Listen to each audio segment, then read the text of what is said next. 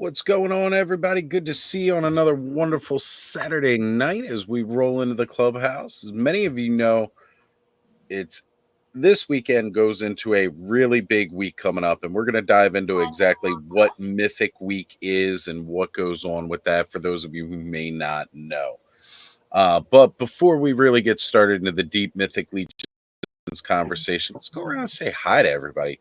What's going on, guys? Ed, I know you're just recently back from some travel. Thanos, like me, you probably had a week, and Joe, you and I, we were hanging out last night. Bud, I know you've had a bit of trouble this week, and we'll actually bring up some pictures of that. And then we've actually got Aaron joining us as well tonight, and it's good to have you, brother. We're going to actually have you for a little bit extra tonight. Yeah, a little bit extra. Don't know how long extra, but a little bit extra since it's daylight savings time, and I'll get a little bit.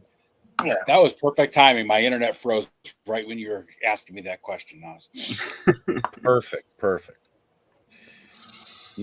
Tend to keep things rolling, but it's good to see you guys, man. I count down every day of the week until we can all get back here and hang out and play with our toys again, because that's just what we do for life. Yeah, Thanos, you got those really, really amazing God Hand Berserk figures. God, they look so. Ooh. I actually watched that recently, like a couple weeks ago. I went back and watched it. Creepier than Cinnabites in a lot of ways. Yeah. Have you ever actually read the manga though? I have not. It's so damn good, and it goes for so long. Yeah, that's one of the reasons why. Well, they've got new ones coming out too, apparently. Yeah, there's one last week, I think, or the week before. There's another one coming up. That's nuts. So, Ed, you made it back. How was your trip? His internet froze again. Did it again? Yeah, it did. It totally did. Yeah. Hold on, Dennis. Let me bring you up here. Yep, his internet totally froze. Ed might be going. Her wing broke right out of the package, and you see there's a little gap right there because I made my own. Now, who are those? Who are those by, Thanos? What company's doing those? Figma. They're re-releases of their old ones. Honestly, the way they do the wings, I'm not a huge fan of, because they did the same thing on him where they're segmented and they have these little joints. Yeah. But I'm hoping the SHF, maybe they'll do a wired cloth or something on those. But they're still pretty cool. Yeah. And nobody else is touching the property, so. Yeah, so. I've wanted these forever, but they've been so expensive on the aftermarket. So when they re-released them, I was like, yeah, I will. I mean, they're still expensive, but yeah, of course. Gotta love imports. Yeah. Hey, you know what? I wanted them. I really, really wanted them. So. Yeah. There are two Figma figures that I want so bad. They're so old that the prices on them just make me weep every year. But it was some of the first series ones they did back in the day. They did the Guyver figures. Oh yeah. That's cool. Oh, they're so cool. I forgot that I got these. I think it's Figma Max Factory. If that's the same thing, the same company. Yeah. So I forgot that I got those in. Monster Force will probably be hitting my collection at some point in time before the end of the year. I got to make it through the next week first, and then Christmas, and then we'll see. Since they did the 25th anniversary one that's got Declan on that, I think I'll wait and get that one for Declan. Right. I want the Dracula. Because he kind of fits. That's not something that works in my collection. I mean, this is about as far out as I get, and this is pretty damn far for me. I mean, I really did not like the movie, but yeah, do like a couple of the characters. The Royal Guard looks immortal. Great. So then we got some AWOC love. Oh man, they look good. Always I usually don't get another version of other characters, except for He-Man and Skeletor, because I'm a sucker. But I really like the arena looks for these guys. So Gladiator one, right? No, I agree with you. They are really, really good looking. And I've been waiting on this guy for a while too. Ooh, which one's that one? Green. Yeah. Yeah. Ooh. Oh man, love it. Joe, how's things going on your end, buddy? Good, man, good. So today was my last day at work, and now I'm officially on vacation. Nice. There you go. See, that's what I needed to do, and I didn't do it. I should have just tried to take off for like the whole week. Whole week. The whole week. Because like even now I'm like, I got 4 days of work left, and then I'll be on the road.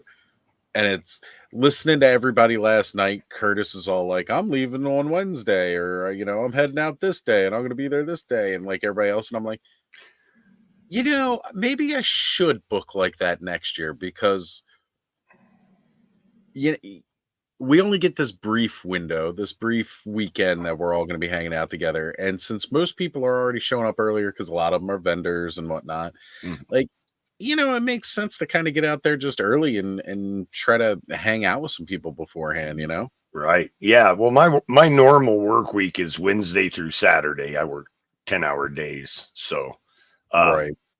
And I'm flying out Wednesday night to get there Thursday morning. I wanted to give myself a day to get settled in, and everything before the fun starts. And then G-Con is Friday, and if I'm going to Legion's Con, I have to go to G-Con. Like, it's just so fun, It's fun to watch. Are you prepared for at this point?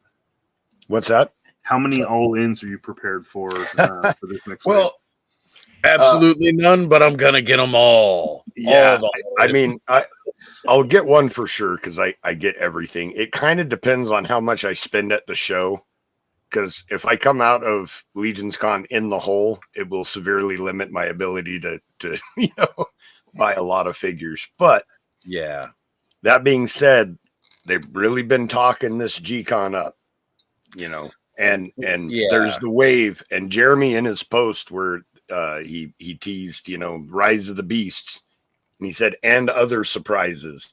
And then he made a post this morning that I can't wait until this Friday at G-Con, so that way I can reveal these prizes and finally talk to everyone about it.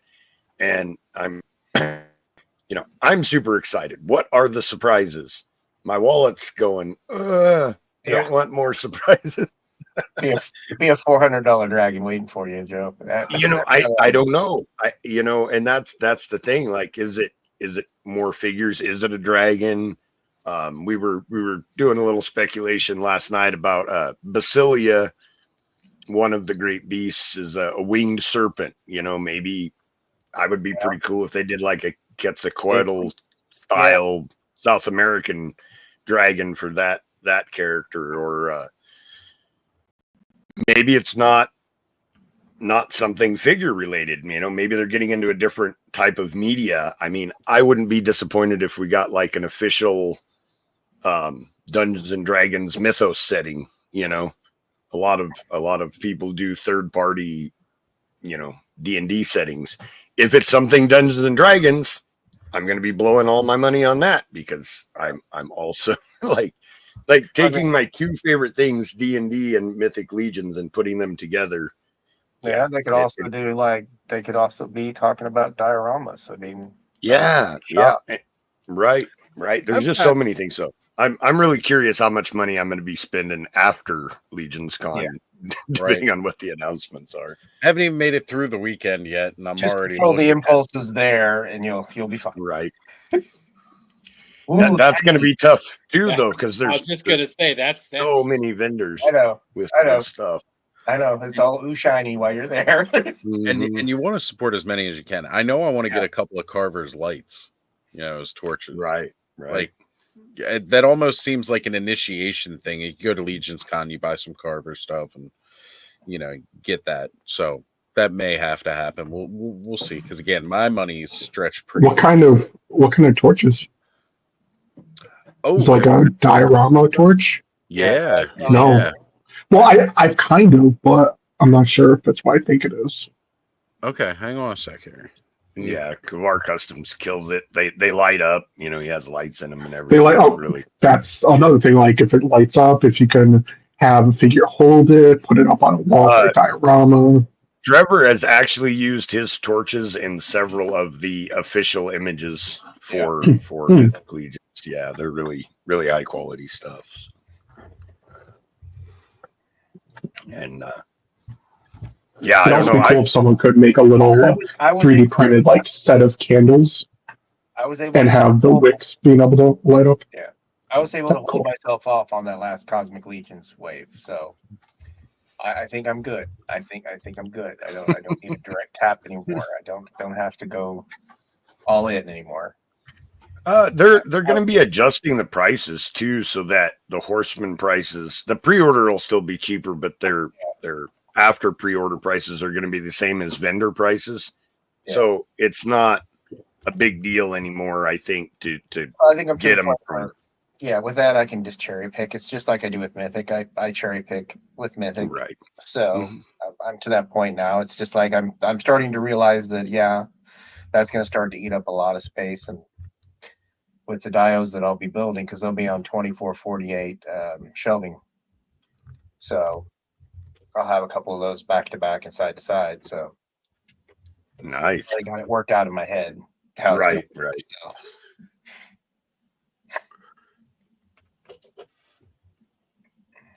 All right, guys, I do want to jump in and start saying hey to everybody in the chat here. And I'm going to try to run through it all at once. So please, no interruptions, or I mute you all. We might mute ourselves without you. Yeah. Let's get this. You're always welcome to. But let's get through them all here. We got Dave working first in the house. What's going on? And hey. We got Stanley Eberhard saying just walking in the door. We got Cobweb Collector saying, hey, peoples. He'll be on later, I'm sure. Ray Black in the house saying, hey. We got Onryu here with us. Fat Red Foo. I'm going to leave his other starred comment up because we are going to come back to that. And let's see. Toy Connections. Ken popped in. We've got the True Star Screamer in the house saying, evening all. What's going on, brother? Nolan is here, and again, when we got Nolan and we got Ray, that makes us fully official Toy 2. Roll Keeper in the house saying, hello, got 3 streams and wrestling going. Multitasking, mother, what? That's a lot. I just feel the sensory overload. And Alpha Magnus is here with us saying he wishes he could go, but he is flat broke. Brother, you have been hitting a lot of cons lately, so completely understand if you got to cut one out. Just sucks it's this one. But Dave's Dimensions in the house saying, hey, Oz, Action, and Thanos, Joe, Buddy, and Pains. Hope all is going good at the clubhouse. You know it is, brother. You know it is. And again, I actually started the extra. So I have Magnus multitasking as well. He's playing PUBG with a friend, and maybe I'll jump in later. Sure. Let me know. We've got Frankie Rivera here with us. What's going on, Frankie? Paul Morales in the house.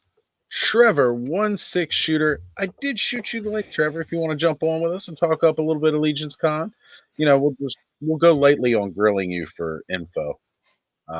No. And Cable in the house as well. What's going on? Glad to have you all here with us. Holy crap, I made it through all of them without having to stop once here. And we got a couple coming in now. We got Menhoza. I can't not do it like that now because of Punk. And he said Thursday night with a friend, he was like, he probably wouldn't be here tonight on Clubhouse because he's overextended himself a little bit with everything that's been going on after a 36-hour streamathon he did last weekend. Also, brother, I hope you're resting. It's never a big deal if you can't show up to the Clubhouse, brother. We try to keep it casual as we can. Look at that beautiful. So not gonna lie, Go ahead, bud. I was gonna say I'm totally not gonna lie. I was so reading a True Star Screamer as Trust Arm Screamer. Thank you for reading it properly. That's what we call them.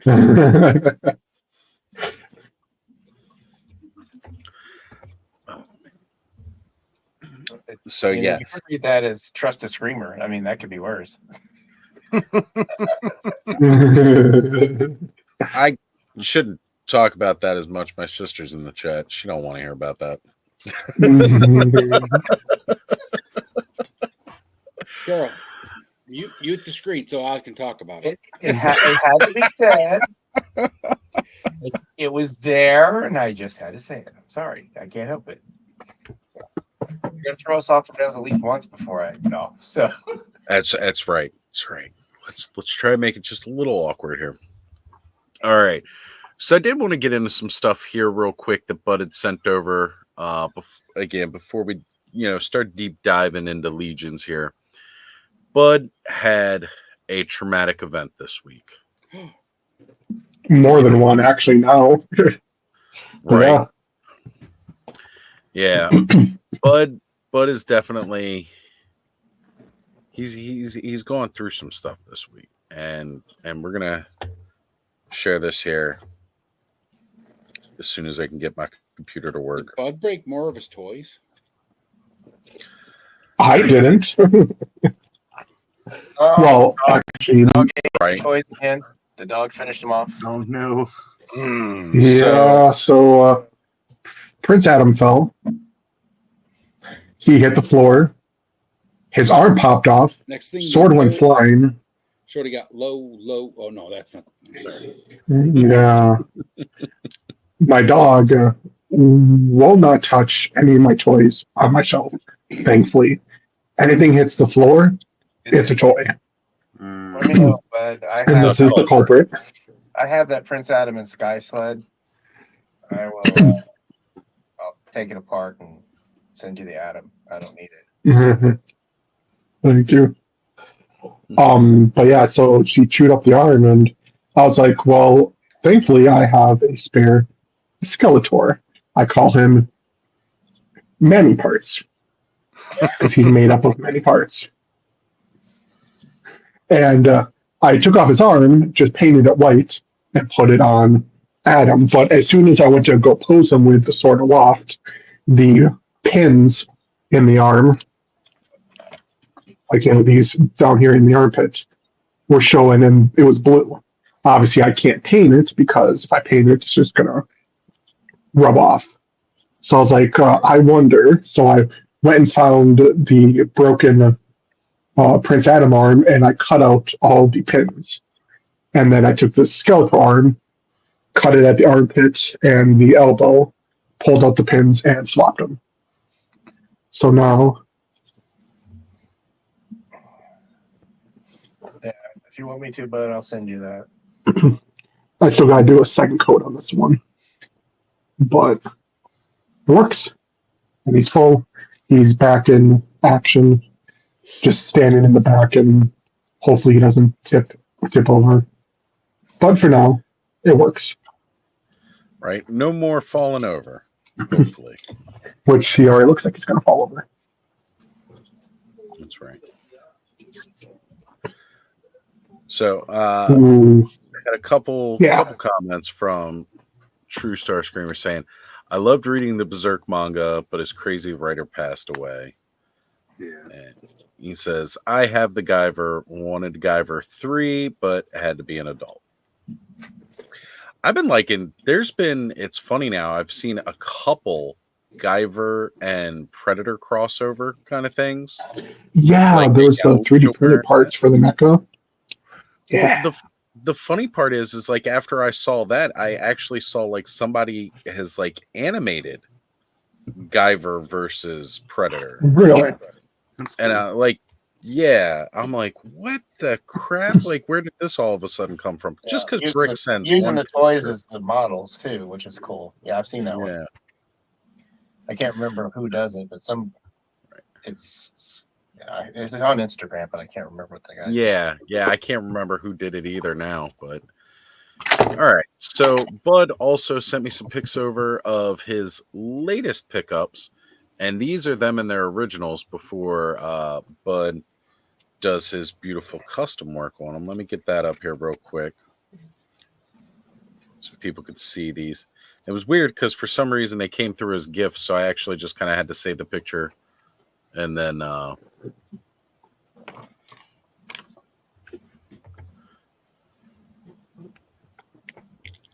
So yeah, I had to download when the I saw this pictures, but figure, I wanted to paint that Skeletor so bad, and that's kind of the only reason I got him.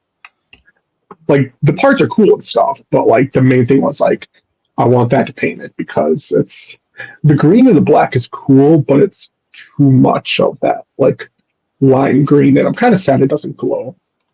Yeah. That would be cool. But But what I very did, stop. you can remedy that glow really quick. Some folk art, neutral, works really well. Ask Oz. He's got It real does.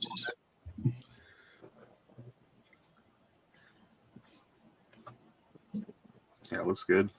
Yeah. So yeah, Bud totally brought him to life with a little bit more color.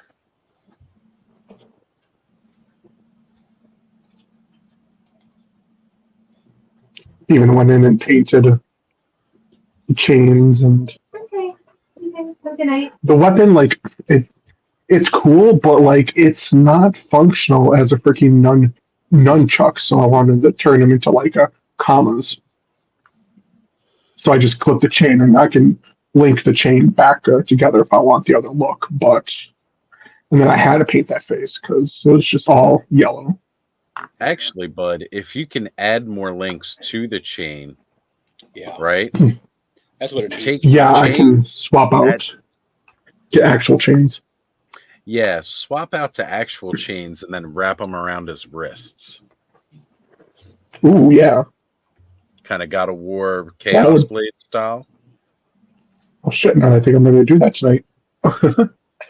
Glad I gave you something to work on, brother.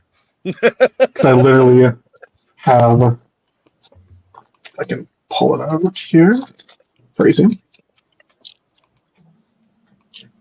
There you go. There we go. We're going to see that finished product by the end of tonight. Hell yeah. And then you can give those arm guards to somebody else because you don't need to necessarily. Well, no, I guess it would make sense if they were wrapped maybe between the spikes. Yeah, I'm going to wrap them. Yeah. Well, isn't there? I'll wrap it under. That's like that. That's not nunchucks. That has a long chain between those two, like hook type weapons. I'll wrap it under where. I'll like wrap it under here on the bracer and then wrap it around. Yeah, there you go. Because these clips actually hold pretty good, but I'm still worried they'll pop off. Right. So typically it wouldn't be like two bladed ends like that. The other end would be like just a weighted end. Like have an additional weight for counterbalance to the other end. And now this figure is just beautiful. Why don't you show off? Because I did show the other one you got this week was the Turtles of Grayskull Hordak. Yeah. Show us. Show us what you did there. Oh, nope, it's all good. What's going on, Stanley? Good to see you, brother. Do you want to pop up the picture quick again? Yeah. Let me go ahead and. Yeah. Hello, everyone. Just to refresh the mind. What's up, Stanley? Oh, not much. All right. Just get myself set up here. Dude, I'm sorry. Every time you pop up, I keep hearing Stanley Steamers commercial play in my mind. I don't know if you guys have seen that commercial or not. Might just be a local thing. No, we have Stanley Steamers. No, we got Stanley Steamers. Okay. Yeah, there's several Stanleys throughout the just pop culture that I get called all the time. So The shall we go Stanley through them? Ipkiss. Yes, Stanley Ipkiss from The Mask. Yep. Stanley Spadowski from UHF, that Weird Al movie. UHF is an amazing movie. Yes. It is. Stanley Goodspeed from The Rock. Yeah. Nicolas Cage's character. Yeah. Stanley Stupid from The Stupids, played by Tom Arnold. Stanley Yelnats from Holes. Stanley Cup, obviously the Hockey Holy Grail. Stanley Park up north of me, just in Vancouver, BC. So Ken, if he's here, he'd know where that is, or any other Vancouver, BCians. Right. So. Bud, you did a great job adding some more detail because Those wings are great. there Those is wings were so bad. Yeah, they look like They flechettes, are. like they'd fly off and he can throw them like Archangel. right, but Yeah. they do put a lot of detail sculpt into it, but they never highlight it with any kind of paint or any kind of wash. That costs money. Yeah. Yeah, I know. Mattel, Pay like all their $27 for the Origins figure. All right. Look. Master stuff has such great detail, and you can never see it because they don't paint it. Yeah, but Bud's done a really good job of making sure to highlight it and bring it all out. I definitely appreciate adding like the white bone color to his headdress because I thought it was a bit odd when I got this figure and it was like just solid black. I'm like, that's no good. Yeah, the one we got from Origins, I had to do the exact same thing. Pull them out real quick. I had to paint them up. Now it's funny because what I did, because I felt like getting a more Filmation accurate one without getting the Filmation one, I took the gray body and I took the black horde armor off of it. I took this head off of it.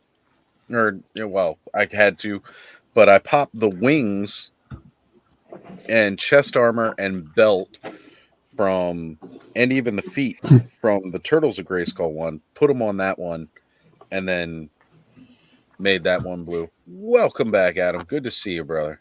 Hello. Good to be here. Yes. Good to be done bedtime. Right. Get the little ones down. Everything quiets down a little bit, and everything. It's just that peaceful time. So hold on, Thanos. Let's give you a little more highlight here. These figures are just so good, man. Now, how do they work with your Guts figure, Black Swordsman? They're good. I think they might be a little bit smaller than the SHF, but they're around the same. So. Okay. Well, yeah, because that's always the key part too. Is like how does it measure up in scale with what you already have? But again, there's nobody out there. There's nobody touching this license all that much. The fact that we're getting as much as we are in such a small amount of time for any Berserk fans is kind of like, well, that's a bit crazy because nobody touches the property for years. Yeah, and then Figma has that Skull Knight coming out too, which looks great. Yes. Oh man. And he'll look great, especially sitting on any horse. Oh, what do we got here? That's some nice retro card. Old news. It's just the Warlord figure. Yeah, but it's still cool. And then I'm gonna open some Naughty or Nice Santas. Yes. I think I have like all the nice ones from Wave 2. Okay. And then Arlen sent me the naughty ones. So I got like Mall Santa, I got Nasty Krampus, and I got Gremlin King. Is Arlen gonna sculpt a Mariah Carey figure to go with this line? He could. I'll ask him. He's like, oh crap, now I got another figure I gotta make. Well, there's also Anne Murray. Anne Murray had a nice Christmas album. Yes. We got some more Warcraft statuey goodness. Yeah, I found a different one at Ross. So I was like, oh, okay. I mean, you guys have like the best Rosses. We really don't. Like, and this one was like way out of the way. I just happened to be like in a different town, and there was one where I was going. So I'd never been in that Ross before, and it was a disaster area. I just happened to see this on the shelf. I've got nothing new to open this week because I've been trying to, at this point, it's like, nope, gotta save everything for next weekend, and every single little bit for next weekend. I'm afraid of the reveals because if they actually do like all the great beasts at once, I'm gonna be like, shit, I have to. I don't think we'll see it all at once. I really think they'll kind of space it out to kind of set the tones for the next several waves. At least that's what I'm hoping. That'll give them a guide figure for the next 4 waves if they do it kind of that way. What if it's what if the G-Con reveals aren't just one wave of figures? I mean, it could be because like, what if they say we're gonna They got it planned out. here's the first wave, but here's what you might see next. I would actually like that because then it gives you time to prepare. Like, okay, I want to have this much money by the next drop. Well, that's the thing, right? Like, if they do if they do sort of like basically if they go back to the start and they do, an Aetheron wave and a Basilia wave and they could sort of go through again and do, the Beast plus, the Beast plus, right? So for the last few waves, they did the Horseman waves, but what if they do I'm trying to think, like, what if they, well, the good guy waves, but they could do it in the Great same way, Beast, where it's like where you have like you have Leodicius like the lion, with the like the Erethier sort of opposite them. So it's each faction seems to have like a yin and a yang, so they can really just reset and just kind of do the same thing but reverse it, and not reverse it but like flip it, where the wave is sort of based on the good guy and sort of move through the factions again in that way. And last year the All-Stars wave was a like an expansion for the Necronominus wave, so I'm kind of expecting, maybe because we didn't get an All-Star wave this year, maybe next year's, instead of All-Stars, it'll be whatever Great Beast is revealed plus. Right. This is what we didn't put in the G-Con wave. So. Yeah, because didn't Jeremy say something about like they're going to change the way you do the All-Stars wave? That was just last year that they weren't going to do one. So the wave with Shui in it, and I'm drawing a blank on the name, but that was in place of All-Stars. So there was no All-Stars voting. And they were kind of worried that people were going to... Joe, was that what you're thinking of? It wasn't reinforcements. It was... No, it was Ashes of Agbender. Yeah, that's the one. That's the one. It was like a story wave. Yeah. And they were worried that people were going to be upset that they didn't do the All-Stars wave, but it was actually accepted pretty fairly well. Not too many people seemed upset about it, because I think it's because the new figures are so much better than the old figures. Yeah. Now we're getting 2.0 or version 2s of some of the older figures, which are massively superior to the old ones. I think everybody's ready to accept, not because the old figures, when they re-release the old figures, it's a super cool thing of them to do, but they just don't sell as well. Yeah. Also, I have them all already, so I don't need any of those. And I mean, just for myself, just saying. Well, unless you needed the parts, Joe, then you might need them.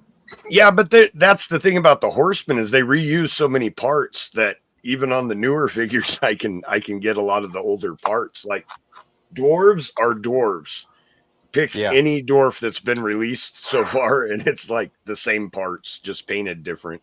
But the dwarves that they're doing going forward are new dwarf parts. And I think that's why the All-Stars might not really be necessary. Yeah.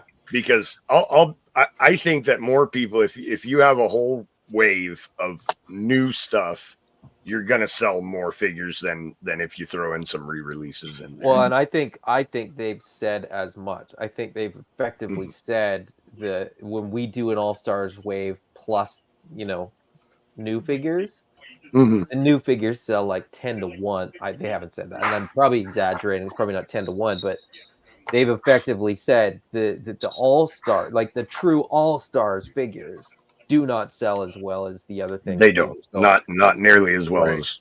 It's easy for everybody in the cabal to say like, oh, we want whatever. I missed it, and we should get version 2.0, or we should get a re-release of whatever, and then they re-release it, and then it's like it's always the last figure available from every retailer, and it's like always in the in-stock sale, and you're just sort of like, okay, so it wasn't as in demand as some people might have thought. It was the 5 people that really wanted it were really loud about it, and now it's like, okay, we sold the 5, but everybody else is like, no, I don't really want that one.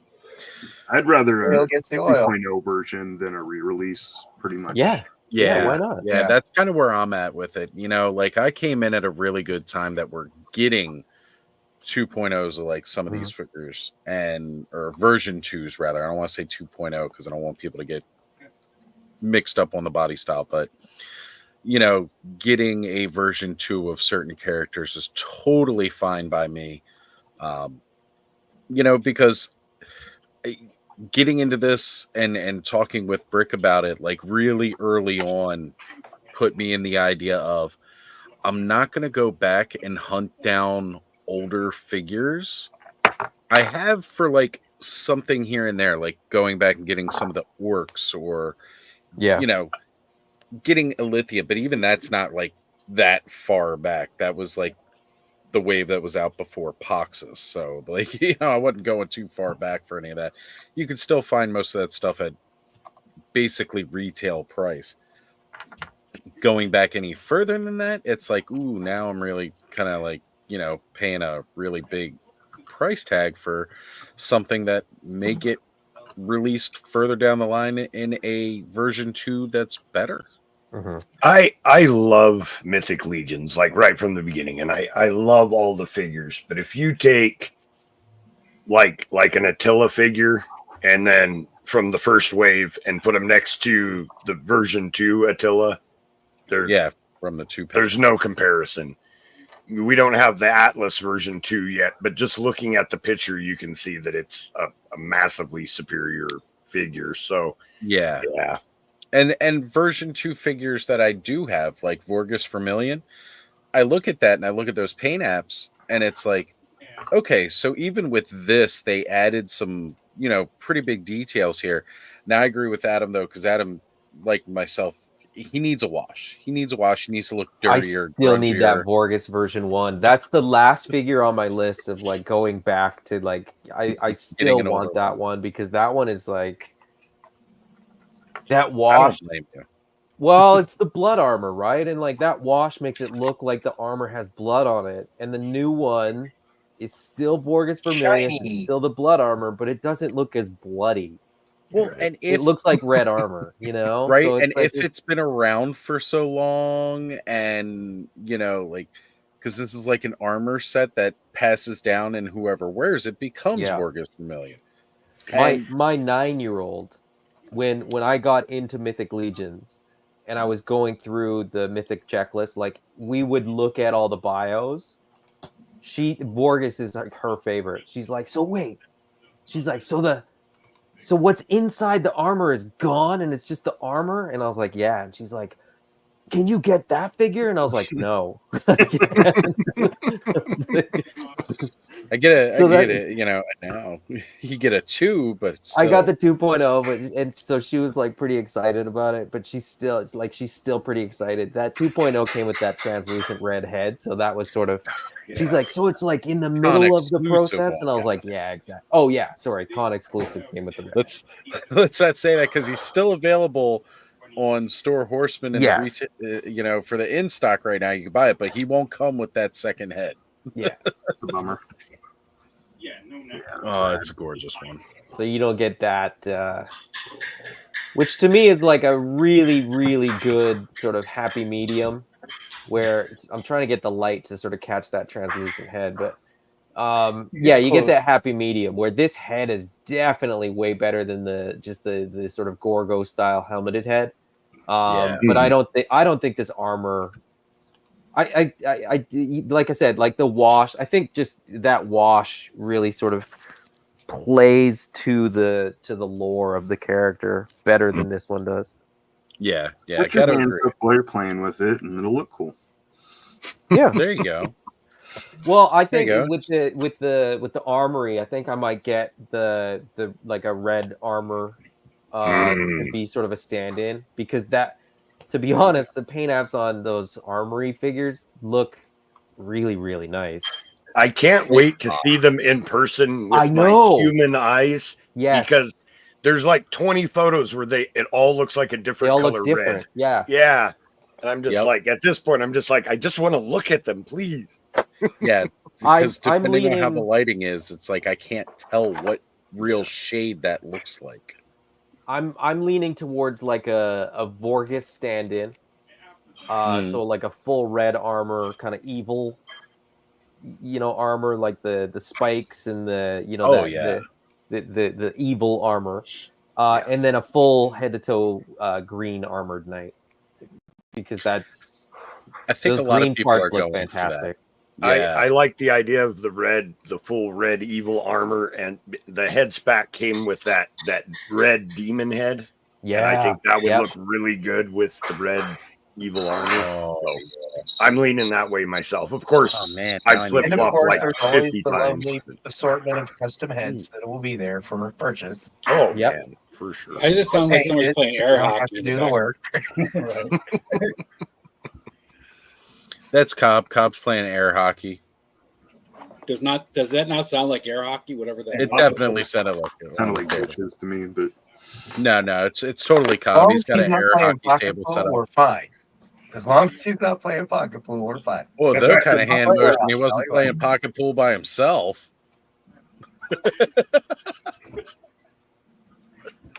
Got that evil in. Oh, that explains why he was doing that. Right? Sorry, Ed, you're not the most beautiful person on screen anymore. Oh, I know it happens. I You get know, beat out by plastic all the time. did you want to show everybody where she's made? Where she's made from? Oh yeah, I saw that later. I didn't even have that in my... Yeah. Show everybody where she's made. I know you can see it there. Too shiny. oh yeah, Made in China. Got shiny butt. It's just Saw that what Kenny later kept on, I was doing as like, an what the hell? excuse. It's an I excuse did to get flash a my cheek. notification today from Skeletron that the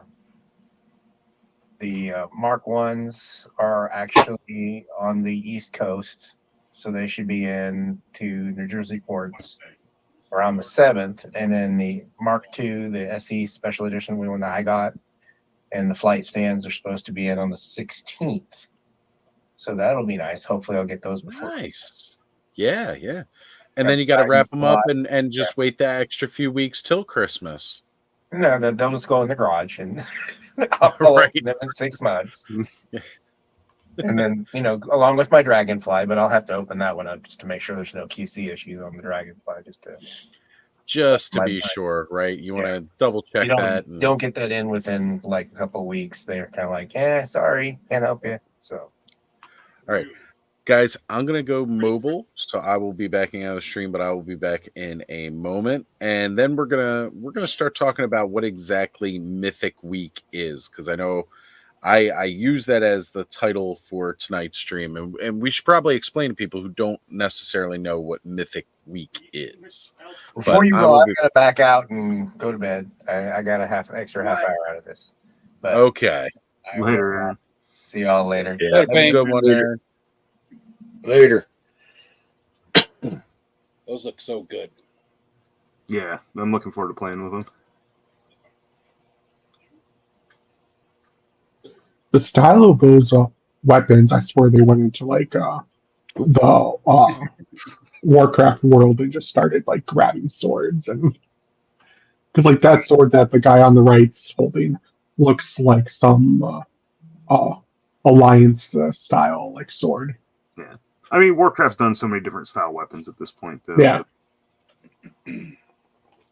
It's hard to really come up with some kind of original anything nowadays. Everything's been copied off. So, But they look great. Inspired by. And its battle is amazing. Is that the bad Santa? Oh, that is awesome. Oh, that's awesome. Hold on, Adam. Let me bring that up. What does it say on the bottle? Whiskey.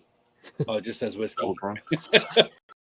I would totally need a David Harbour and it's head to put on that for the like this is all it's all dirty and like scruffy and gross, and like the beard's pulled down. He's got the 5 o'clock shadow with the cigarette hanging out of his mouth.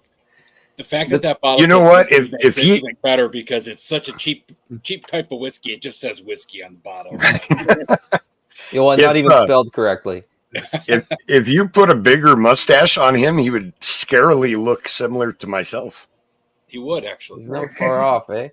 Paint that beard and Yeah, I mean Does he- the way the way I Does he shave my resemble beard. Billy Bob Thornton from Bad Santa to a point? I don't have a black toque, but he does have a Santa hat that he can put. Yeah, even the cigarette. Yeah. I just need to Exactly. put like Dubon's mustache on him, and I'll be set with a Joe That's action Bad figure. Joe Santa. He's got. I don't think you can really see it very well. He's got like a black eye too. Oh yeah, Right. Yeah, you Like can see the one Oh, eye yeah. is, Yep, now you is- can Yeah, right. I can see the black eye. and Yeah, it's even like sculpted like puffy under the one. One of those I have that too, but it's from lack of sleep, not fighting. Yeah. And those are BBTS. Those are Yeah. from Fresh Monkey Fiction. Yeah. Fresh Monkey Fiction, Big Bad Toy Store exclusive, the Naughty or Nice line. Okay. What do you think about the new pumpkin ones, Adam? I really like them. Patch. They look awesome. I just pre-ordered them this morning. Yeah, they look good. They tried them last year. I Yeah, I think? remember when they tried them, but they tried a whole line, right? There was like probably 8 figures, like they did the Santa Clauses, didn't they? Yeah, they did the pumpkins and they kind of did them, and there was like other stuff, and they did like the little 4-inch guys and stuff like that. But I think the pumpkin head is really like the one that works, and I think I mean I don't know. I could ask Arlen, but I haven't. I think what they're probably doing is probably just gonna sort of lump it in with the Naughty or Nice for production, and I think what they tried to do before was sort of have a separate production, run for that stuff. But the buck is the, I don't have it near me, but that sort of lumberjack. Yeah, the lumberjack Santa, and then the barbarian Santa. It's effectively that body, and it always was. So it's really those head sculpts and some of the accessories. I think it's that are smart different. though, because if they do lump it in, they can do a couple figures in the Halloween theme every year, and then not have to try, like you said, getting another line into schedule with the production and everything else. So yeah, I think it's clever. I think it's it's not going to be one of those lines that like everybody needs a pumpkin head. No. But they look good, and I think they updated the paint apps quite a bit. And I think those paint apps look a lot better. I'll tell you, I'm blown away by the paint on the Monster Force figures. I mean, I've got so it's funny you should say that. My Big Bad Toy Store order is being shipped to the Hanover Marriott, and I will be getting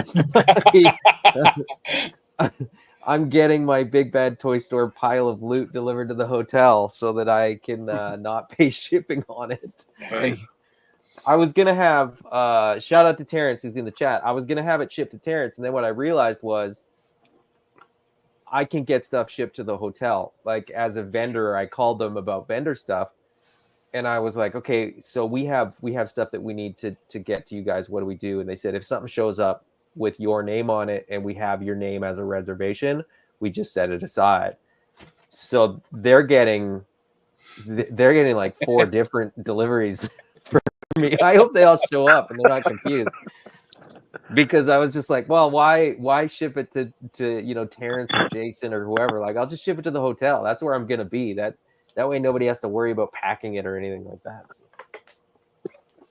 Right, because you never know what somebody's travel arrangements are, and if they're checking an extra bag of luggage, that could be almost as expensive as just paying for the shipping. So that, I mean, if anybody is going to Legion's Con like me or like conventions like me, I always travel with a suitcase that's empty. Empty. Yep. So that when I turn around and come back the other way, I have space for all the stuff that I buy.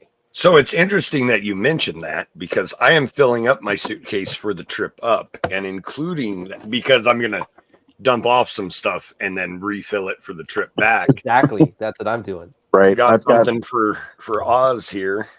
Oh, nice. Looking for an Equidron, and I happen to have a spare, so I'll be bringing this to Oz at Legion's Con. Nice. Very cool.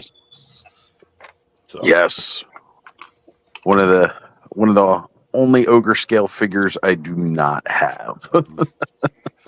Yeah. I'm going to fill my suitcase up with stuff to give to people on the way up, so that way I can fill it up with con exclusives for the way back. Yeah, Yep. exactly. I've got some stuff that I'm bringing for Adam, a couple Jurassic Park toys. And some wanted, some less wanted. Adam's some getting wanted, a others swig from me, but that doesn't take up very much room. So he's pretty small. Well, the Jurassic Park, the 2 toys that Adam actually wants don't take up a lot of room. The extra one that I'm giving him takes up more. I really don't have a spot for a place where it fits in the collection. So yeah, no, that's fine. For anybody that's sort of confused or not aware, like you got that Jeep and you're like, if you want these other ones, you have to take the Jeep. that was not how I said it. Maybe Yes, it I was. implied it, but they go together. It was live on stream, so it's recorded somewhere. They were in it together. I'm just saying. But I mean, I got a 2-year-old and he'll play with the Jeep. He'll play with it and break it apart because it's supposed to be he plays broken. with the Jurassic Park stuff all the time. So. That's perfect for him. Then he'll love it. Yeah. Just have the super colossal T-Rex step on it. So that's what it's made for anyway, right? But I'll be bringing that up. I've got a figure for John that I'm going to be bringing with one of the chase figures from the mystery boxes. So I'll be handing that off to him in person. But yeah, man, like I'm really looking forward to that and just having fun with everybody and meeting up with everybody. But so I wanted to tell some people again, because there's probably people who don't know exactly what Mythic Week really is. So we all talk about Legion's Con. Legion's Con is really just the weekend. It's Saturday and Sunday. Mm-hmm. But there are events that go on throughout the week leading up to that, starting like Thursday night. We got I said Thursday night, but Thursday during the day, they've got Intern for a Day, where they put a raffle up in the Cabal and basically pay into the raffle. And if your name gets picked, I know both Terrence and myself both entered into the raffle, hoping to get our spots. And then Brick came through with his perfect hair and snagged it from us. Damn it, Brick. And managed to get himself and no, it's really cool though, because he gets to go for Intern for a Day and he gets to enjoy that experience with his brother, which is something that's really, really cool because not everybody does get to get into that. So Rick just has it all. He's got the nice hair, the beautiful skin, gets to go to the Legions thing. I mean, Right. Rick's got it all, man. He's got it all. Talk about having that golden horseshoe up your backside, I'll tell you. But it is great though, because otherwise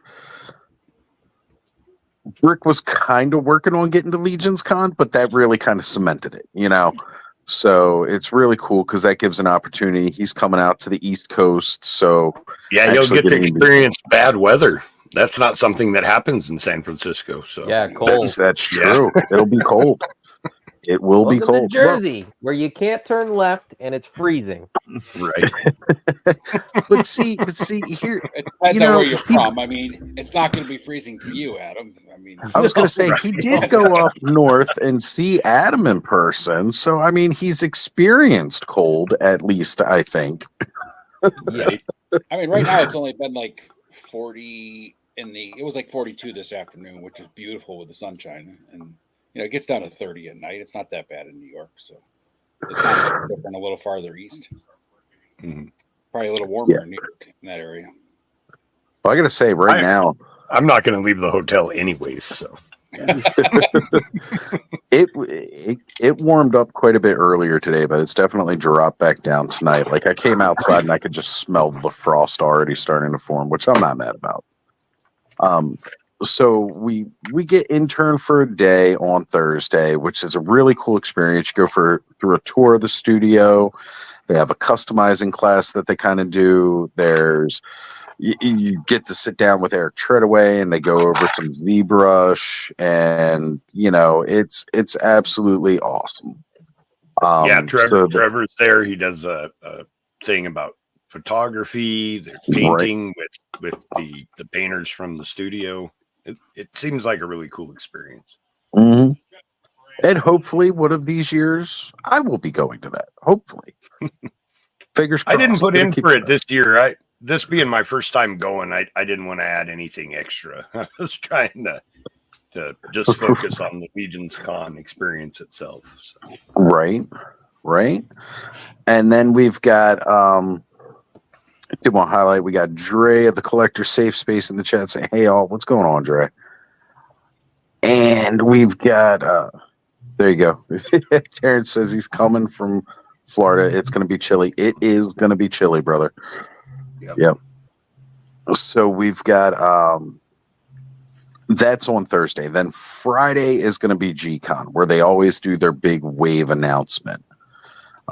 So that's going to be really cool. I know last year, since we didn't go, was it Ed, you, Rick, and I, we all sat down, did our first react that then became like the tradition whenever they announce a wave. Now Joe's a part of that as well, because he doesn't always get to go to all the conventions either and experience everything. This is actually going to be my first convention. So first convention ever. That's going to be great. Yep. First convention ever? Ever. Yeah. Wow. I don't do stuff. So. I don't do stuff. Just stuff. Yeah. I don't like to travel. I honestly, if I could be a hermit and never leave my house, I feel that. Especially I drove totally New York to San Antonio this week. I definitely am going to be a hermit for a while. Right. And I kind of live in the middle of nowhere too, so it's not easy for me to go to anything. The only place that things really go on that's close is Vegas, so He wants to go to Vegas. Right. It's like a 6-hour drive. When I was young, Vegas was very appealing, but now as a crotchety old man, not so much. Just all hookers and blow back in the day. Yeah.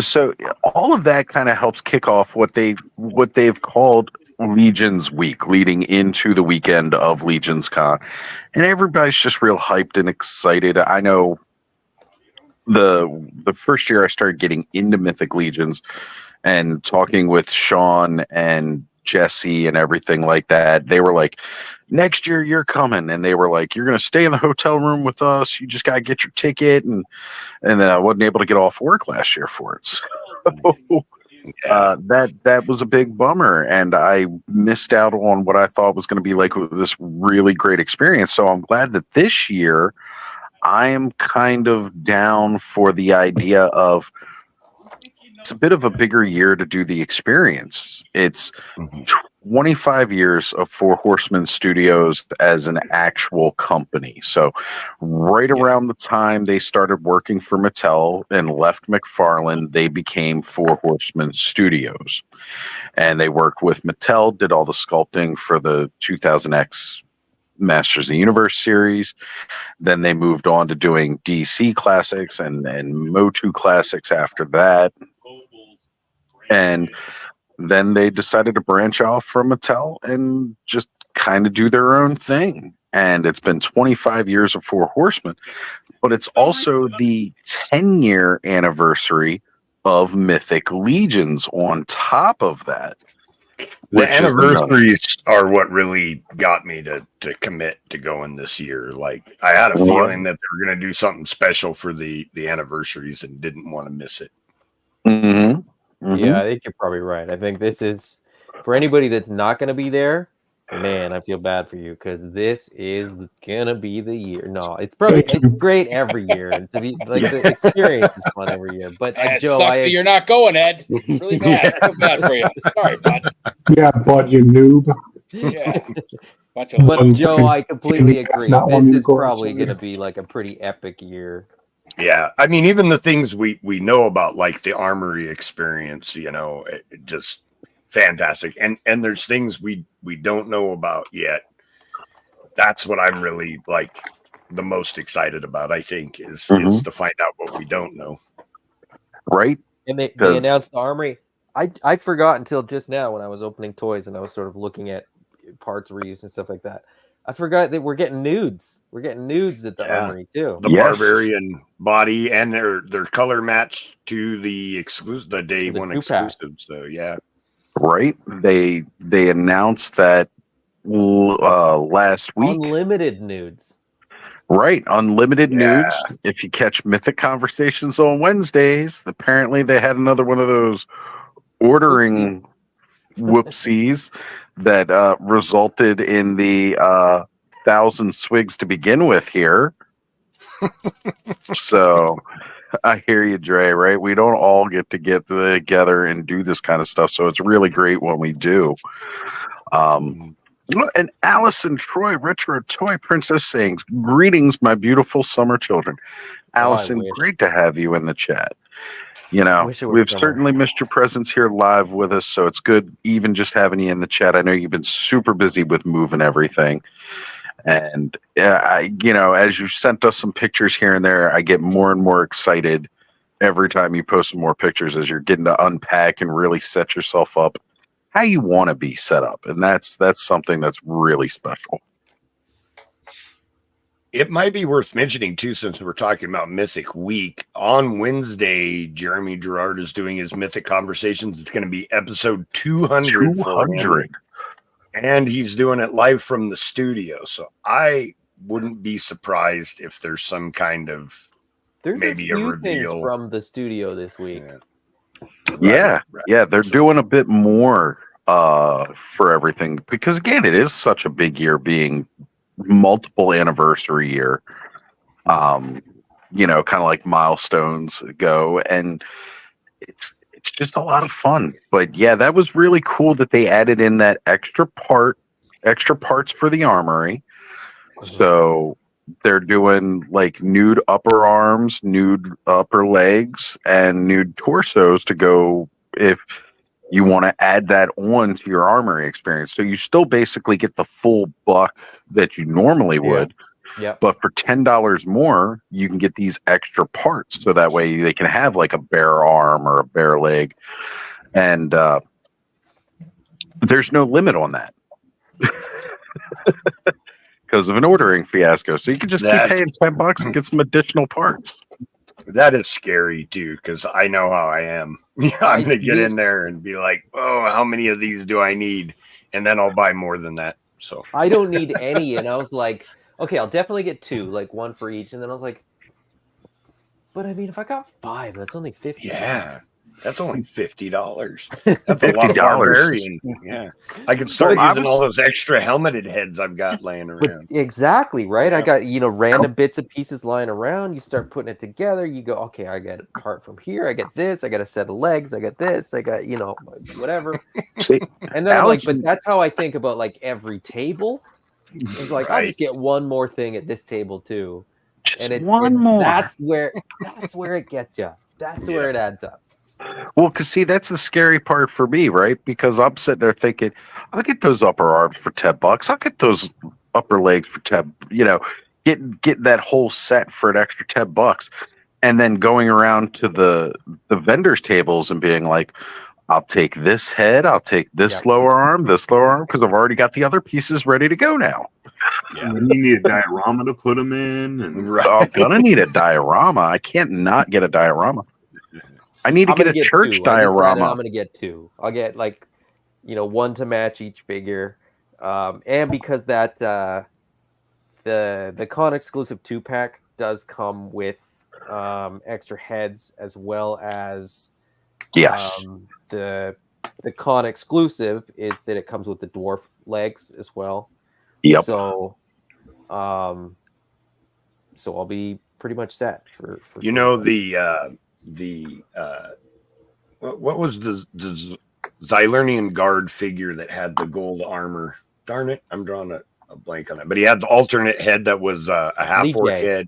Lee J. Yes. That half orc. is it's not an exact match, but it's real close enough that it's that'll even go with close to those. like the regular barbarian skin tone too. Yeah. Well, I had Trevor when Trevor had the figures for the photos. I was on his show and I had him put that head on that figure and it looked good together. Yeah. So, yeah.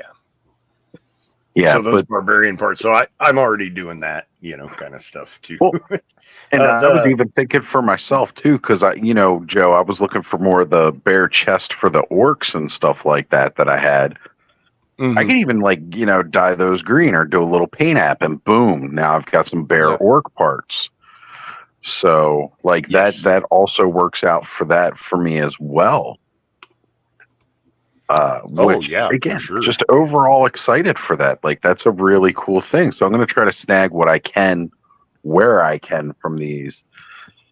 That Zende wizard from the Poxus wave is a pretty close color match too to those parts. So, and he comes with 2 heads. I know I have the spell casting head on there, so maybe the regular head is going to become a barbarian. I don't know.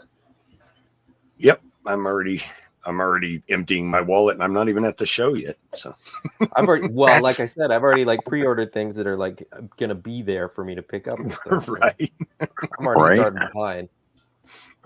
Well, one of the other cool things about this trip too is, Ziggy. Oh man, look at that! Look at that evil Santa. This is the Goblin. The Goblin King, right? Goblin King. Yeah. Goblin King. I dig it. Head sculpt's fantastic. Yeah, I really like that. With that hat on, it looks like he's wearing his Christmas pajamas. Yeah. Almost looks like the Hugh Hefner of goblins. Like he's got a smoking jacket on. I definitely prefer the Goblin King crown. So. Yeah. Yeah, for sure. Shoot, that crown might look good on a couple of different figures, not gonna lie. Yeah. Yeah, for sure. It's just a good extra piece. He comes with a whole bunch of so he comes. It's gonna be a pain in the butt to hold these so that you can see them, but oh wow, it's like a little candy cane dynamite. Candy cane dynamite, and then little ornament grenades. Oh, nice. Sweet. There's 6 of these little grenades and 2 of these little candy canes. Like he's stocked up. I need to get a bandolier for him. He also comes with everybody's got them at Legion's Con. Well, I'll just use one from something that I already have, I'm sure. But I was going to say one of the many belts you already have. Yeah. This guy's really dope too. Since I'm embiggened. Oh, right on. Yeah. That's a great head sculpt as well. Mm-hmm. Completely different look to the Krampus. Yes. Yep. Yeah, more of the 4 Horsemen Krampus is more of a beast. It's more of a right, monster. Fully demonic beast. This is just a fat dude. It's dad bod Krampus. Yeah. Body they did though for the Barbarian Santa and that one there is just awesome. The way they have the fat roll and all that stuff. It's just Arlen knocks it out of the park with his sculpts. Cannot say enough of how amazing his stuff is. I got Todd C jumping in. Rick Jones is here. Got a lot of people coming in now, and I haven't been this excited. Like even with PowerCon, I was excited about meeting everybody. There was an edge of nervousness to it as well because I don't do well in very big social settings. However, this, I feel more at ease coming into because I know a lot more of the people within the community. So I already kind of feel it's one of those things. I'm not feeling as nervous about it because most of the people I know. Now, mind you, for everybody who's going, one of the things I want to talk about, it's totally fine. Come up and say hi when you recognize me. Oh, yeah, absolutely. You notice me, please come up and say hi. Feel free to come up and say hi. but I'd also like you to introduce yourself to me because, like, well, for Rick Jones here, that's not a face. Right. Todd, if you were coming, all I get is a letter T. And thank you for the super sticker. I'll give you a wee now, and then I'll spin when I get back inside. But thank you, brother. Really appreciate that. I'm still not used to getting these for myself yet. Not used to actually getting those. What was that? Ed, we need your sound bite. What the fuck was that? Or what? What the fuck was that noise? Another bobcat? Like a shotgun sneeze. That was a bobcat attack for sure. I appreciate it. So there's another person in the room with me. So sadly, when we highlight the chats on StreamYard, it does not show what the sticker was, and I don't have the stream pulled up because I'm on my phone outside. But yeah, he picked the peach because it looks like a butt, and I'm a fan of booties. Just saying.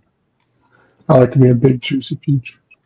Big juicy peach, not a swamp ass peach.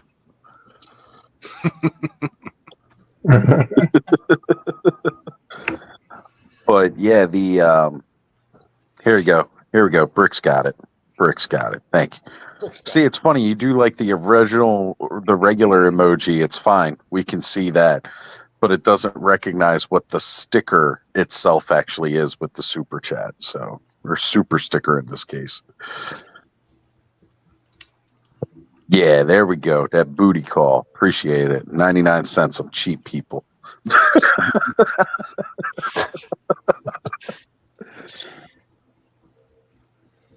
And that totally took me off track from what I was saying, but just overall, about introducing yourself as your name.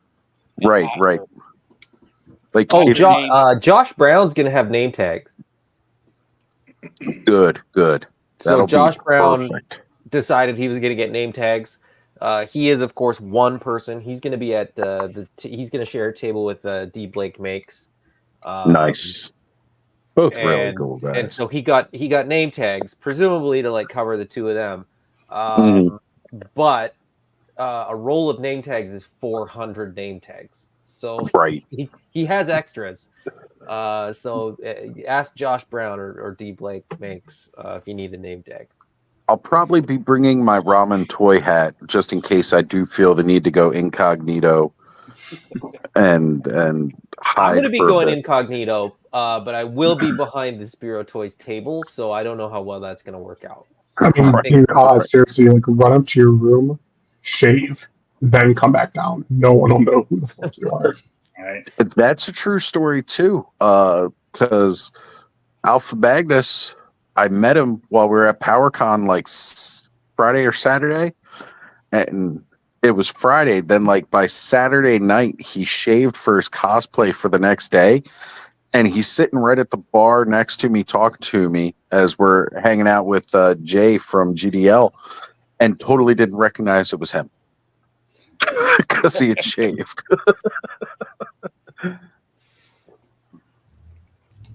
And you know, I can't say enough about how cool Cullen is, because when we were at PowerCon and I got to meet him last year at PowerCon, just walking up and really quickly introduced himself and everything. That was fantastic. We know you were there too, Terrence. That's right, because you were at the bar with us as well. This was where we were going and hanging out after we saved Terrence's son from the crackhead. You know, we took him from being exposed to a crackhead, took him to a bar where everybody was drinking all night. It was a perfect environment for kids. It's just like back in the 80s. Yeah, I'll be wearing a name tag, but I pretty much have this look. So I'm hopeful that there will be a good percentage of people that'll just recognize me. So you take off the hat and you'd be surprised how easily you could blend in as just being another bald guy with a beard. I don't wear my hat for a lot of streams too. So hopefully people are familiar with that. Yeah. That's true. But It's going to be walk cool. up to you and be like, Joe, I didn't know you were bald. And you like Mythic Legion? Yeah, right. That'll be fun, huh?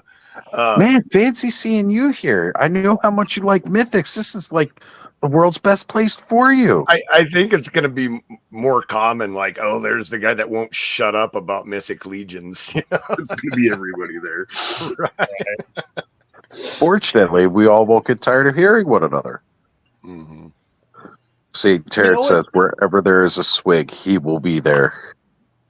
You know what I actually found quite fascinating about Legion's Con last year was the lack of conversations that I had about Mythic Legions. And I mean that in I don't know what kind of way, but like you think you're going to go to a Mythic Legions convention and everything you're going to talk about is going to be Mythic Legions, but like I learned so much about so many people about like other things that they collect or other hobbies that they have, or you know how many wives they've had or whatever, you know what I mean? Like it just you end up having these conversations that have nothing to do with Mythic Legions. Mm-hmm. That's actually about like, every conversation I've ever had with Joe. Well, yeah. I've been divorced so many times. Why I collect Mythic Legions? Less painful. Cheaper than collecting wives. Right. Yeah, because you know when the divorce comes and they want half, they look at all those toys and say, "Ah, never mind." He doesn't have anything. And you're like, like I'll show you. I know what I got. How many Othos I got back here? Yeah. I have a crappy house, but it's filled with amazing toys. So, hey, Curtis, what's going on? Welcome, Curtis. Good to have you, brother. I would say that makes to be that Purple Gang has gone off for the night, which means we'll probably have a couple more people coming in. Or it means completed. That he's walked away because they've totally gone off the crazy train. No, unfortunately I can't just leave when that happens. I gotta fight through it. He's got to stick with it. Yeah. But this is the guy here. If you want some amazing soft good capes or some decent customs, hit Curtis's table at Legion's Con. Yeah. I really love how you gave a huge compliment to my wife and then kind of a half-hearted compliment to me and my customs. Yeah, I've been setting that one up for a while. Yeah, that was nice. I was just about to say, I was going to be like, let's cut him out of that entirely and just say, go see his wife. And Curtis will be there. That's true. I will be there. And all about the villains jumping in saying, yo, yo, yo, what's going on, brother? But yes, so please, if you're not wearing a name tag, introduce yourself by whatever your name is on YouTube. Because or if it's IG, if you don't do YouTube, but you're on IG, introduce yourself with what you are on IG so I know who you are. Because if you don't, to me anyways, you're going to get the, hey, man. Yeah. How's it going, bud? You know, like, and I don't mean buddy. I mean,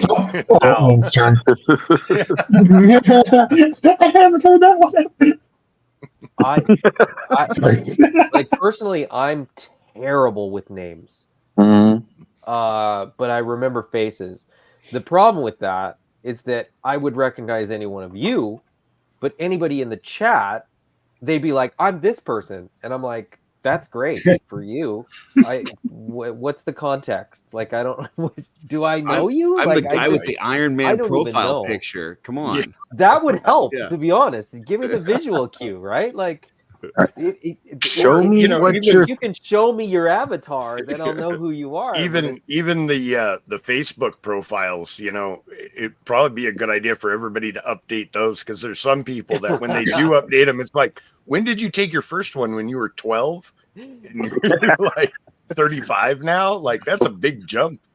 Fortunately, mine is bearded. A perfect example of that because his avatar is always somebody else's picture. Right.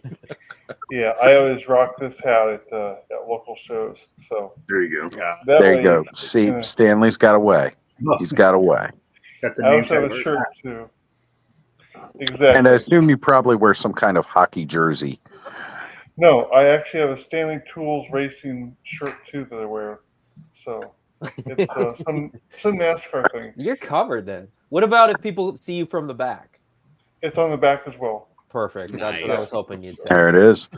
There it is. Full And thought he was going to say they recognize my ass. That's a different crowd. Well, that's different people recognize him for that. But yeah, that is American ass. Those are paying customers. That's a little bit different. Yeah. Right. So Hyperdelicate with the $5 saying, "Hey kids, happy Saturday. Thank you for the $5 super chat, Hyperdelic.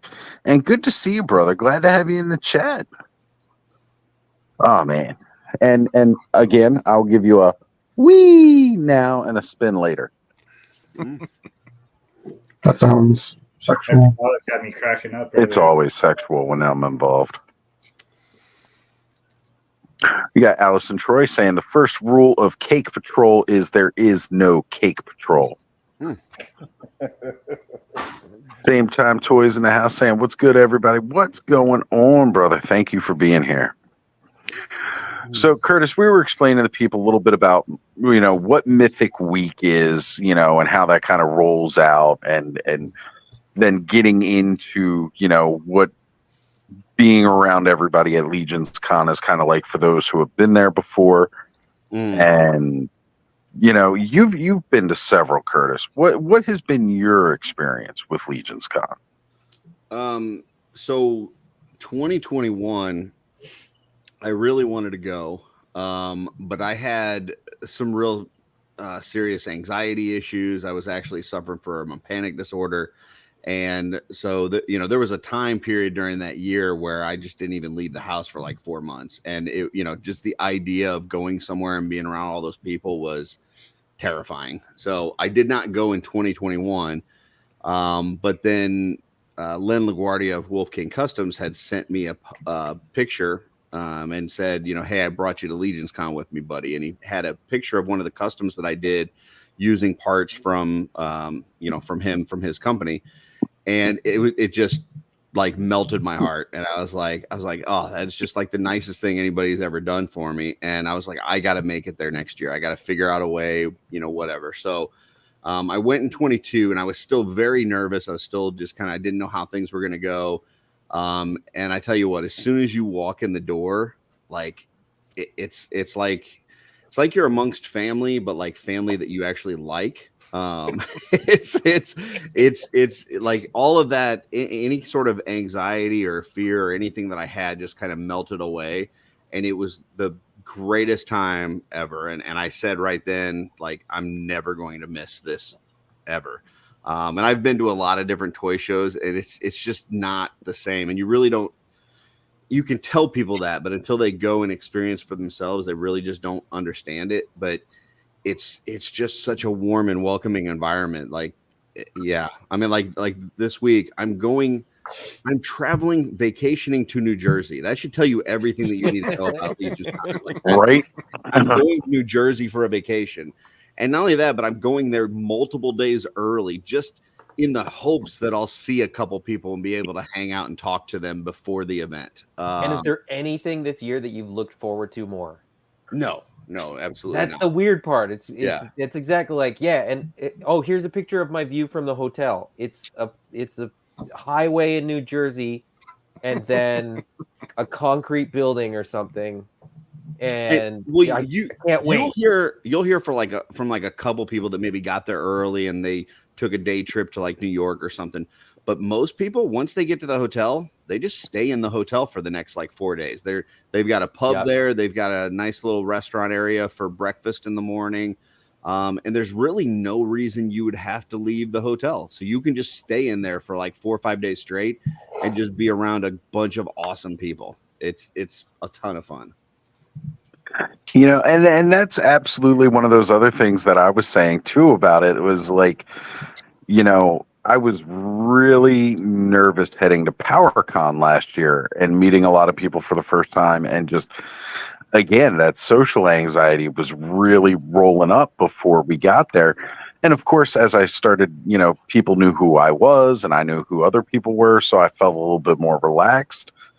But I feel like I'm going to have an even better experience going to this because, again, there are more people I know within the community now than even a year ago. Mm-hmm. And, the great thing is that you don't even have to know anybody. Like so what'll happen is, especially like Thursday. Thursday's the day where you get a lot of people starting to show up because G-Con's Friday morning. Friday, it's ridiculous. Friday, there's people everywhere. But Thursday, it's pretty packed. And what you'll see is there's just going to be like groups of conversations happening. And you could not know a single person in that group and just walk up to them and they will pull you right into the conversation. And next thing you know, you've got 3 new best friends. So yeah, it's, because I know there's folks out there that don't, they're not on YouTube like we are now and things like that. And right. They're like, oh, well, people aren't going to know me and I'm not, I'm telling you, you just walk up to one of those groups, they're going to pull you in and you're going to have a great time. They'll probably offer you a drink too. Oh yeah. Yeah. Well, lots of drinks. And I think for those that are so inclined, Oz, I know that doesn't include you. But for those that are inclined, that is a big part of it. But to that point though, too, the hotel must look at this convention like, who are these people? Because every evening, every surface gets filled up with cans and bottles and cups and ice and everybody just sort of brings something. Not everybody, I shouldn't even say that. Lots of people bring something, but if you don't, nobody cares. It's like pour yourself a drink. Yeah. Hang out. Like it's just such a communal kind of like gathering. And I kind of want to hear from any. Well, I mean, Curtis, you might be the only person that's actually been. He's the only person on panel right now that's been there. Right. So maybe this question doesn't really land very well, but I was going to say, like, what percentage of like I was saying about how like so many of the conversations that I had, were like 10% Mythic Legions and like 90%. Oh yeah. About just life and stuff. Yeah, it's very I would say very little actual toy talk. Now you will have some people that might either they may bring a couple figures to the lobby and they may be like popping and swapping or things like that. But mostly, yeah, it's just people just hanging out, talking, having a good time. Mm-hmm. So, yeah, it's so much fun and it is unique among sort of the conventions that I've been to. That the convention, like you're almost like, okay, what time does the convention floor close? Because like I gotta go and hang out in the lobby. Like I want to go and like chat and like meet up with friends and like right. Like I want to go chill now. Yeah, I will tell you one of the biggest problems for somebody that's there the first time is making yourself go to bed because there will be people that staying up till like 4 or 5 in the morning. Like it'll be Cullen and I and Brad. Yeah. And at some point you got to get some sleep, so that's one of the struggles because you can try to sit there and stay up the whole time, but by the 3rd or 4th day, like you're gonna be exhausted, and if you have to drive home afterwards, it is not fun. So that's why I took Monday trying to find a cutoff time where you're like, okay, I got to be in bed by X time just so I can at least get like 4 or 5 hours. So. That's the whole reason I took Monday off, because in case I pull a full 48 hours through the weekend kind of thing, Monday I'll just sleep all day. Now highlighted K Roll's super chat here, $4.99, saying don't forget my birthday is right after Legions Con. OG, hint hint. Well, Carol, there we go. Your birthday present's going to be the $5 from the super chat. I'm kidding. My sister knows that I'm always looking out for. Last year at Legions Con, it was the last day. It was Sunday, and Sven Guerrera of Death by Collectibles, I was already dealing with him in getting Jesse had referred me to him as far as like trying to get the retail exclusive Headless Horseman, because he was coming a bit early and I just didn't have the money at the time. I was like, oh no. So like I kind of got screwed on that. I was like, oh shit, I'm not going to have the money when this hits kind of thing. So I was able to work things out with Sven, and he posted pictures of his table and had the Shiro homage figure on there. And I immediately sent him a message like, I saw this sitting on your table. Has anybody tried to grab it? What's the deal with it? And he went ahead and was just like, no, man, totally. I'll pull it off the table right now for you. And I was like, oh, thank you. And that's how we got my sister the Shira homage figure. Nice. So, and for anybody wondering, she's saying it's right after Legion's Con. She's not joking. Her birthday is on the 12th. So it is Tuesday, right after. Yeah, this is right after Legion's Con. For Carol's birthday, I'm going back to work after having fun at Legion's Con. That's what I'm doing. So, and I also wanted to highlight Terrence here because, he was there with us at PowerCon last year. He says, I've got your back, Oz. And I appreciate that, brother. Thank you. I did want to comment on one thing that Terrence put on there, the last one before the super chat down there. He said something about, either you're Cabal or you're not. I do want to point out for people that may not know this, like obviously the Mythic Legions Cabal is a great place, but it is a very small fraction of the people that actually collect Mythic Legions. Yeah, so just know, even though you will see a lot of folks there from the Cabal, but there's also going to be a lot of folks there that are not in the Cabal that, for whatever reason, maybe they just don't do Facebook. They're not social media people, whatever. But there's a lot of folks that collect this line that are not in the Cabal. So, don't be a jerk to those people either. And it's funny too, because don't be a jerk to those people, Terrence. Yeah. I'm in the Cabal, but you would never know that I was because I'm never on Facebook all the time. So, yeah. And that's part of my problem is like I want to get more involved, but I just never use Facebook. And yes, Allison's $5 super chat saying the iguana has landed. I repeat, the iguana has landed. If you just wanted to see if I would read that, Allison, you should know I'd probably do it even without the super chat, just because the iguana has fucking landed. True. But you're right. It's just one of those things where I'll never forget, like the first time I was getting introduced to everything about the Cabal and all. It was Jesse was doing kind of like a craft and chill type stream with Danny River Swift Customs. Mm-hmm. And it was my first time getting introduced to Danny and all like that, and they were just talking about this experience. I was like, man, that does sound like a really cool ass community. I still didn't join it for like a month or two later when I finally started to get my figures. It was just, I was like, man, this is kind of like how the old He-Man.org forum kind of used to feel. Very, very close kind of thing. And I feel like that Masters of the Universe over the last couple of years with the resurgence of Origins, it feels like it's almost soured a little bit in some ways because you get a lot more negativity. All the best involved. people from that are in the Cabal. Exactly. Right. Like they've all migrated.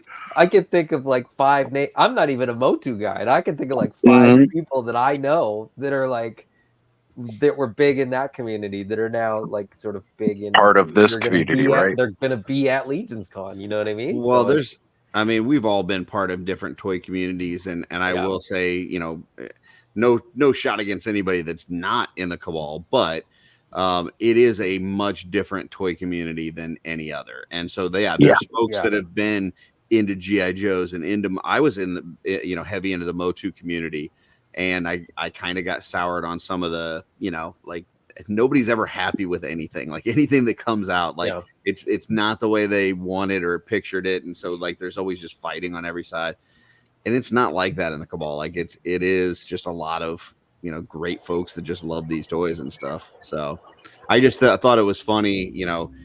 We used to have like a lot of those all-star voting and stuff, and you would get like people would do polls like in the Cabal and like which figures that should be voted in for all-stars, and you would be like, oh well, these are definitely going to be the 3 that get in because look at all the votes they're getting in the Cabal. But that's like a small fraction of their total fans. And but it will be a small fraction of the Cabal too. Right. Like they'd be like, right. Everybody agrees. So it's like everybody in the Cabal agrees. And it was like 100 votes. There's like 6,000 people in the Cabal. They're like, no, your metrics are a little bit off, buddy. Yeah. All right. It says somebody's trying to join in there right now. We are at a full panel now that a guest of honor, Mega J Retro, has joined us here Although he's got his mic.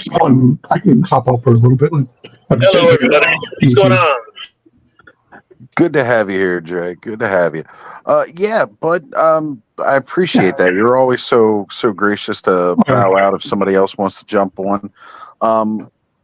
So space will open up again later, and then we'll get the face reveal because you'll be well paid. I probably only got about 5 more minutes anyway. Just FYI. So Curtis has to go decompress after Purple Gang. Yeah, right. It, you gotta have a shower and leave. Like, gotta scrub some of the purple off. Those guys are wild animals. I love those guys. They are absolutely animals. It's like those folks that go to the sporting events with their chest painted and stuff. Hey, it's Trevor. Hey, Trevor here with us. Who'd you have to kick out? I didn't want to kick anybody out. No. Bud always, like, when he joins, like, he's always the first one to volunteer to bow out. His phone gets really hot when he's on and everything like that.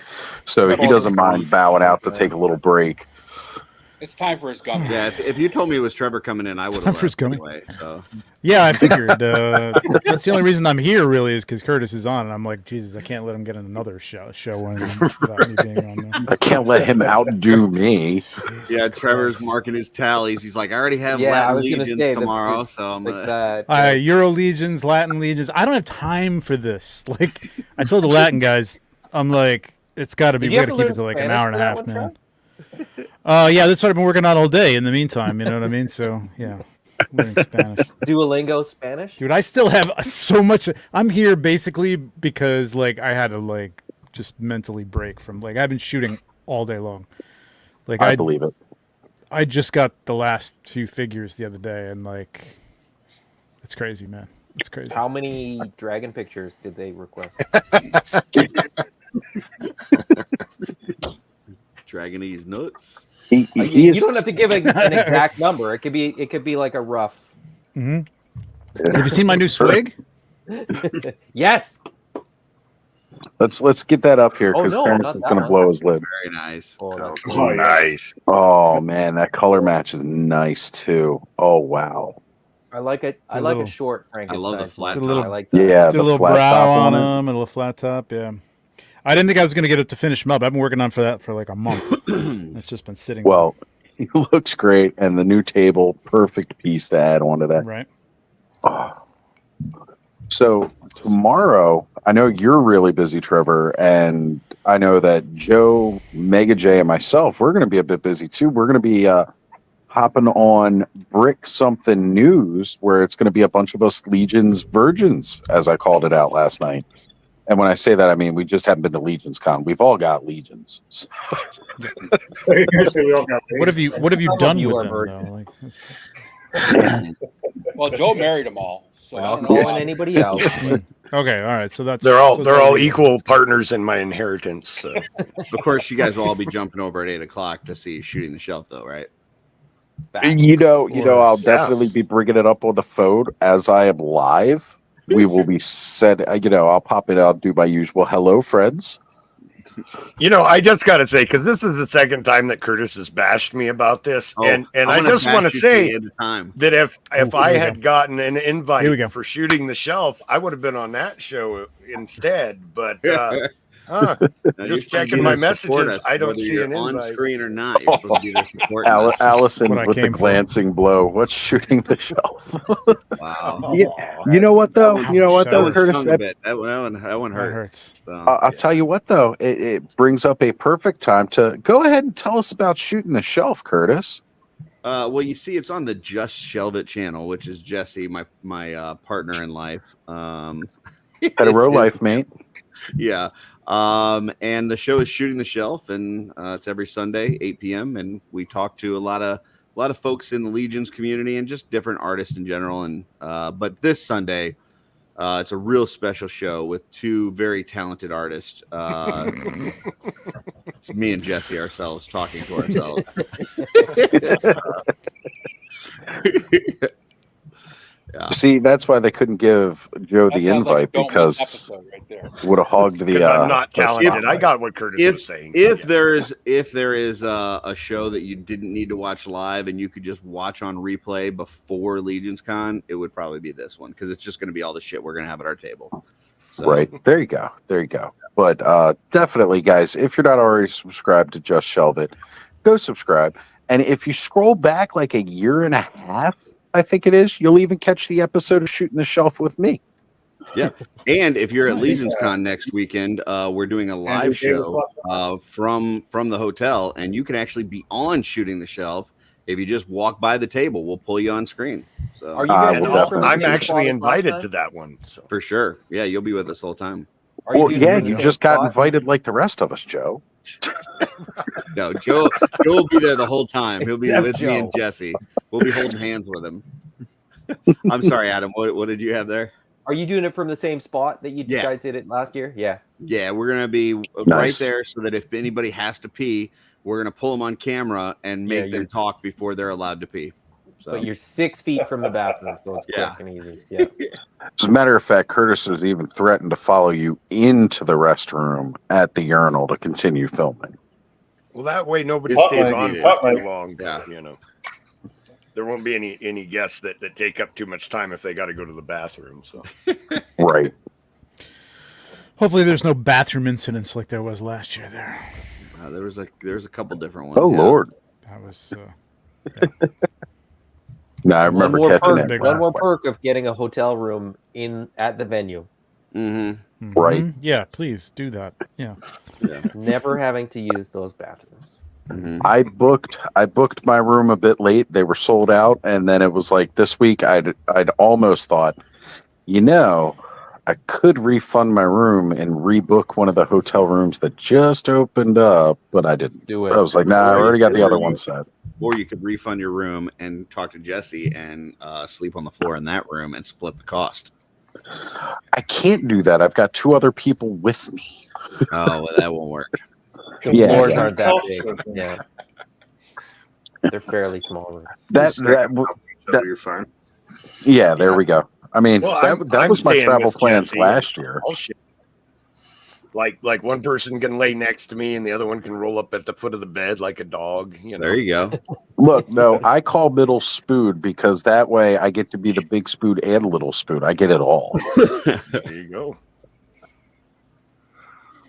Well, I'm gonna get rolling, but I did want to let Oz want to let you and Joe know that I did watch that vampire movie last night, and it was really good. I enjoyed it. So hey, right awesome, on. Glad awesome. you like. Yeah, I'm actually 30 days surprised because usually when I recommend stuff, you don't like it. So no, it was really good. I enjoyed it, and I even watched it at nighttime, and I wasn't too afraid to go pee afterwards. So hey, there you go. If you can find the graphic novel, like just digitally or whatever, don't have to actually hunt down the actual graphic novel. Check it out too; it's a really good read. That was a Event Horizon reference, I think, right? You didn't. Yeah, the Event Horizon. I was definitely not getting out of bed after watching that. So 30 days. Oh, 30 Days of Night. Yeah. Event Horizon. After watching Event Horizon, I wasn't getting out.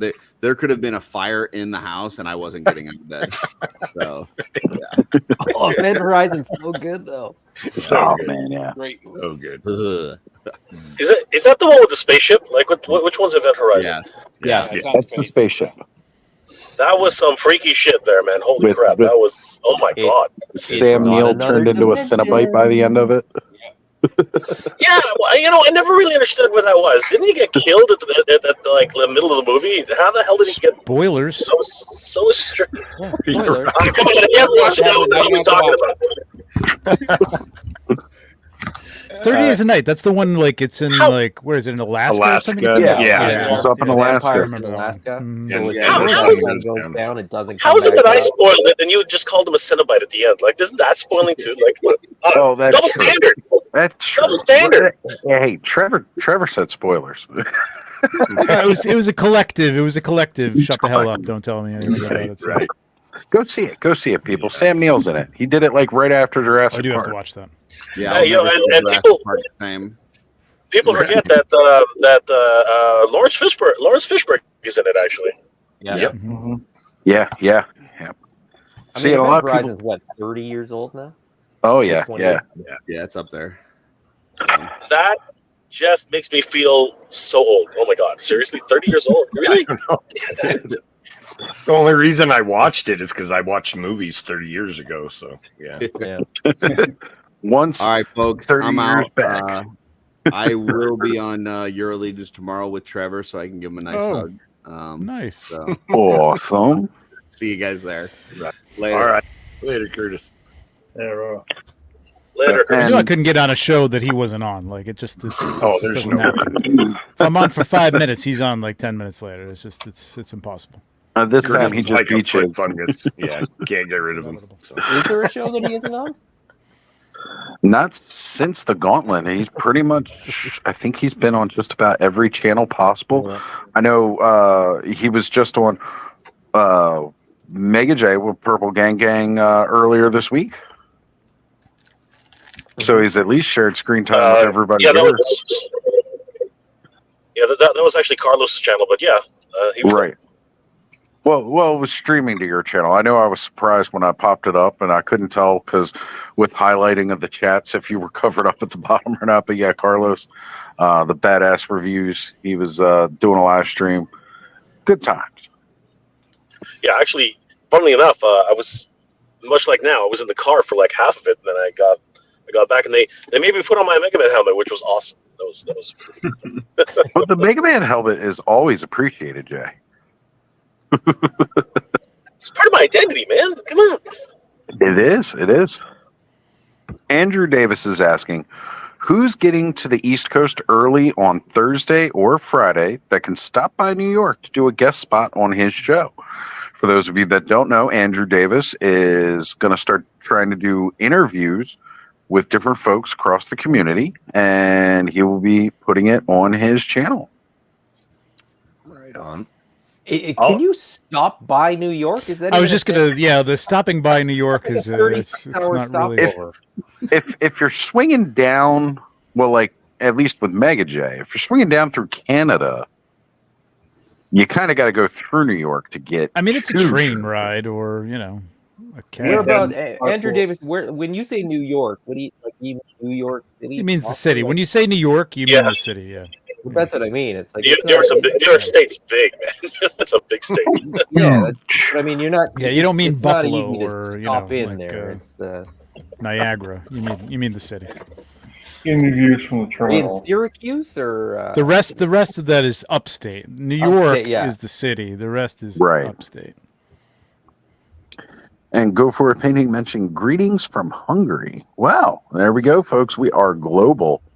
Nice. I'm going to be hungry at Legion's Con because I'm going to spend all my food money on toys. So. Yep. You and me both, Joe. I was looking for a hungry joke there, Joe. I knew you'd come through. I got you, Trevor. No worries. I've said this before, and I'm going to put it out there tonight too. There was multiple people that told me I would see a pork roll, and it never materialized last year. I'm just saying. I keep hearing because that hotel is like you got to go like a mile down the road and 2 jug handles to get to like a deli, man. It's you can't go anywhere. That's why most people stay at the hotel the whole weekend because it's not even. Yeah, I heard the same. I heard the same. Is there like no food at all? There's no grocery stores. There's nothing in that area. No. There's a Wegmans, which is fantastic, right across. It's like a Costco of food, across the street, right across the street. Probably, I don't know, 200 yards. You can't walk there. You gotta go down the street, do the jug handle, turn right to go left, go across the street, back up the street, and then you can go to Wegmans. So it takes 40 minutes to drive there. It's about you want to collectively get together with people and figure out. You can throw a rock and hit it, but yeah, exactly. It takes 40 minutes to get there. Yeah, you can't get there. So I will say this, as I know, Ziggy, Christina, and myself, we're all driving up, we're riding up, we'll have our vehicle. We're not staying in the hotel, so we'll have to drive to the hotel itself every morning. Let us know where this pork roll place is, and people place orders. We'll try to grab it on our way. You can go to any deli and order a pork roll in New Jersey. Any deli. Look, I've only been to a Quick Stop in Jersey, and There was some dead Going to dude in the Wegmans might toilet. be worth that 40-minute drive, though. Well, you can, but I mean, the reality is like most people, you know, you coordinate, you carpool in like 5 or 6. And again, this goes back to what we were saying about like, you know, you wake up in the morning and you go downstairs.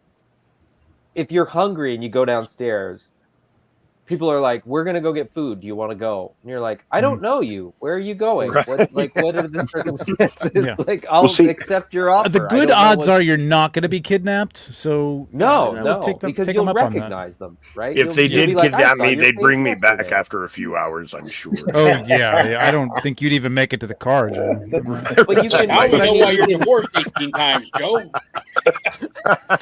Get out. First of all, you're armed. I mean, food so, comes you know. in all the time, right? You see, like they line up at the hotel for this one, where like Uber Eats and like DoorDash and like whoever, you just see them coming in, and they sort of walk in the lobby, like, who's this for? And Shane Johnson will just get a food truck to come or something. He'll call them in the middle of the night. There we go. Yeah, with does that kind of thing.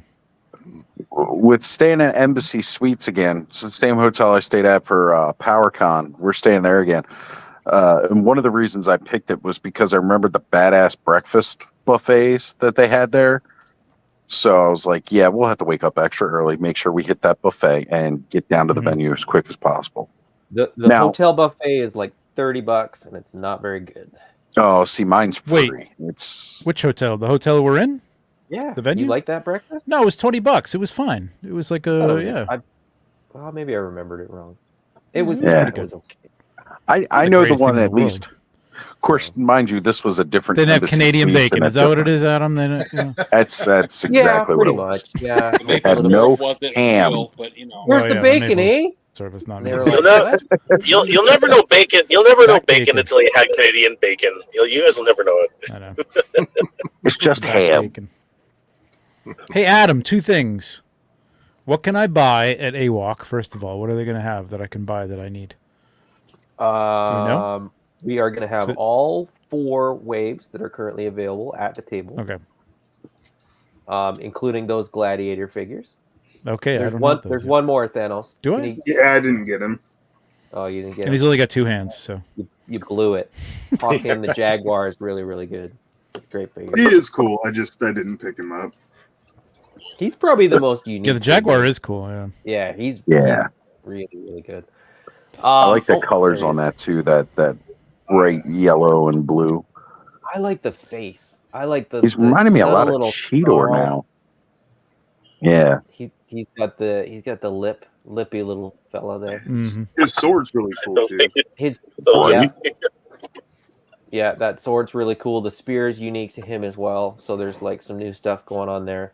Beyond that, we will have paint masters for the Bushido line. We will have paint masters for Space Zombies from Mars. And I think we're going to have a very, very small amount of T-shirts. Sweet. And then what else? I think we're doing a Toys for Tots thing too, where if you buy anything, actually, even if you don't buy anything, I think we'll probably still let you make a little donation, and then it goes towards. We're gonna have a prize, so there's gonna be sort of a draw prize for anybody that makes very cool. Very cool. And I like second question, Adam. Bringing my hat. Yes. Thank you. There's also a photography contest. If anybody's interested. There's a photography contest? Yeah, we're going to be talking about. We're going to be talking a ton about that tomorrow on Monkey Business. So tomorrow on my show, on my channel, we'll be talking about that. So there is a photography contest. Nice. That we are going to be doing, which is going to have some cool prizes. But yeah, if you go to Spiro Toys on Instagram, you'll see some of the details.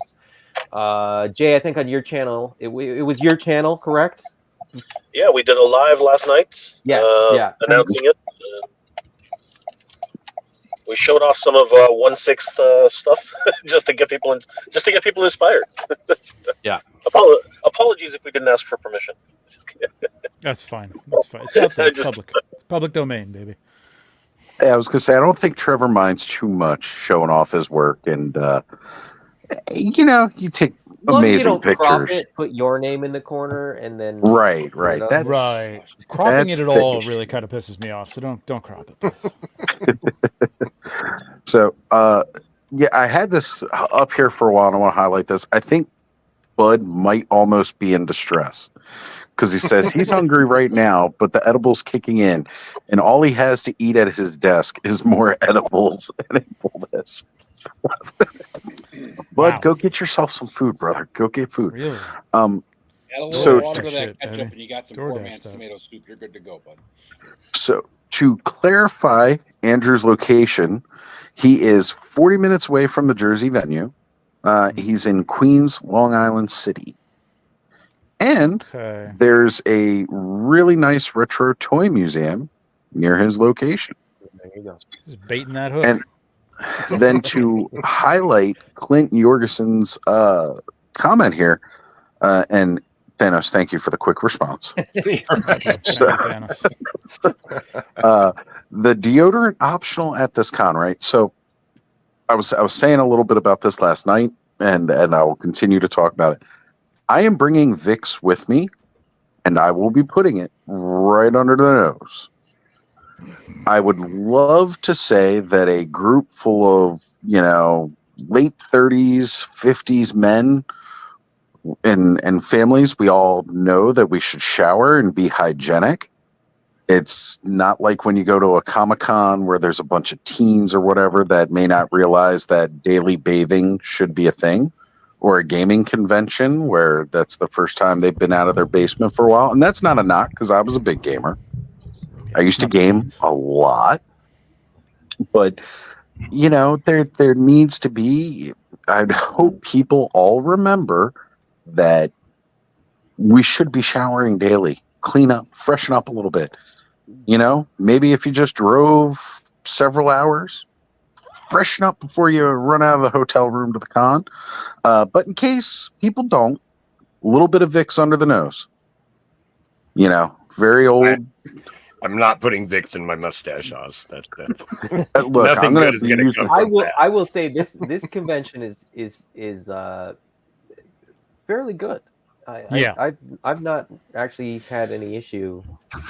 2022, before we got into this hotel, it was like really hot in that hotel, and I was gonna say it's nice and cool in the hotel. Yeah, the low ceilings and the crowd. It was a really room, and it got really crowded. That's why they had to move to a bigger venue.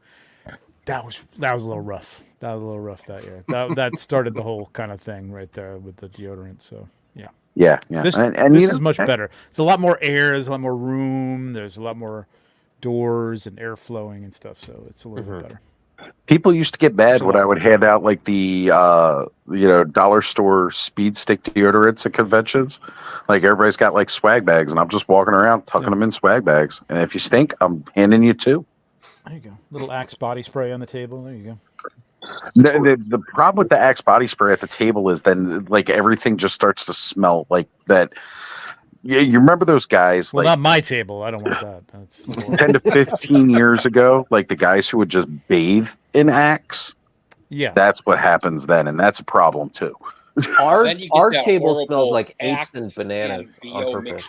Yeah, the Axe BO mixture is not good either. Yeah, no, it's a bad one. It's a really bad one. Like Axe complements existing deodorant, but should not be used as sole deodorant if you haven't showered. It's not Febreze for your body, that's for sure. right. It's not. Wait, there's Febreze for your body? Not really. It's just regular Febreze. If you spray it on yourself, it's for your body. Come on. And Stanley, you could have just spoke up and said it. All right, so let me explain my comment here. I get it. But go ahead. Okay.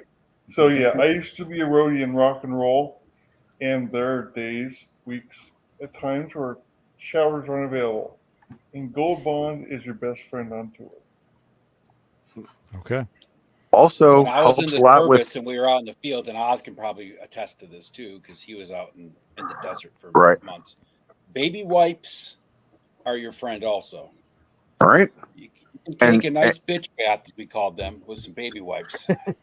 If you feel that baby wipes aren't manly enough for you, they have man wipes now too. It's the same thing. Back when I was in the service in the 90s. No, it was all just baby wipes. They still smell like powder, or they smell like. I don't know. I haven't used any, but yeah. That Mando stuff is actually really good. That's good stuff. It does actually. I don't have any insecurities. I'll drag my ass on the carpet. I don't care. There you go. There you go, like a dog. Mm-hmm. You're not going to be in our room next year. Again, this is why Joe's divorced. Joe, quit leaving the shit stains on the living room floor. Shut up. Leave me alone. If you disturb him, he'll pull a knife on you too. So also about this too, if you're a bigger guy like myself and you have issues with chafing, Gold Bond helps. Just going to put it out there. It's nice for that too. Mm-hmm. Yeah, wear some comfortable sneakers too. Yes. Oh my God, footwear is so important. Is an art. Yeah. Yeah. And it's so important because you're standing around all day. You're walking table to table. There's not a lot of places you're going to sit down. So comfortable even footwear. Into the evening. You're standing up chatting with people. Even when you're having drinks and whatever, you're there's a lot of places to sit there. I got to say, in the lobby, it's pretty good. But well, I know wherever Trevor's going, there's going to be a seat because it was even that way at PowerCon. When I met you, the first time I meet you had the table and everybody surrounded you. So is that true? When was that? Well, I don't remember. That was the Saturday night hotel party. Oh yeah. Oh yeah, that's right. So I poked my head. I didn't even know it was you sitting there. I poked my head like through that little railing thing because I was saying hey to Jesse. That's because I had a bottle of bourbon. Everybody was around me because just Trevor, bring a bottle of bourbon superstar. and have a seat. Yeah. Oh, if you like, nice bottles of things, stand near Big Dub. He's your guy. Big Dub brings he cracks out the craziest guns, bottles. Man. Yeah, he's like, hey, you want some of this? And you're like, sure. 16-year-old Macallan and he's crazy. Oh man. Yeah. Nope. I got Ziggy and Christina looking out for me. They're not going to allow me to indulge. No, it's not worth it for you. Save more for me. Man. Like I'm sitting there like all week and thinking like everybody's meeting up at the pub. Having one beer with everybody wouldn't be a bad thing. And then it's like reminding myself, one beer does not exist for you. One beer does not exist for you. Yeah. So, but I will vicariously live through everybody else drinking. Somebody has to take at least a shot of Jameson for me on my behalf. Well, plus, if you're the sober one, Oz, you can take all the embarrassing photos and use them for BlackBerry. Exactly. That's true. That's true. Take those compromising shots so I can try to weasel my way some all-ins or something at a later date. Yeah, I don't drink either, Oz, so we're at that same place. Good. Well, I know there's actually a couple of people. I no longer partake, but I don't feel like I need it. My personality doesn't need enhancing. I don't think so. Now, one thing I will say, if there's an area where there's a green cloud, you may find me there, and it may smell like frankincense. There will be plenty of green clouds. I can tell you clouds. the two areas where there will be a green cloud. Follow Big Greg, and you will be. Oh, that's not going to be a problem. Might have to just pick up the formerly brute scale, just so I can say I did. So I want to get Trevor. What do you think about the bear barbarian body pieces for the armory? Yeah, I think that's really cool, man. I think that's going to be a really. What are they? $10? No, $10. $10. Yeah. $10. Yeah. $10. And you get as many as you want, no limit. Yeah, I know. Curtis is saying he's going to get double digits at least. I don't know if I'll get that many, but I'll probably get 5 or 6 of them, man, for $10, man. That's going to be good. That's a color match with Gaspar and pretty good with the Lee J head, right? I haven't seen those. I saw the setup for the armory, and I don't know if it was for Intern for a Day or for the for the show, or maybe both. For the event, sure. Looks right. really cool because I was just at the studio. But I didn't see that was before they announced that, and they didn't point them out to me. I mean, I was kind of busy, but I didn't see them. But I'm hoping they're more like that than they are like the Barbarian Legion builder that came out in the deluxe, which is a little orangey for me. I didn't like that. I don't think that's what it is though. Yeah, the deluxe ones did kind of look jaundiced a little bit. Yeah.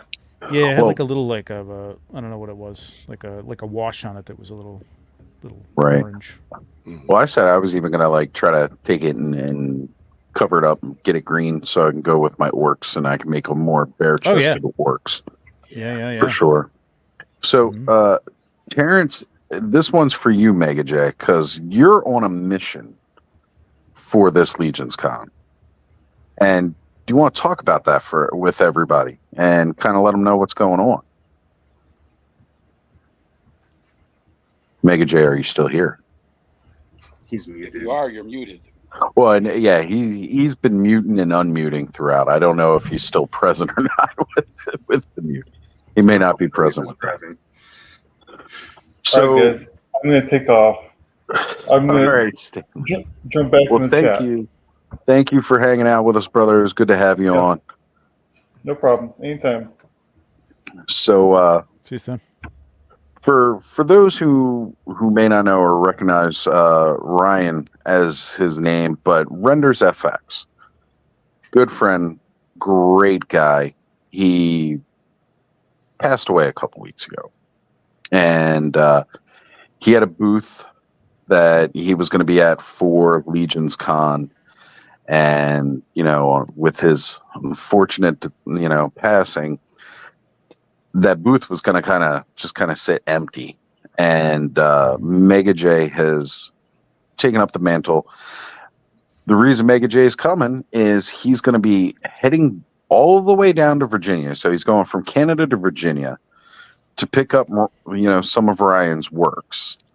And then he's going to come all the way back up to New Jersey so we can set it up at Ryan's table. And he's already spoke with Jeremy about this. And we're going to set up a little bit of a memorial for Ryan because he was really excited, really pumped to be coming to Legions Con. And just unfortunately, he's not going to be there. So it'll be a great way for those of us who knew him.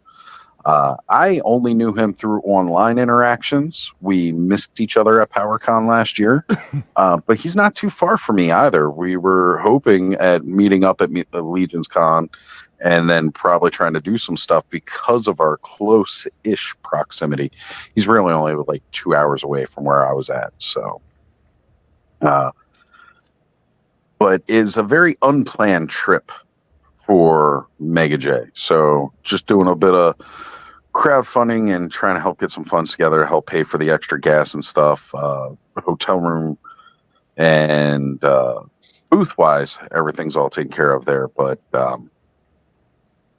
it's just one of those kind of sad things. But it's going to be great that for those of us again that knew Ryan and we're excited to meet him, that we'll still have something to kind of remember him by while we're there, and that's going to be really cool. Really cool. Nice. I didn't realize Jay was from Canada. Yeah. Didn't realize that. He's going to be doing some border hopping, and then he's going to smuggle all the goodies across the border in his bags. And dude, those Canadian border guards are no joke.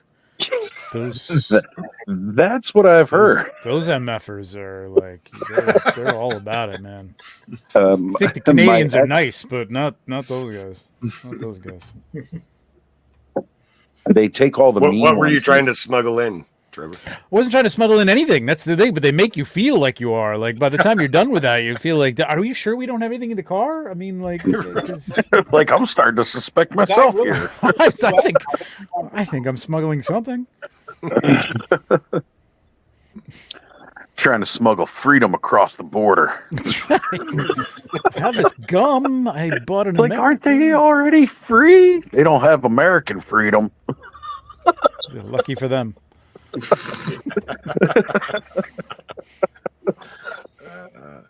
They actually just got to bribe them with some Molsons while you're going across. That's what it is. Yeah, that's it. Yeah. So I bet you Molson is probably like the Budweiser of Canada, right? Like it's like that, or the Fosters of Australia. Like, yeah, the reason that they commercialize it here is because it's crap. They export it. That's right. We'll send out all the shitty beer. Mm-hmm. Let's see. Andrew Davis says, dinner, we eating over here. You come see me. You will be fed. And if you're really trying to hang, we can go to the Deuce, better known as 42nd Street Times Square, and pick up chicks for those of you who are 42nd Street Times Square. Man. Look, Andrew's really trying to butter everybody up, and you know, he wants to dressed like Elmo, maybe, but well, up on 42nd. Hey, to each their own, man. I walked. We went furries. You could, if you're a furry, that's cool, man. That's it. We went out to Vegas a couple of times for managers convention for GameStop, and you know. My DM, Craig, great guy. He took us to we had one of our district meetings, like our district dinner was at a bowling alley pizza joint that was in a hotel that was all the way across town. And he helped pay for everybody to get like Ubers to that location, and then said, "Nah, we could just walk back." It was like a 2-mile walk back to the hotel that we were all staying at, the Venetian. So we're walking down through the Vegas Strip and all the little side streets. And man, do you want to talk about a freak show at night? Oh, yeah. Mind you, I live in Baltimore, and I've been through Baltimore City at night. And that just looks like a zombie movie. I was just going to say, that's more like, The Purge or something like that. Yeah, surviving a horror movie. Yeah, Johnny Bernthal talks about it a couple times in a few interviews he's done. He knows, but yep. Yeah, it's no gem, but Vegas that was a whole different animal. You got those guys with the cards, right? Oh yeah, all the cards. You man, like I thought those things were like they got like a hooker trading card system out there. Yeah. You walk through the strip and they're handing you those cards. Yeah, it's bizarre. Actually, now it's probably just QR codes, NFTs, stuff like that. All right, here you go. Speaking Moistly has us. Says Molson is crappy beer. You guys can keep it. It's terrible. Molson Canada just tastes like butt. There we go. Confirmed. I had a coworker that had health issues, and his doctor had told him to quit drinking alcohol because of his health issues. He was going to die. And then I went to a barbecue that he was at, and he was drinking a Bud Light. And I said, dude, you're not supposed to be. He said, no, my doctor said quit drinking beer. So I bought Bud Light. So. right. Or like drinking Corona. Yeah. That's with the British, the Monty Python would say that's like making love in a canoe. Fucking close to water. Yep. Pretty fucking close to water. Yeah. I was always a Guinness guy. I'd like a nice Guinness draft when I was drinking my beer. Yeah, for sure. Something dark, a little thick, a little heavy. And oh yeah. But then Jameson was my whiskey though. Love Jameson whiskey. I'm not a big Jameson guy. Man, I'd go through a bottle of Jameson a night, and that was part of the problem, you know. Or sometimes two. Yeah, I drink Jack Daniels. I had to have something that I could remember how much I had drank, because anything that tastes good, it always ended up being a bad night. So it had to be a strong liquor. Well, something that when I took a shot, I was like, remember it. Then the other issue was like a lot of my friends were like, well, I didn't even notice you had a problem. I was like, yeah, it's because y'all never saw me sober. Because y'all had the same problem I had.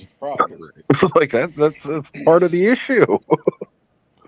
So I do have another question for Trevor while we got him on here. Did you finish your Legion's Quest custom?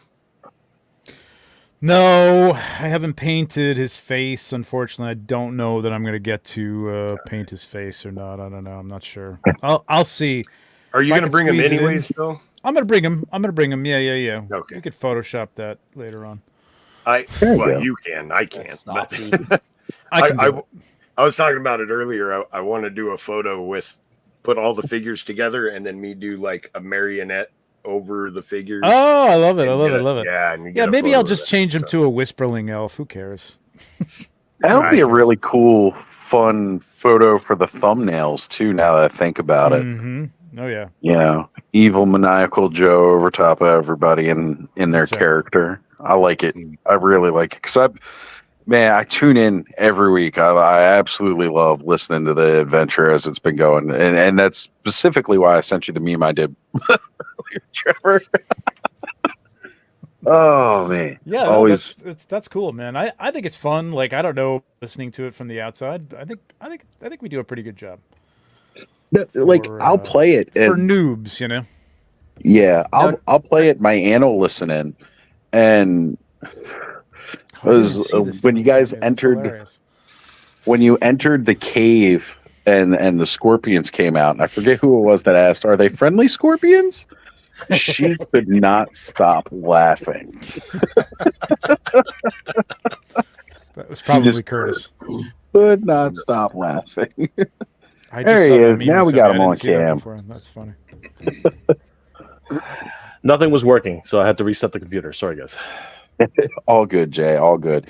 I kind of explained the journey for Ryan that you were going and embarking on for this.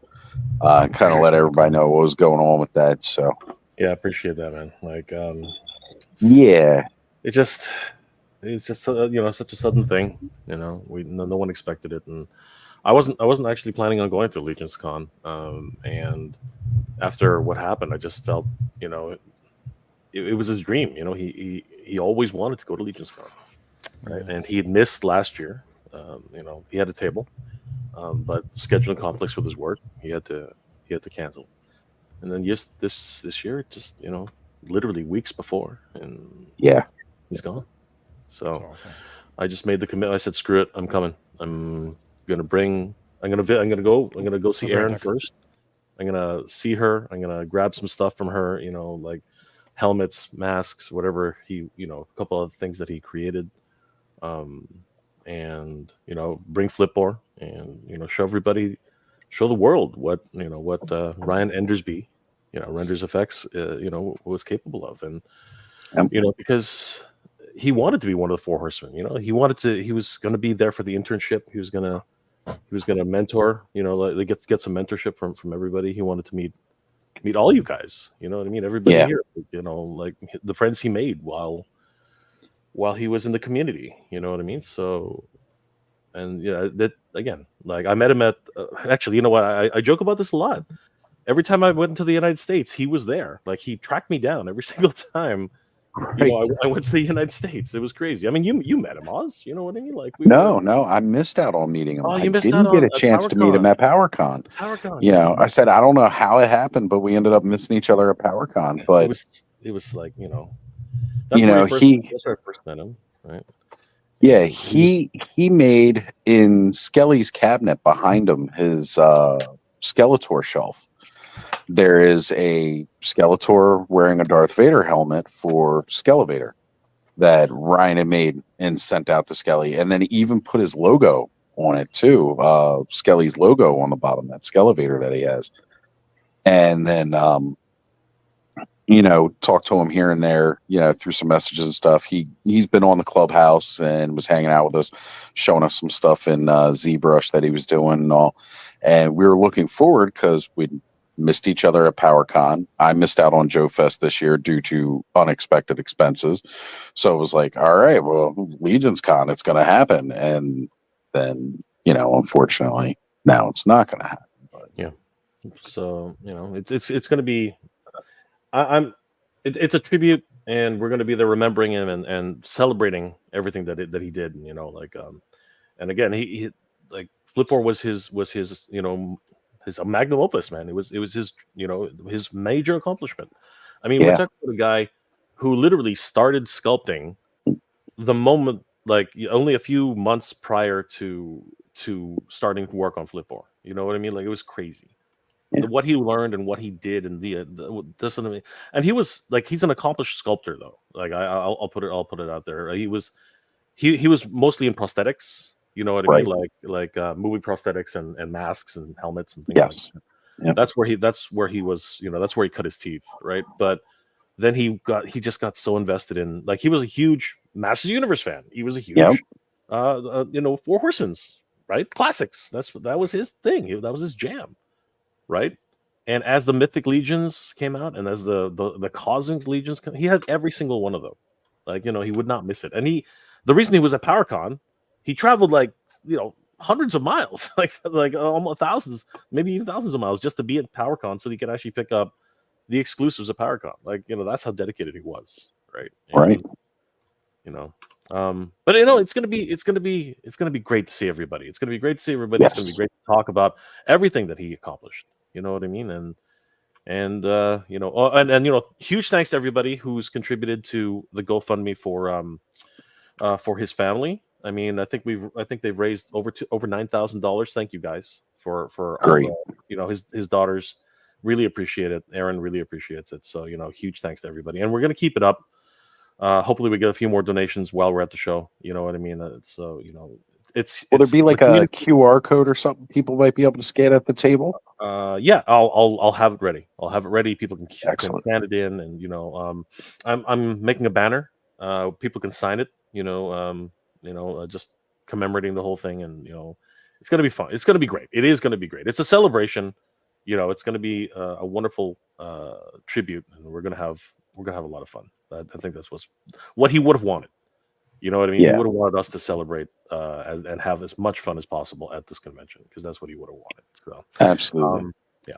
So I was excited to see, because I know he was working on some projects. He had just put up a jack-o'-lantern kind of warrior dude that he posted just a couple days before, and I just commented on it, being like, "Oh man, I can't wait for this." So, it'll be nice to have a place where we can all go and kind of meet up and remember Ryan while we're there. So thank you for making that happen, Jay. I really appreciate that. Well, you know what? I need to thank the Four Horsemen and Jeremy, and for really allowing us to do this, because I didn't know if it was appropriate or not, but they were so gracious and generous, and those guys are amazing as always. Like, we all know them, right? They're all wonderful guys, and they've been so amazing, right? And Erin is touched. You know what I mean? She's going to try and make it as much as possible, but it is a 4.5 hour drive, so she'll probably try and show up on Saturday to see how everything goes. But depending on how the girls are, anything can happen. But for now, she plans on being there. So we'll that's even better. That's really amazing. Worst case, I'm going to have her. I'm going to meet with her, and we're going to record a message, and everybody who wants to hear it, more than happy. So, great. But again, I want to thank everybody in the community for really helping, and everybody who donated some funds to the GoFundMe. You guys are awesome. Thank you so much. So great. But it's going to be fun. Like, again, I've never been to Legion's Con, so this is going to be amazing. I think that like, people are saying that food's scarce or something like that. I don't know how that's going to work out. But we'll fix that. Trust me, we'll fix that. We're going to be driving a lot. I don't know. We'll see how they go. No, there's food you don't in the need hotel. to go anywhere. You don't have to go anywhere, really. All right, cool. Yeah. And the reality is, you won't want to go anywhere, because there's always, everybody. Not everybody, but like, so many people are staying in the hotel. I think somebody said something like 80% of that hotel, the rooms are booked by people that are at Legion's Con. So I think it's almost 100. I think it's all. Well, I was going to say, and then they've got only people there.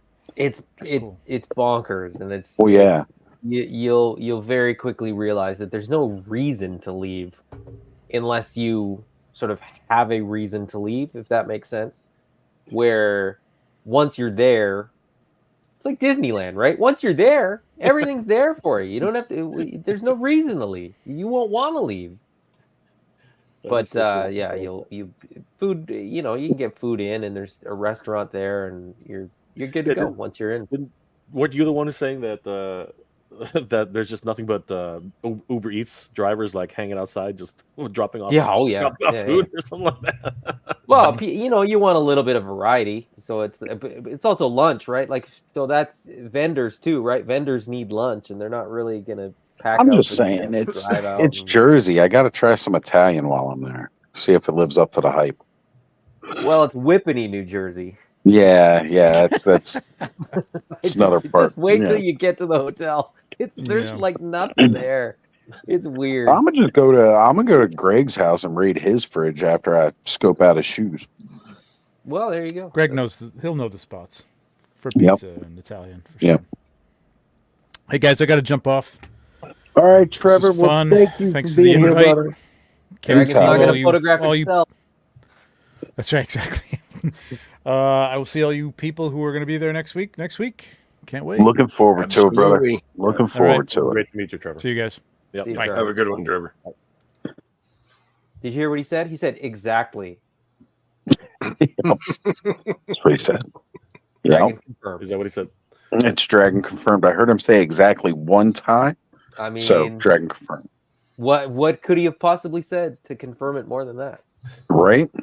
We're getting a Dragon, folks. You heard it here. Breaking news Trevor on the confirmed. Clubhouse. We're getting a Dragon. Trevor spoiled it. I've been saying for a while, I think they are going to have a dragon there, and it just won't be for sale. And they're going to be like, Here sorry, it is. suckers. There's one. Yeah. There's one. You guys can't have it. So Thor is asking, Mad Hatter have an IG account? Yes, he does. Yes, he does. Yeah, you can look him up. I think it's just Mad Hatter. I don't even think there's an underscore in it. Look up Mad Hatter reviews. It'll come up. If it doesn't come up first, it'll come up with Mad Hatter reviews. Thor, if you really need it, just send me a message on IG and I can shoot you the link to it. I've got him. Yeah, he definitely has an IG. Most of us have IGs. IG is how I communicate with all of you guys. Yep. That's how I pretty much. I think Joe's probably the only one that's on here that I communicate through Facebook, and even that's been less lately because now we're just in multiple group chats on IG. So, right. I don't know why. It's just so much more. I really well, it's because I'm already on it, looking at pictures of toys. So I think that's really what it is. You know? And it comes down to what you use more often. I do way more Facebook Messenger than I do Instagram. I used to because Facebook used to be my main platform, but I think it was right around the time. It was right around the time I started listening to GDL. GDL was talking about having Instagram, and then I was like, well, let me check out this Instagram thing finally and go check out what that's all about. And then I saw like the bigger toy community as a whole through IG with toy photography and everything. And then that was when I was just like, you know what? Yes. Okay. I'm going to switch over to IG now more. And since then, I'm pretty much, and everybody thinks I'm still very active on Facebook because I always post every week on Facebook. And it's like, no. It's just because it's shared with the IG. So I'm actually posting to IG and it's just cross-posting it to Facebook. I'm barely ever on there. So we got a couple latecomers in. We got Eternity Lips. Sir Clifton himself is here saying, how's everyone doing this evening? And then we've got Bobby Dangerously saying, hey, bastards. What's going on, Bobby?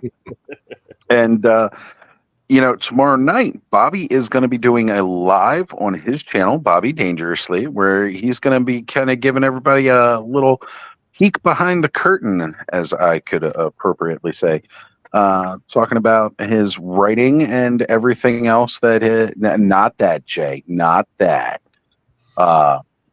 He's going to be going in depth on how he comes up with the stories and the characters and everything like that. So that's going to be cool. If you guys got time, definitely check that out. We got the Duchess of Darkness joining us.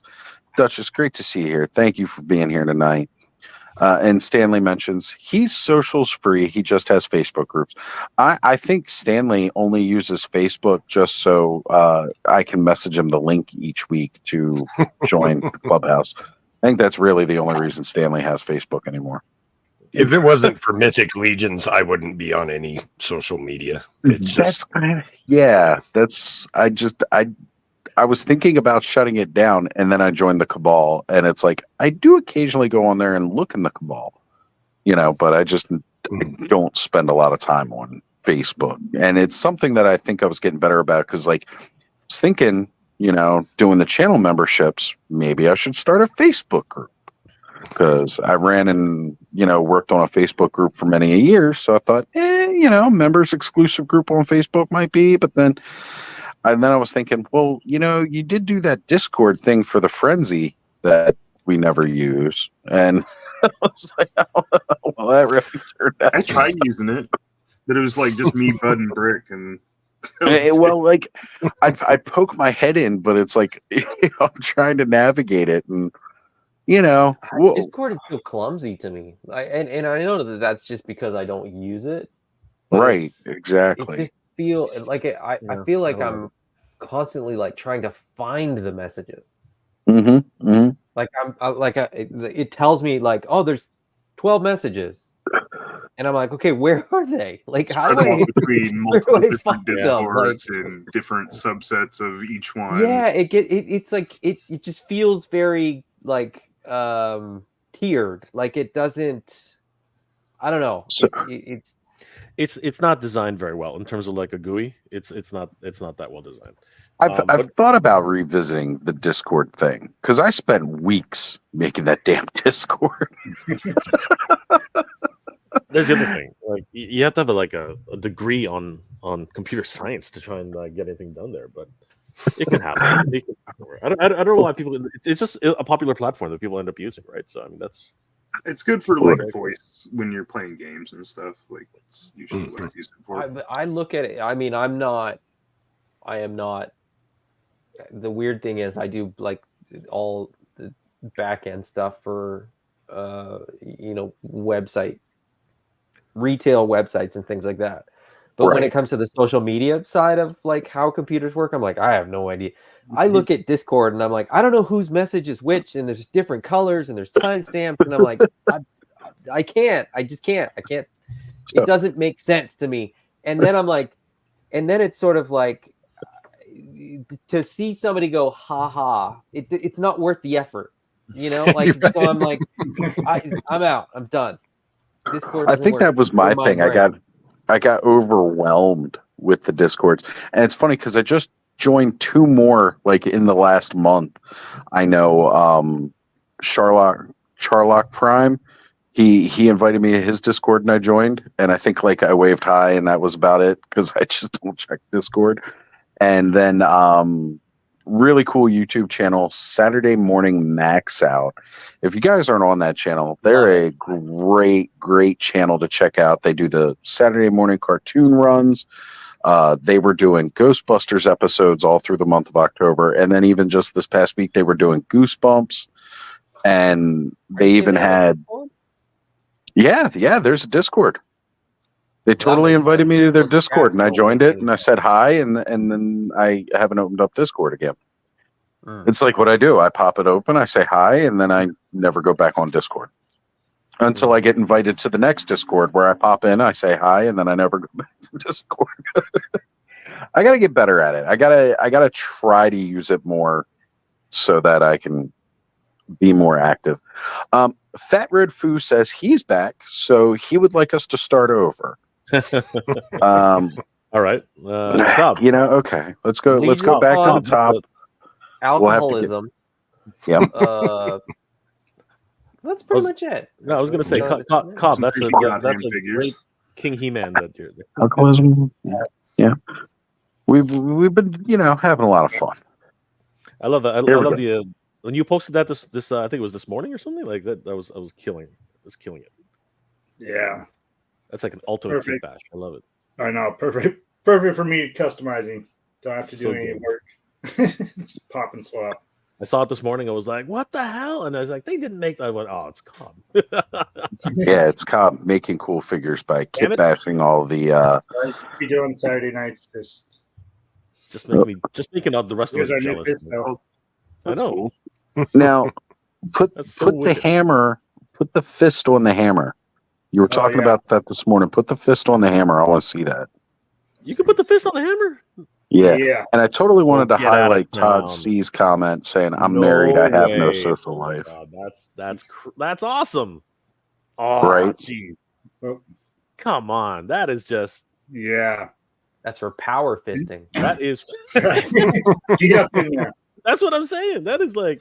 Yeah, I knew these pieces went on like under his fist, and I wasn't even thinking until I started like filming. I was like, "Oh man, I need to go the other way. The fist can go on the hammer. That's fucking badass."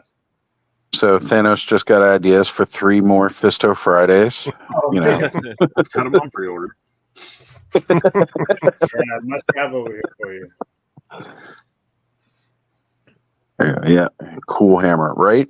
Yeah, so like this morning when I was setting some stuff up and everything like that for the stream tonight, and then going over some things, Brick was up early. He was working on some stuff for our stream for tomorrow.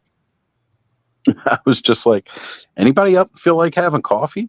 And so, like, you know, we'll do a little. Sometimes we do offline clubhouse cafes where me and a couple of the guys will just get together and have coffee in the morning offline.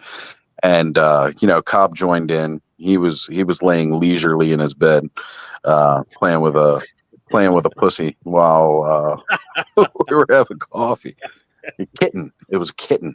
Sure was. But, you know, he brought up the fact that like you could swap like I'd seen people take the ends of the hammer and put them on the arm, but he mentioned he could do it in the reverse, and I was like, what? No way. So yeah, thank you for showing that. That's really cool, and I think it's much more appropriate for the hammer. The We're first talking about clubhouse this cafe where there's pussy being played with, and I missed it. I know, this morning. pretty- What the hell? That's why I sent you the message asking you if you were going to be here tonight, Ed, because I was like, he would love to sport to have a coffee. I'm driving 24 hours straight. Yeah, San Antonio. Whew. Did you at least go to Riverwalk while you were there? No. I slept in the Riverwalk when I was in the service. I went to there, and I slept in the bumps underneath the bridge in the Riverwalk. So I know at least 3 store managers that got fired from, you know, taking a jump in the Riverwalk when we were in San Antonio for GameStop.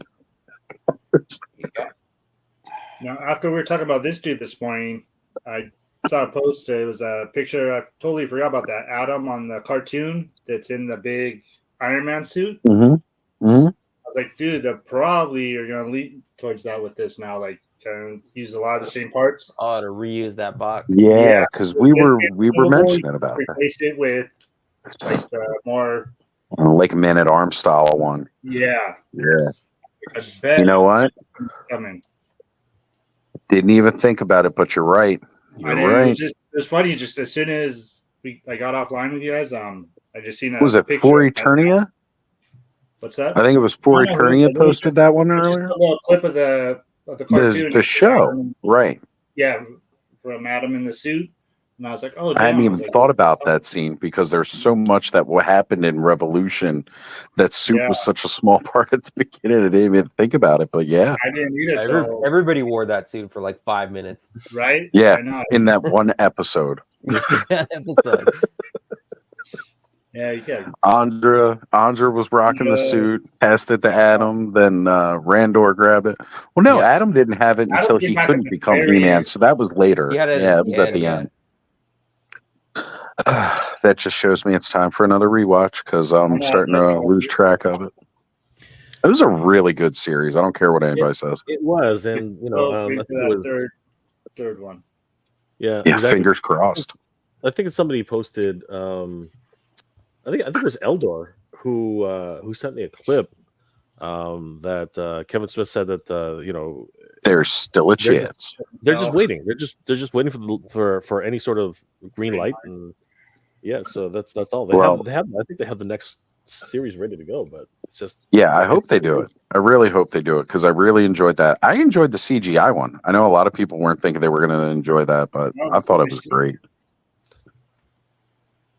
I picked up another Warcraft movie figure. Nice. Since we've been talking? No. he did dip off screen for a little bit. He ran out and grabbed that real quick. He drove. Me either.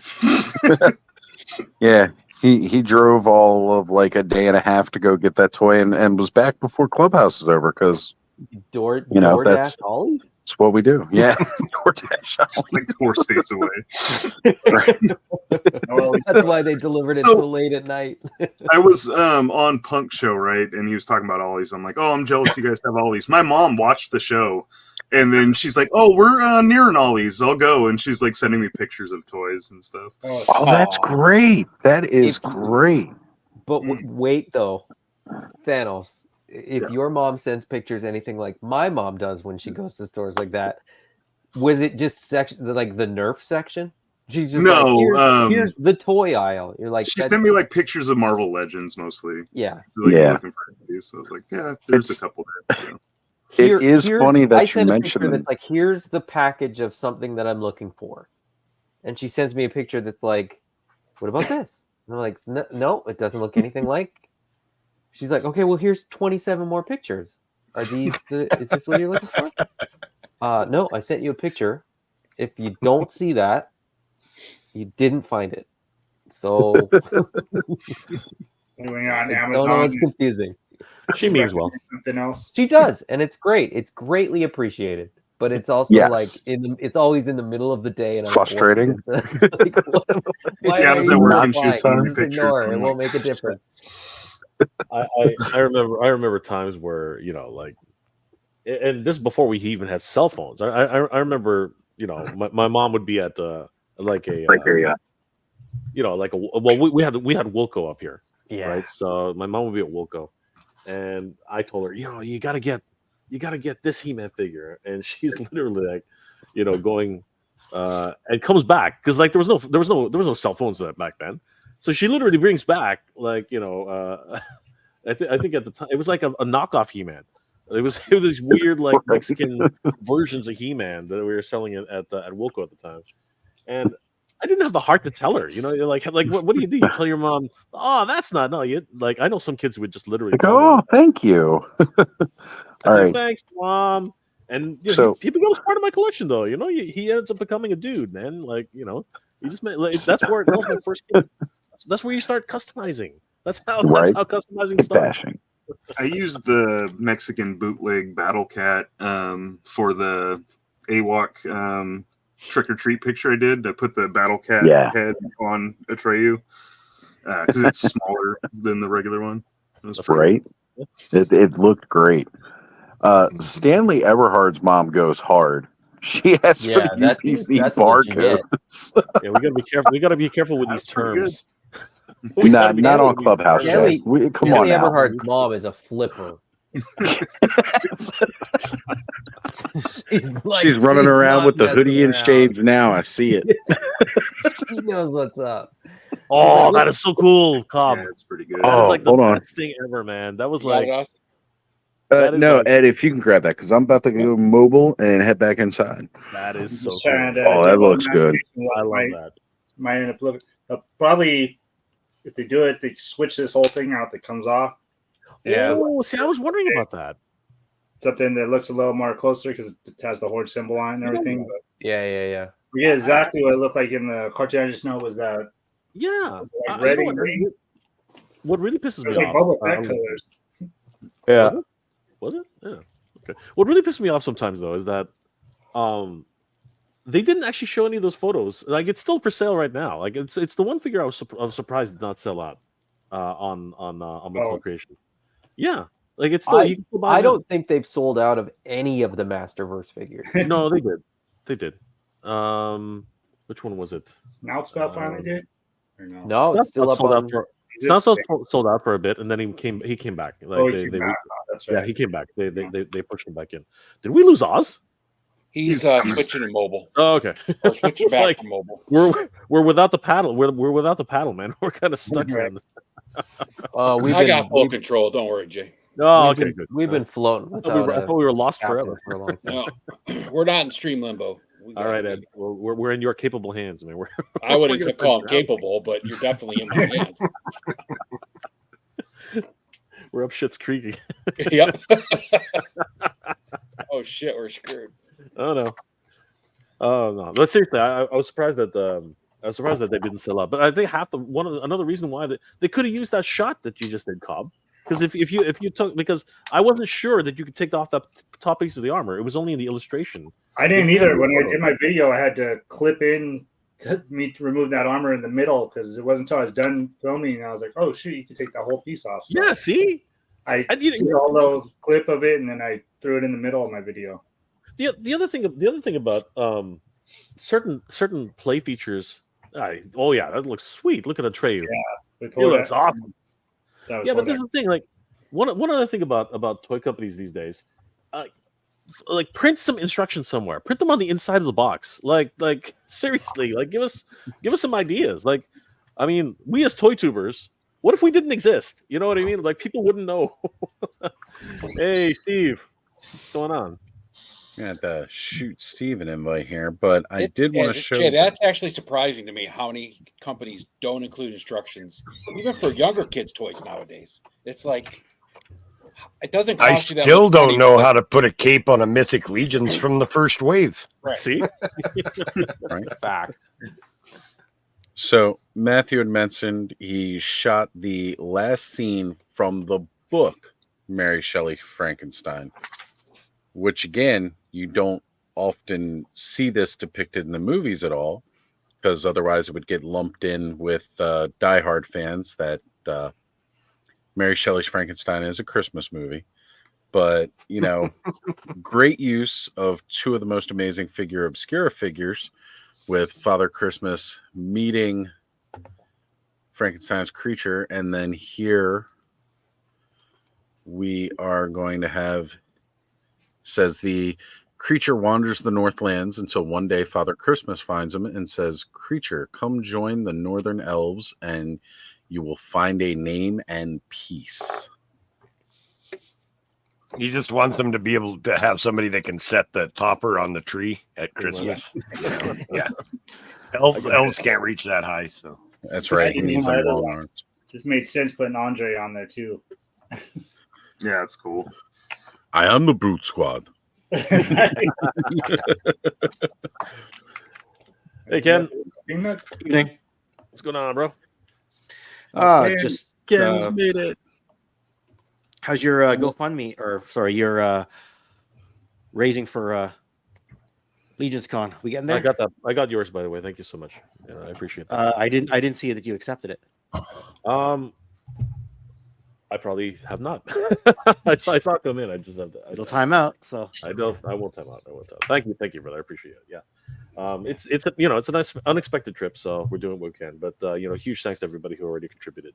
I appreciate that too. It's going well, actually. I haven't. Money's tight, man. At the end of the day, it's a tough thing. So I really appreciate everyone who's been able to put in a little bit. How about you? What are you up to this fine weekend? How was the Halloween? Was good. I got the new call sign longbow ghost figure in completely the O-ring. Nice, sweet. Yeah, it's got the massive energy shield that goes in one hand. That's cool. So, yeah, it's nice to get our hands on another O-ring product to kind of compare it to our own.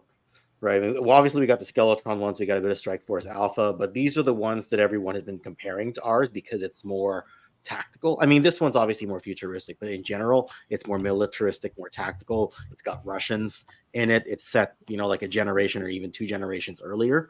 So there's a lot.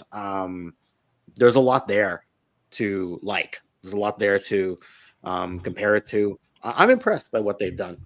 I had a long talk with Troy from the Call Sign Longbow brand yesterday because I'm not reviewing the figure, but I'm kind of talking about the brand in general. I don't think it makes sense for me to go and review an O-ring of somebody else's. You know what I mean? Like it's just kind of right. You feel a little biased. Well, because either way, you're either going to be biased for or against, right? So, you know what I mean? Like if you're against it, well, then you're trying to pump your own figure. If you're for it, well, then because you're trying to pump O-ring, it's like there's no win for me. So I have to. Be careful how I make a video of this. Don't be afraid. Just do it. You're always a winner in our eyes, Ken. Always. I try. Except for when you're going into the girls' bathroom, maybe. Yeah, I've had a few more near misses on that. Now I think it's just subliminal. We're getting there. There's at least 3 of us in here, right? Yeah. It's a Canadian invasion, and we just need Stephen Nolan on here, and then we're good to go. We were just mentioning the fact that back bacon and beer. We were just talking about this earlier in the stream. I'm only an hour from Canada, so I mean, I guess that's There you go. There you go. Trying to smuggle everything across the border. I used to just go up there when I was 19 and could drink legally. Right. So Derek Hoover says that pick makes want a Frankenstein and Yukon Cornelius team up. Rumor has it that'll be the Christmas figure obscura, Yukon Cornelius. Nah, I'm completely joking. That is definitely not what anybody has said or hinted at. I'll buy that. But I ain't gonna lie. I'd buy it. I'll buy that for $1. Bearded, yeah, I'd totally be down. That'd be great. I would buy that for $1. Not even joking. Seriously, I would love a Euro. And you know what? Abominable Snowman. I hope that's the one. That'd be sweet too. That would be really sweet. I really think this year's Christmas figure obscura is probably gonna be along the lines of A Christmas Carol again, because the way they hinted it at the end of last year in the book. So, though I will say I would love to see Eric Treadaway's take on a Wendigo, like not a comic book Wendigo, but the actual, Oh, like, come on! You don't want like the all white, battling against. Well, it can be white, but I want it to have like a skull head and hooved feet and kind of like Eric Treadaway is just going to do something amazing with it. So, for sure, yeah, he would. He really would. And Derek Hoover saying, "Don't play with my heart like that, Oz, because I'd buy that." I was looking at that lumberjack Santa Claus. You can make that into Yukon Cornelius pretty simply. Yeah, you could. You really could. Take Alpine's rope from Classified and throw it on him with some stuff. That would work. Yeah, usual Mike television. Hey, Mike. Say, hey guys, I'm Australian. For all that don't know, usual Mike. I mean, most of us here know, but. Thank you for clarifying for those that do not. We can't have Mike on because he brings the Bobcats with him. That's true. There will be a Bobcat attack if Mike comes on. And the Briscoe has made it into the chat. What's going on? Legend Series Tony is here saying hello, friends. Tony, hit me up on IG if you want, because we're talking about all things Legion Con. I know you're going to be there next week as well, so it'd be great to have you jump on and talk about what you're excited for. And Nolan says someone needs to do a Rankin and Bass line. Oh, I'd be already all a while ago, right? Who was it today? It was it was Big Dub. Big Dub posted this photo of all his collection of Rankin and Bass Hobbit figures. I lost my mind. I was like, where did you get those? I was like, that's not even a. Where did those come from? I have no idea. Those things are awesome back in the day. I was going to say they put them out ages ago, but yeah, we need some updates. We need some new stuff. Yes, super expensive now too. Super expensive. Yeah. But for what they are, they're amazing. Like I was like, there's Gollum in there. There's the there's the Goblin King. The orcs. Freaking crazy. I stumbled across those looking up Lord of the Rings figures. I'm thinking like the Mattel ones from back in the day. That's what I'm looking for. And that popped up, the Rankin and Bass ones. And I was like, holy, I had no idea they existed. Yep. I had Stridor when I was a kid from that. Oh, man. Really? Good figure. Good. I mean, he probably got beat up by one of the Dungeons and Dragons figures, yeah. I was going to say, he probably got his butt kicked by, now I can't think of his name. I keep thinking of Rhaegar instead because I'm Mythic Legion's brain. Yeah, Warduke. Thank you. Thank you. Mythic Legion's brain right now. So Jack's Pacific did Rankin and Bass line. That was solid. No. Okay. Was it Jack's Pacific? Really? Maybe. Dang. I was not expecting Jack's Pacific. Not the original one. Not from because the original one was way back. Yeah. That was like a British company that did the original one. I would imagine. I would imagine something like that. I think it's the same one that does the Doctor Who toys from back then.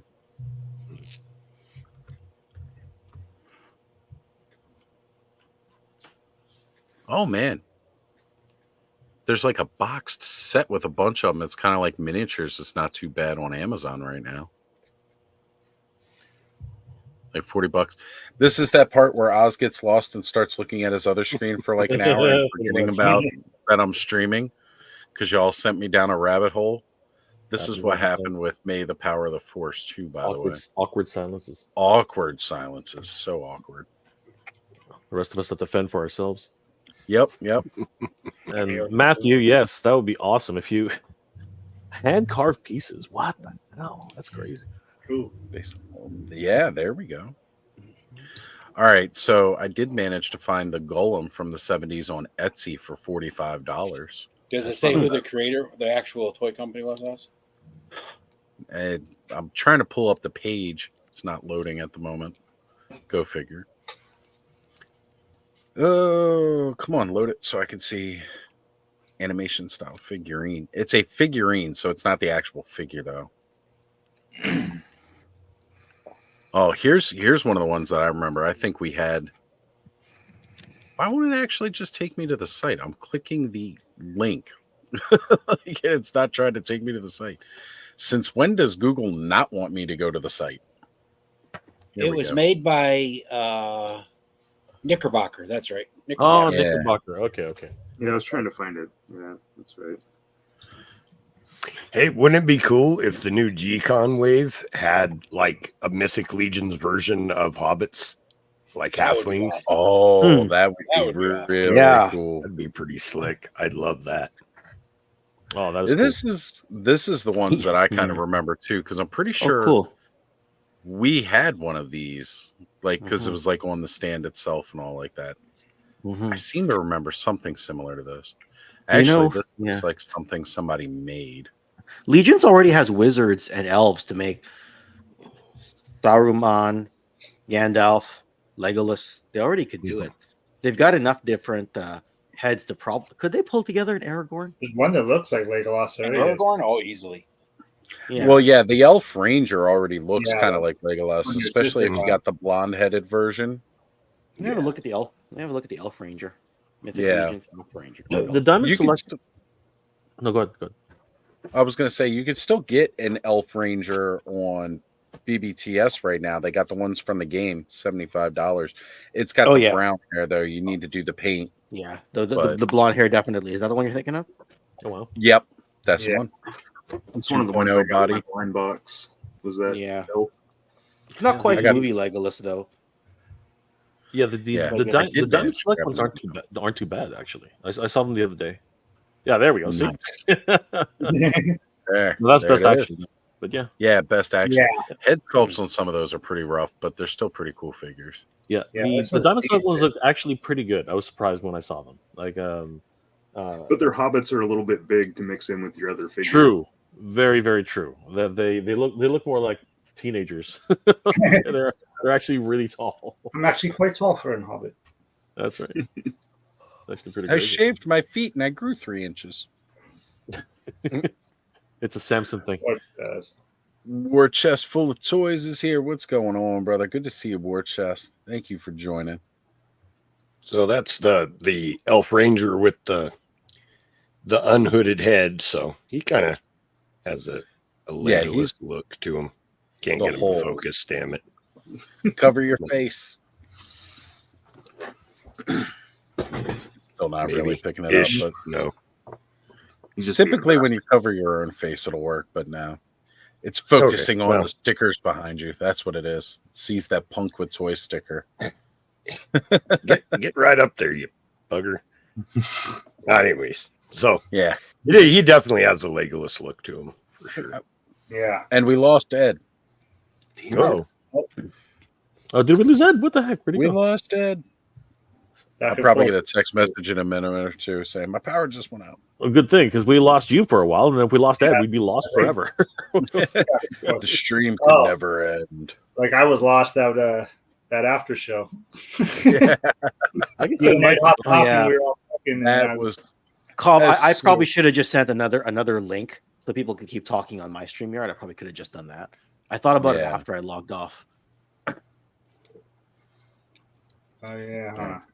We can send Mike a link. I don't know, You're unless just- that's not yeah. going to work. And I believe Ed's back. Well, not Ed.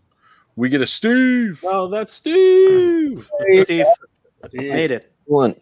There he is. What is going on, man, Steve? myth, Good to legend. see you. So, is it snowing in your part of the woods yet, Steve, or is it? No, it's foggy, windy, +4 probably, so it's not too bad. Well, didn't you say you were shoveling? That you got the shovel out earlier? Or? Oh, we were shoveling. We're filling up potholes, so we're all prepped up to do plowing when it snows. I might get a plow for my Jeep. Ooh, good call. You got a driveway, don't you? Like a long one? I got a long driveway. Yep. Yeah, you don't want to shovel that by hand. No, last year I was just like put it in 4-wheel drive, but as it stacks up and up, you're like, whoa. It's less and less, yeah, because then you get the melt off underneath, so it's not even just snow. Then it's like you got some snow, and then a little sheet of ice, and then some snow, and a little sheet of ice. No good. No, it's nasty. No good. Welcome to Canada.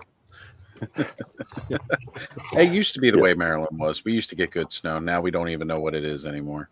What is snow? Yeah, see? Exactly. Just like Thanos. No idea. Isn't that stuff you buy in the can and then you spray it on things? Oh, yeah. Yeah, I wish. It's annoying, is what it is.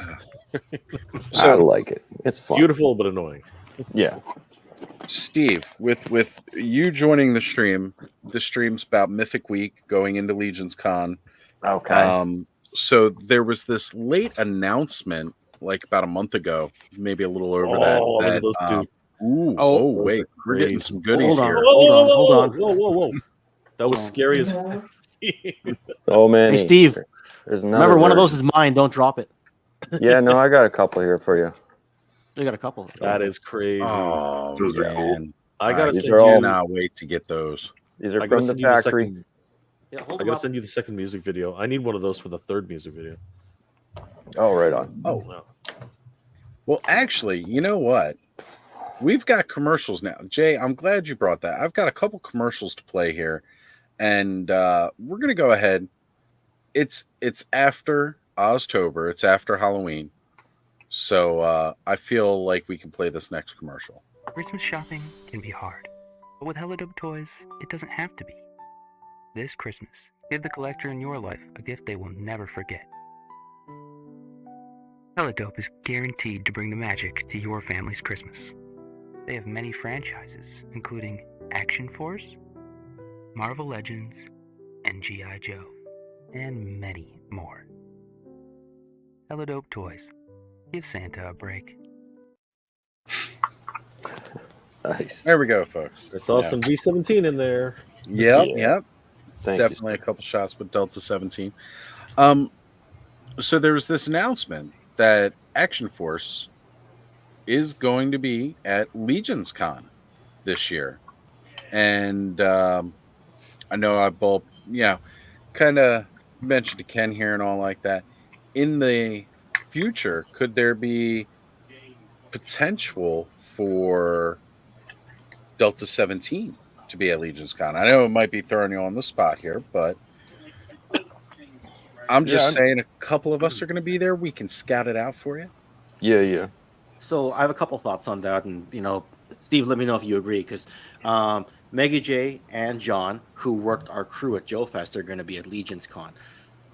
There's supposed to be a Power Con next year. Having said that, there hasn't been a date announced. It's already early November. Yeah. I'm wondering, and maybe this is a stretch because New Jersey is not the same as Ohio, but the Four Horsemen are already there. If Legion's Con kind of expands to kind of become the new Power Con in a few years or whatever, maybe, I don't know. I might be shooting blanks here. I have no idea. I'm kind of waiting for Adam to correct me right now, but I don't think he's even listening. Usually this is where No, I'm listening. I don't think Legion's Con is going to expand to that extent, and I don't think personally. I mean, you could just ask me if you want. But... No, I was doing the passive aggressive. Finish. I was doing the passive aggressive thing because I was. I don't think it's the spot. I don't think it's the spot. I think Joe Fest is a way better spot for you. No, well, obviously, but I mean, it'd be nice to have a fall event, right? Because otherwise, there's assembly required in which is the same weekend, but it's only a Friday, Saturday. That one's, but that's an even smaller Joe show. I mean, it's hard because I mean, Legion's Con is great, but it's kind of Mythic Legions and then Mythic Legions adjacent. So it's a whole lot of custom stuff. It's a whole lot of dios. Spiro does well because it scales with it. It scales with it, right? So it's also something that Four Horsemen isn't doing. So but you can kind of budget in, right? Like you can put a sword in the hand of an ape, and he can kind of fit with Mythic Legions. I don't know how an O-ring 3 3/4 inch figure fits into that equation, to be perfectly honest. Like I'm not. How do you feel Valiverse is going to fare at? Dude, I mean, look, they're in Rhode Island. Find out, but I just don't know that it would be. I'm trying to tell Jason he does too many cons, so like I'm not the guy to sell you on going to more cons. But and I'm trying to tell Steve we don't do enough. So, I think there's a fine line, right? I think there's a threshold, and everybody has to find it. And I think it's different for every brand because, you have to understand that if you're going to go to a con and spend a whole bunch of money to go, because they're not cheap, right? Like unless you live on the East Coast and you can literally just drive yourself to the con with the product that you have in the back of a van, these things cost money. And so you have to weigh how much exposure is the brand going to get? How much money do we make at the con? Like, does the con pay for itself? And if it doesn't, are we getting enough exposure that we're going to generate sales that are going to sort of compensate for, the loss of going, basically? So it's the numbers are funny. Numbers are complicated, and I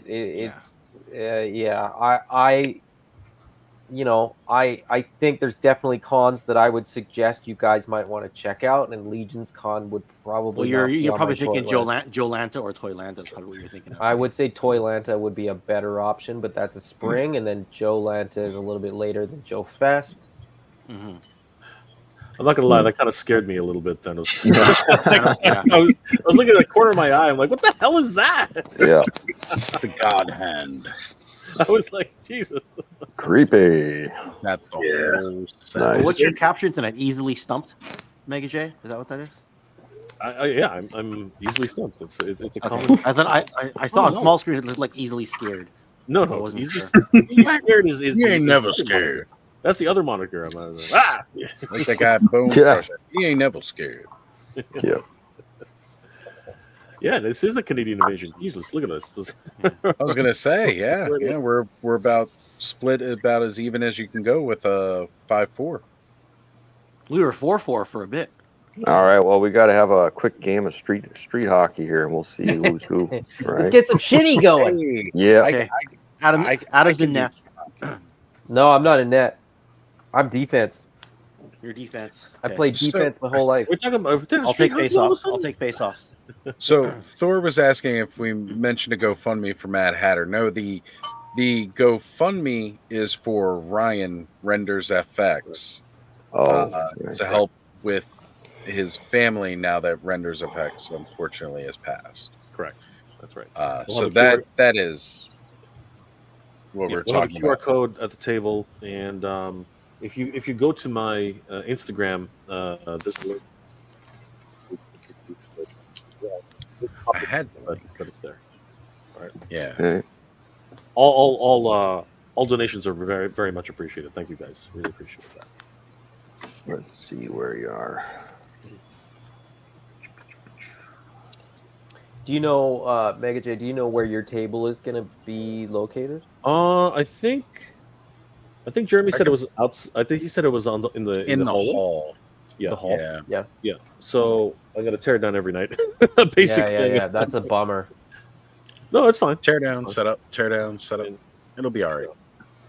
Make it work. I got an acrylic case for Flipboard because it's just a lot of little things, right? So they get lost really, really easily. So I just got to make sure that they're all. I don't not trust everybody. I do. It just when things start to when they're like this tiny, this freaking tiny. That's when things get lost really quick, right? So I just try to shopping cart. Yeah, exactly.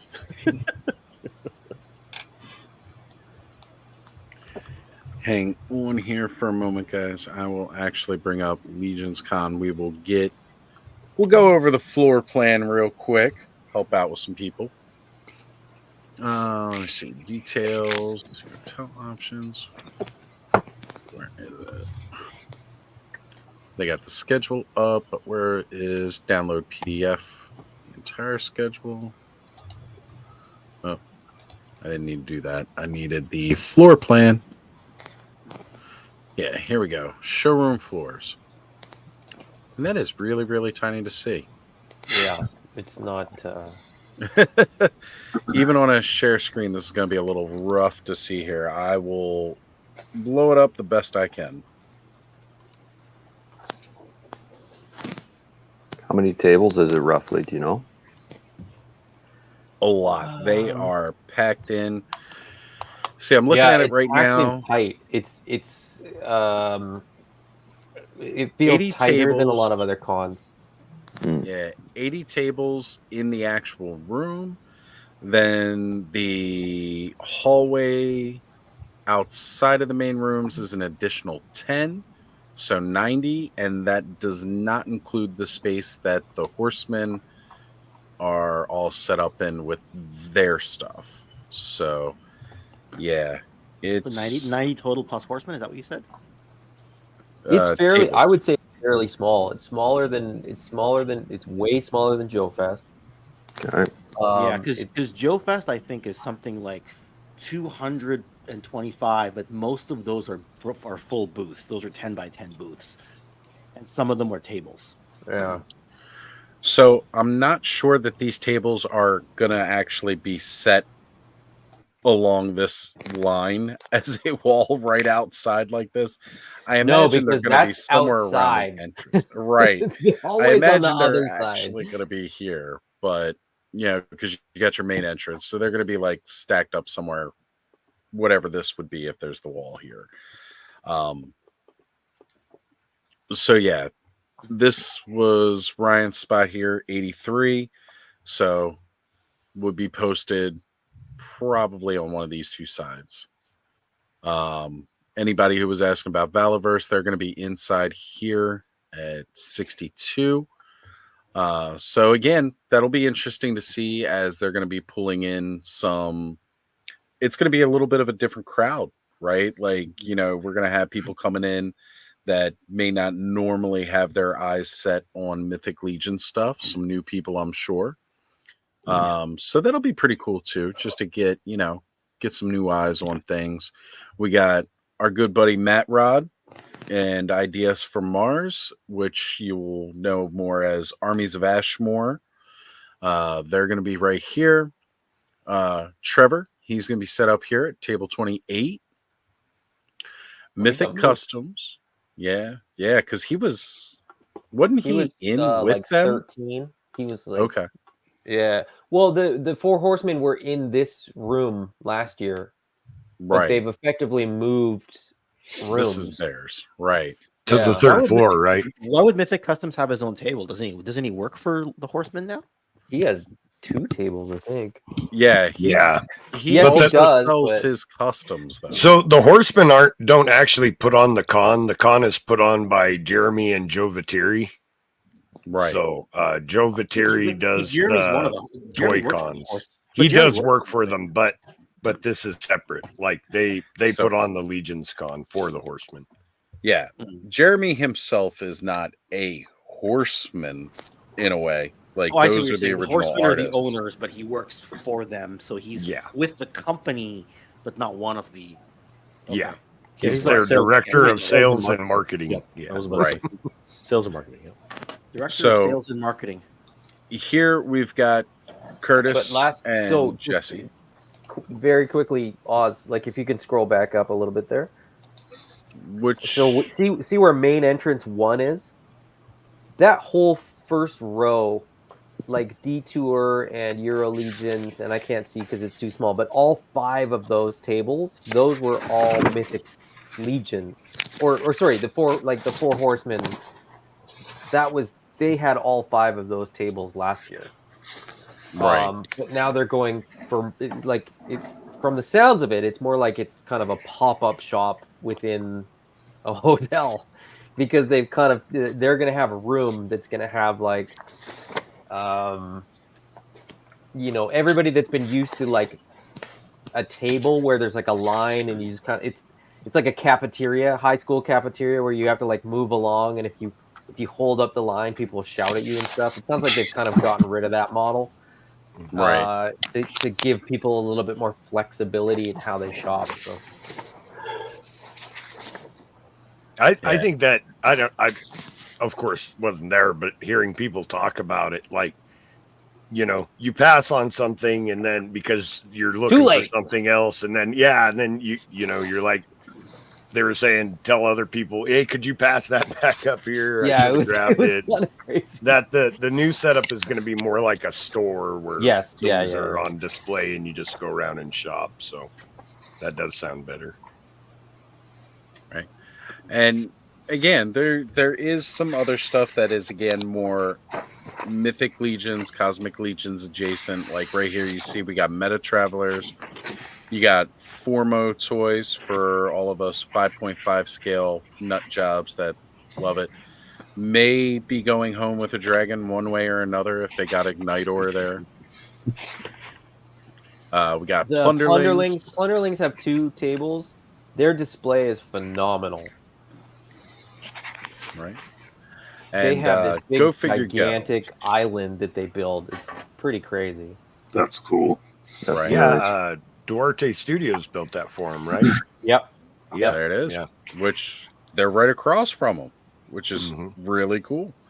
Go figure go. This is another great diorama builder. If you guys are not already following him on IG, he definitely should be. He does some fun lives too. Almost thought this was you there for a second there, Adam. I was like, wait, did he get his own table? It says highly posable. That's not me. Not you. Here we got D Blake's makes. I always Josh mess up Brown saying will his be there name too. because of the way it rolls. Yeah, Josh Brown's this side, right? He Well, doesn't I think actually he's just- say Josh Brown toys, or is he sharing the table? He's sharing with D Blake Banks. Okay, I think. got it. Right, like I'm 90% sure. I see Paul's Customs there too.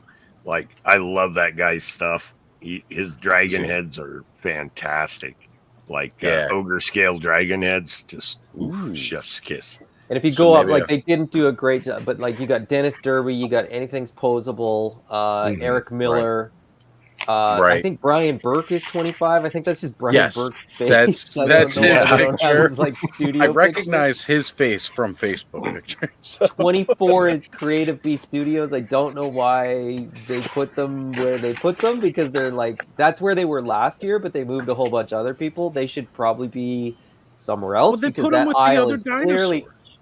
Well, no, but I mean, like the aisle is in between like 11 and 21, right? So that's where people walk. Right. So 11 through 15, 21, 22, 23, and 25 are like customizers, and then there's going to be a dinosaur table. Right. I almost be almost feel like we should grab a meal from here. Put them down here. Every time when I look at this map, I'm like, okay, you could manipulate this and kind of like move some people around. You could make certain sections, like themed sections almost. But they didn't do that. They put us exactly where they put us last year, which is perfectly fine. I mean, they didn't change the light bulbs above us last year, so it was like dark in our corner, but whatever, we still did fine. Yeah. And for those of you guys who know, in Jersey, Chubsy Wubsy, right there. Bringing the Those guys toys are to great. you. Here we got right. Yeah. And Unparalleled Universe going to be hanging out right next to Vala. Fox Forge Toys. So you got Meta Travelers up there, and then this one's going to be the Galactic Valor for people who remember. I think they actually announced Galactic Valor at last year's Legions Con, wasn't it? Yep. Yeah. So that's going to be really cool. I'm actually really excited. I forgot about that they're going to be there, so I actually get to see those because they piqued my interest last year. So They're again, really you can nice. see there is other things other than just fantasy. They got some sci-fi in there, but we'll see what military-esque kind of draw comes from Valaverse being there. Yeah. I mean, Valaverse, they're coming out of Rhode Island anyway, so I think the road trip isn't too terrible for them. Right. No. Yeah, so like I don't think they need to have a crazy bonkers show relative to their expense. Right? Yeah. Yeah. So, right, like if I was just do a regional show here, Steve, I wouldn't need to do crazy numbers if I wasn't paying for, or like if I Yeah. Yeah, I think didn't need too big of a truck, right? So I think Bobby's trying something different, right? Seeing what else is out there. I mean, like there's no harm in it. You know, as you said, he's so close anyway. I'm just saying, if you guys want to have like Delta 17 Con in Baltimore, I'd be down to spearhead that. Just Nice. putting it out there for you guys. We'll get it down at the convention center. We'll have 5 people show up. It'll be awesome. That sounds perfect.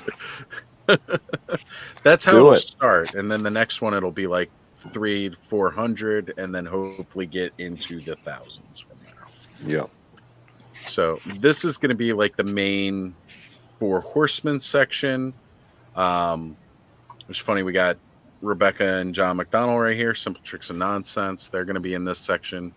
Which seems like kind of like an odd choice to be in with this, but I mean that works. Oh, you know what though? They won't be at the table most of the time. Right. They'll be walking around. And because they do some of the most amazing cosplays. Like last year had Alithia and Mask of the Red Death. And then even doing the other one was just like a Skeleton Legion builder, and then she was Thrace last year, I believe. Yeah. Still really, really cool. This is an exciting I area. saw she's working on a swig mask for the 1,000 swigs. She's doing a swig cosplay, is what it looks like. And I think that is just a crazy, like, wild idea for that. So she's like swig sized. She's right. Yeah, she's tiny. She is tiny. I know Vine Jungle Figure Factory, Stiltby Studios. He kind of gave us a sneak reveal. He'd been talking about possibly going to Legion's Con, but wasn't sure because it's right after his busy season with dealing with all the haunted attractions. He was talking about possibly being there, and then confirmed it on our tour that we did of the Dark Hour on the Frenzy 2 weeks ago, where he took us around his haunted attraction, which is one of the coolest things ever. If you guys have not seen that, go back to 2 weeks ago, the Frenzy on Skelevator's channel. He gives us the whole tour, and then he showed us like the behind the scenes where they make masks and everything else for the actors. And there was a painted up swig face with no ears on it yet, but he will be bringing a swig to Legion's Con. Awesome. Yeah, that's really, really cool. So this set right here, we've got the mini Glycon Glyos creators. So for people who are familiar with the pop and swap Glyos system, that is really cool, really popular. There's going to be an entire section for it right here. That is going to be really, really awesome as well. I can't wait to see that. Of course, you got your 4 Horsemen checkout station, the Armory experience, which again, I'm really pumped for Build-A-Bear Mythic Legion style. Hell yes. Nice. We're going to have the apparel at Retro Rags Limited over here. And why am I not remembering this symbol now? C. Jessam. C. Jessam's the soft goods. Thank you. I appreciate it. D13 toys, which they just announced they're doing all kinds of crazy Christmas angels, which is so cool. So cool. And Nate still waiting on the Jesus and Moses from those guys. Man, I am like, this is going to be great. There's so much great stuff to see. So many great creators. And again, a lot of it is there's a lot of custom stuff, and then there's just a lot of overall toys. And I got to figure out what this honeypot's all about. Just saying. I'm a bear, so they mention a honeypot. I'm all for it. Brutal Realm, they're going to be on site. That's going to be great. Waltor, he's going to have his table for the Cabal. That'll probably be T-shirts and stuff. I gotta finally get my Cabal shirt because the last one I got, it shrunk in the wash, and now it only fits on like my toys. So, and that's where the exclusives will be in the hallway. Yeah, too. Right. So, and that is again one of those key important parts. So, yeah, for sure, guys.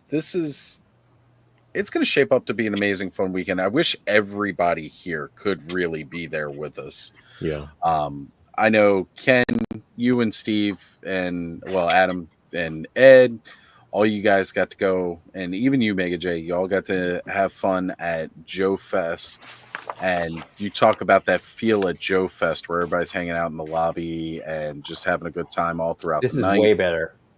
And well, I was going to say that's what Joe Fest is cool. Like. Legion's Con is like next level for that. Did you go to last year's, Adam? Legion's Con? Yeah. Yeah. As a community, though, as a community event is what you're saying. Yes, yeah. I mean, just in terms of like the outside of the convention, Legion's Con there's nothing quite like it. Yeah. Really? Yeah. We're looking forward to it. I mean, I think Oz. I think this is my first trip to it. I'm pretty sure this is yours. Yeah. No, this is totally my first trip. Like I said, I was supposed to go last year, did not get to make it. So I am like really pumped and really glad. Again, I was a little scared that with my time off request going missing and they couldn't find it, that it wasn't going to work. But of course, right? Yeah. Fortunately, my boss pulls through and made sure to get those dates approved for me. And now I'm all set and ready to go. The only thing I'm upset about is, man, maybe I should have put in for a couple more days and went up a little bit earlier. But then I would have been sleeping on somebody's floor in their hotel room because the extra funds to shell out for just stay over at Greg's house so I can again check out the shoes. I'm not a sneakerhead or anything, but I really get amazed seeing people's sneaker collections. I don't know, it's weird. That's yeah. Well, this is for me going to be such a surreal experience. I'm such good friends with so many people in the community that I've never met. Never met. It's like I do a show with Jesse and Curtis and Trevor and Nate, and I've never actually been in the same room with these guys, so it's pretty crazy. Like, the first conversation you're going to have with everybody it's going to be, oh, I thought you would be taller, or I thought you would be shorter. That's the first conversation you're going to have with everybody. Because it's so comical. Adam, that's the first conversation people have with you. Okay, that's how that, because everybody thinks you're shorter than you actually are, but you end up. Yeah, that's true. That's true. But Joe, Brad Jones, way taller than I thought. Oh, he's huge. Yeah. I've seen a lot of photos of him. He's a big dude for sure. Yeah. He's tall. Yeah. It's actually Wade. Wade is freaking tall. Like I was shocked how tall Wade is.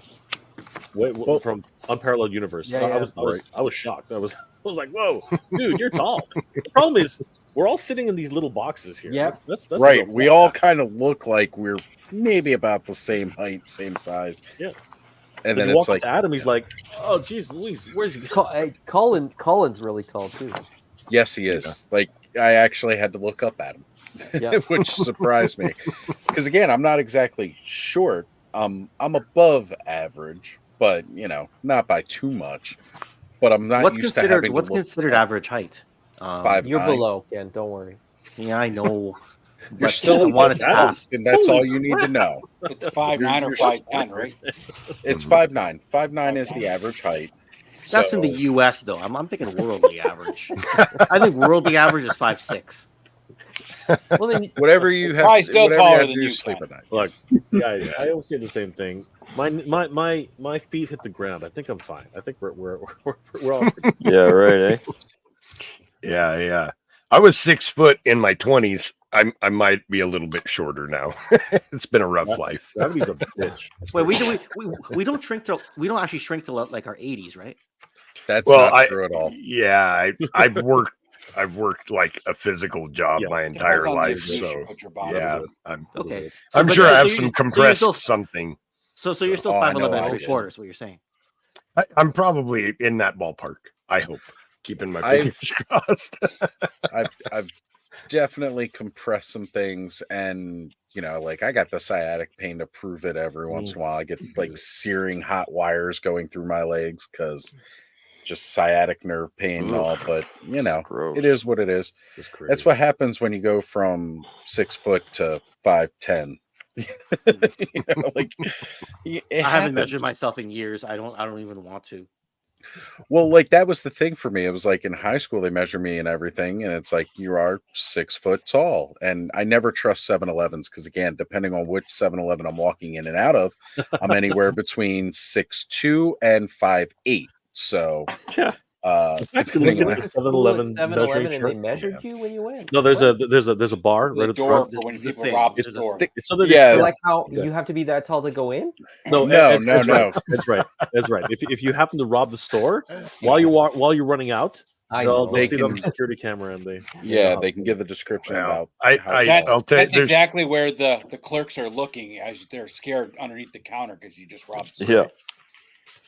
There's two things I haven't done in a long time. It's check my height or my weight. So or rob a store, right, Joe? Probably. Well, no comment. But probably too hey, man, those all ends are expensive sometimes. Right? Gotta take that ramen where you can get it. They're paying for themselves. So here we go. World average for men is 5'7", and women is 5'3". And shorties. I'm taller than a woman, so I think we're okay. Anyway. Yeah. Hey, I'm just excited because I'm a lot more above average than I thought I was. So, you know who's taller than I thought they were? It was Wilhelm Toy and Hobby. Jesus, when I figured he was. Oh yeah. 5'8". All we need to know is that Adam breathes different. He's been really quiet lately. I'm like, come in, man. I almost messaged him, but it's I don't know. Yeah, really I wonder what's going on. He's been super busy, and then Largo's just been. I don't know what's going on, Largo, man. It's just I'll message Will, then I won't get a response. Then I'll message a few days later, I won't get a response. I'm like, are you mad at me? And then it's just like, no, I'm busy. Like, okay, you're alive. There's a pulse. Yeah. Right. As long as there's a response, I feel good. There eventually is. Right. Eventually, when it finally comes through. Yeah. But yeah, even with when Mega J and I see each one another, we're just gonna have to do it again. You son of a bitch. That was an epic meeting. I was. You should have seen me around the whole. I was yelling at people who kind of look like you, and just trying to talk you down. I'm telling you, man. I put on the Ramen Toys hat. Nobody can see me anymore. It was just a great meeting of the minds at that point, and I was so glad that we met in the front, and my brother had the phone, and that was right. Awesome to see that in person. It was really cool. To actually get that moment, because not everybody does. I would go back to it, right? So, yeah. Anyway, guys, I gotta go. But it's been great hanging out with everybody. All right, later, Jay. See you, I Jay. can't wait until next week. Later this week, it's gonna be great. This time next week, it'll be in person, Jay. Yes, will actually no. Is it still Saturday? Yeah, no, it's Sunday now, but technically it's Sunday. But still, this time next week, we'll all be hanging out in the lobby of the Hanover Marriott. I've been on so many streams connected to this type of thing. It's just hilarious. I was on Carlos's stream the other day. I was on. I did the announcement for AWOC's photography con. So I've been streaming constantly. So, but still, always great to hang out with you guys. Guys, if you haven't already, please subscribe to everybody here. They are all freaking awesome creators, and everybody else. We will see you guys at Legion's Con. Steve, Ken, Adam, Joe, Thanos. Ed, Cobb, and of course, Oz. We'll see you guys later. See you, brother. Oh, shoot. Good. We got one less Canadian on screen now. It's too late. We want to do the other way. We want. I got busy doing something. I didn't realize I was on here. I was like, later, Jay. Then I looked up. Oh, yeah. Had no idea he wasn't on camera anymore. Cobb was just, taking a shit. But speaking, kind of, Adam, since I was nice and made you a swig, could you bring me some poutine? I'll leave that for Adam because he's the one you're gonna see. I'm just trying to think what I will need to bring to actually make that happen. Not easily, I can. The cow? I'm kidding. I'm totally joking. But someday, I would like to try it. You can't get poutine where you're at, Joe? No. They don't have any cows in his desert. He's in the desert. No, there's. I mean, I could make it, but I couldn't have it like prepared for me by somebody who knows. Like I've watched like the recipes and stuff, but I don't know. It's underwhelming. I mean, the reality is that it's not as really. Well, I mean, hey, I like poutine. I think I heard about poutine fries, tried to figure out what it was, and I went and I tried some, and I actually enjoyed it. Now, mind you, I wasn't in Canada, so I have no idea like if it's better or it's if just talked about a lot. So there's that curiosity factor. Like you hear about it so much, it's something that you. Joe, you've had grits before, right, Joe? Yeah. So it's kind of like that. If you go to the South, everybody talks about how great grits are, but grits are just grits, right? I mean, right. They get great when they become shrimp I've had and grits and I've had poutine, and it's like you hear about it so often that it sounds like some sort of legendary dish, and you eat it and you're like, it's good, right? But I don't know. I mean, it's a regional thing. Like it's popular regionally. I don't even know that it's that popular. It's like people don't kind of like go out of their way and get it. You know what I mean? Like it's just something that you eat. It's not. So that's so weird considering how much it's talked about. Like, but it's talked about in the same way that like Canadians say "a" all the time, which is also like not the case. Right? Like, I always say it quite a bit. Not as much as the New Zealanders. The New Zealanders say it way more. I the agree. A came I live from with the Kiwi. Strange Brew. I mean, that's why everybody thinks Canadians say it. Just oh man, that's our anthem, dude. That's our secret anthem.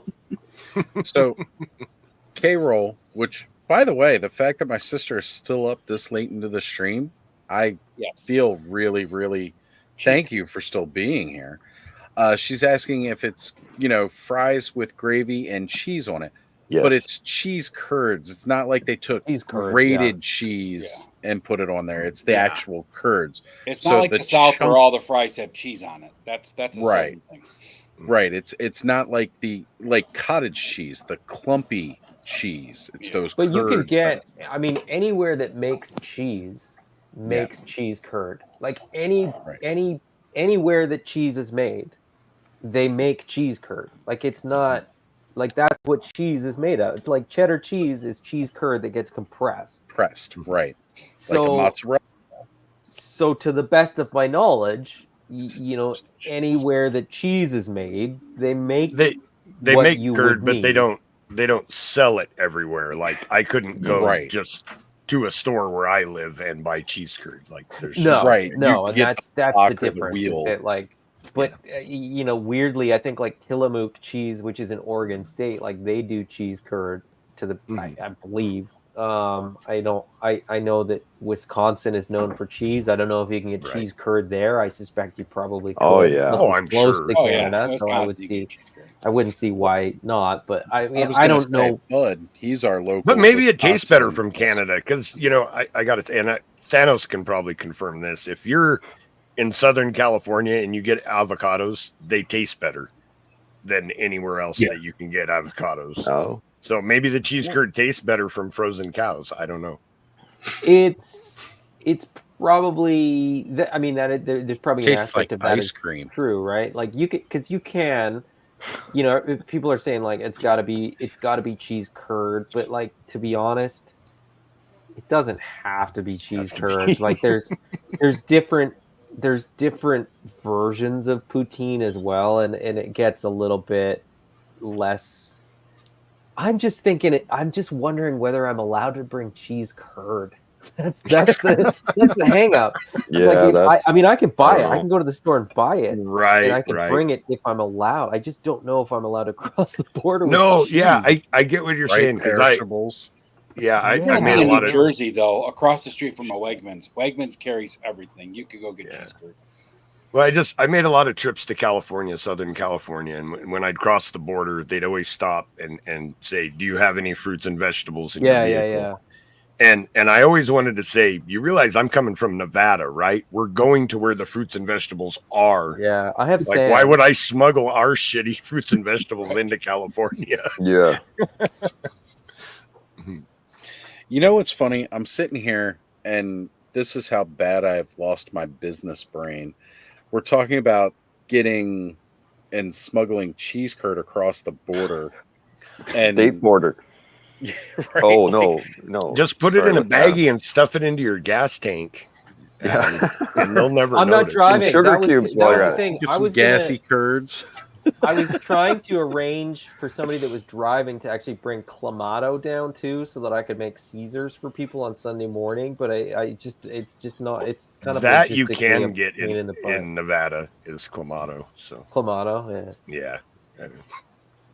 I know because this was a long time ago. I went Caesars drinking and with poutine was gonna be, that would have been my I went drinking with my dad and my brother, and I wasn't feeling very well, but we were putting Clamato beers, and then I got sick and I had to go throw up in the bar bathroom, and it looked like a freaking murder scene, and I was like super embarrassed trying to clean it up, and they didn't have paper towels. They had this weird the cloth, the cloth thing that like cleans itself or whatever.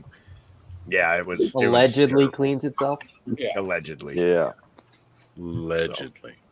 It didn't clean off the Clamato very well. But this all started with me just making a bad joke about poutine. I apologize. No, it's fine. That's Clubhouse, right? I mean, we got to have 10 some kind minutes of later. dietary talk. Right. All right. So Carol knows, and this, she's going to probably flip because I'm going to talk about this. There is a very special cookie here in Baltimore that is called burger cookies, right? And they are by far one of the best, richest cookies you could ever taste. They are exclusive to this area. Like, you can't really get them outside of Virginia and PA or Maryland. It's just about to say Baltimore like it was the whole state. So growing up, this cookie was my mom's favorite, and it was one of my favorite cookies. I say one of my favorite cookies, and was because I've had so many of them now. And I still love them. It's just that I try not to eat them too much anymore. Otherwise, I'd be like bigger than I am. So this is the burger cookie, and a very good friend of mine. It's his family's bakery that makes these. Now, mind you, wow, I met him in high school, and I already loved these cookies, because they were my mom's favorite cookie growing up. These things are special. They weigh a ton. Oops. This is how they come packaged. Like, you see them right here in this. Each one is hand dipped and loaded with this like fudge topping on the cookie. And I realized I'm coming to this big event, and I didn't think to ask my buddy Corey if I could bring some cookies to share with everybody, so that you can all go onto his website here and order these cookies. As Christmas is coming up, I got to plug the business. But yeah, like, these cookies are amazing. So I just messaged him, and I know it's 1:00 in the morning, but I know he's also probably still up, so I don't feel bad about that. I'm going to see about trying to get some of these cookies to share with you all while we're at Legion's Con, and get you all addicted, and then you'll be wanting to order more. Nice. Now we're coming for sure. There we go. Now I got Delta 17. Cheese Factory in Oregon has tour and sells miniatures fresh cheese curd. There we go. I've been there. And yep, now my sister's going to be pissed. We'll get some sent. I promise you'll have some for Christmas. And yes, Stanley, the DMV area. That is where I am from. Right smack dab in the middle of the East Coast. Like, literally in the middle.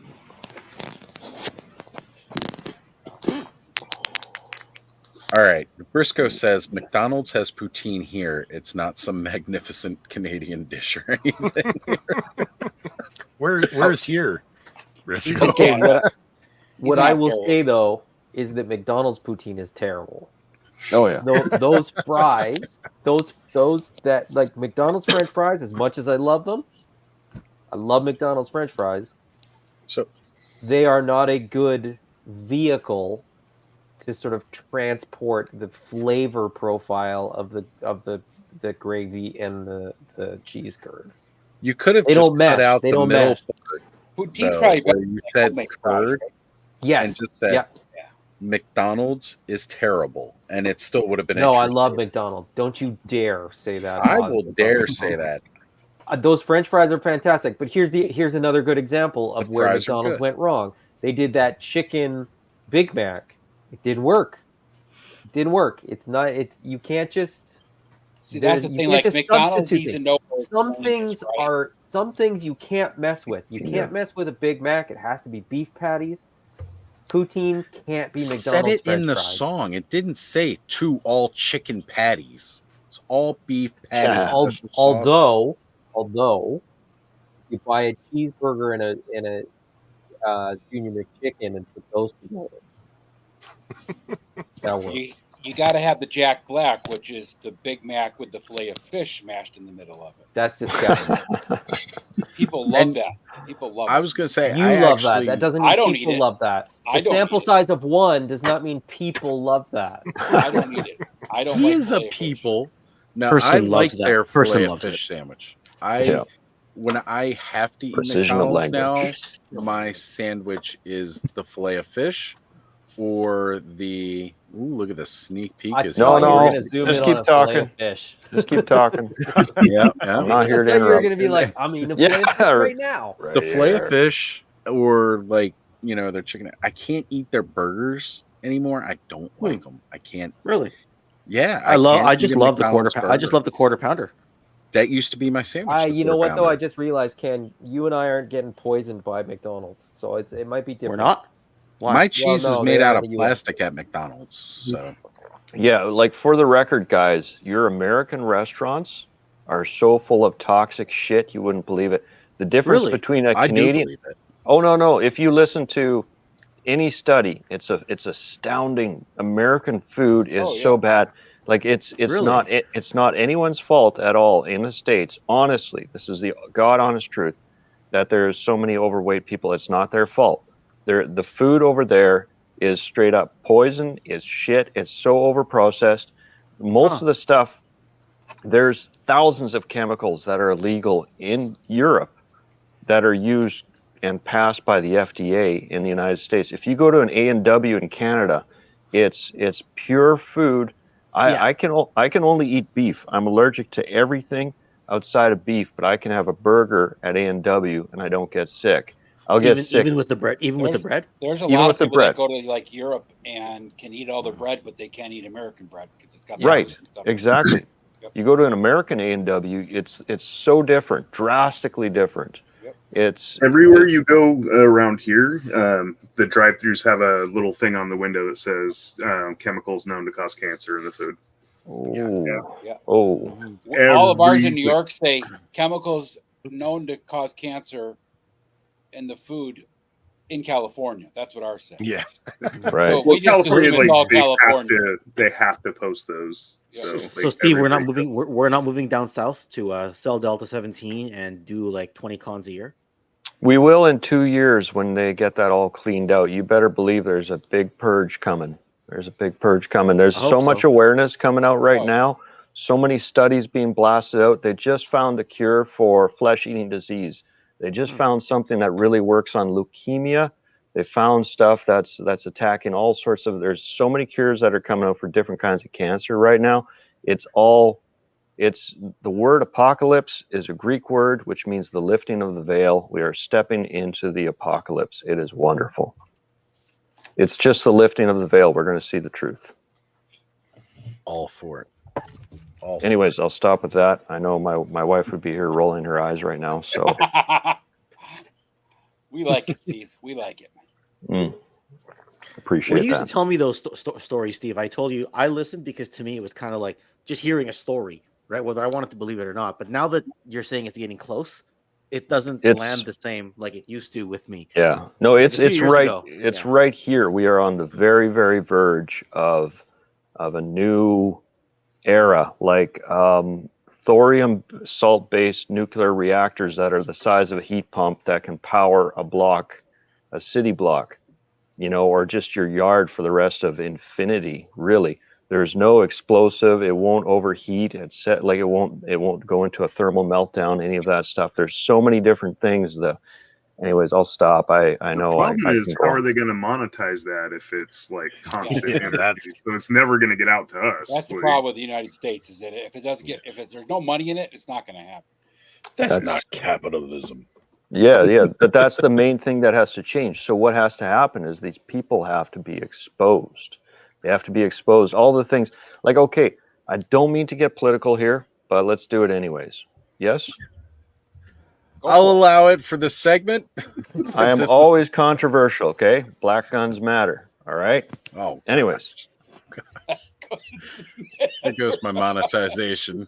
Yeah. Sorry, I don't shy away. If it's not cranked up to 11, you got to put it higher.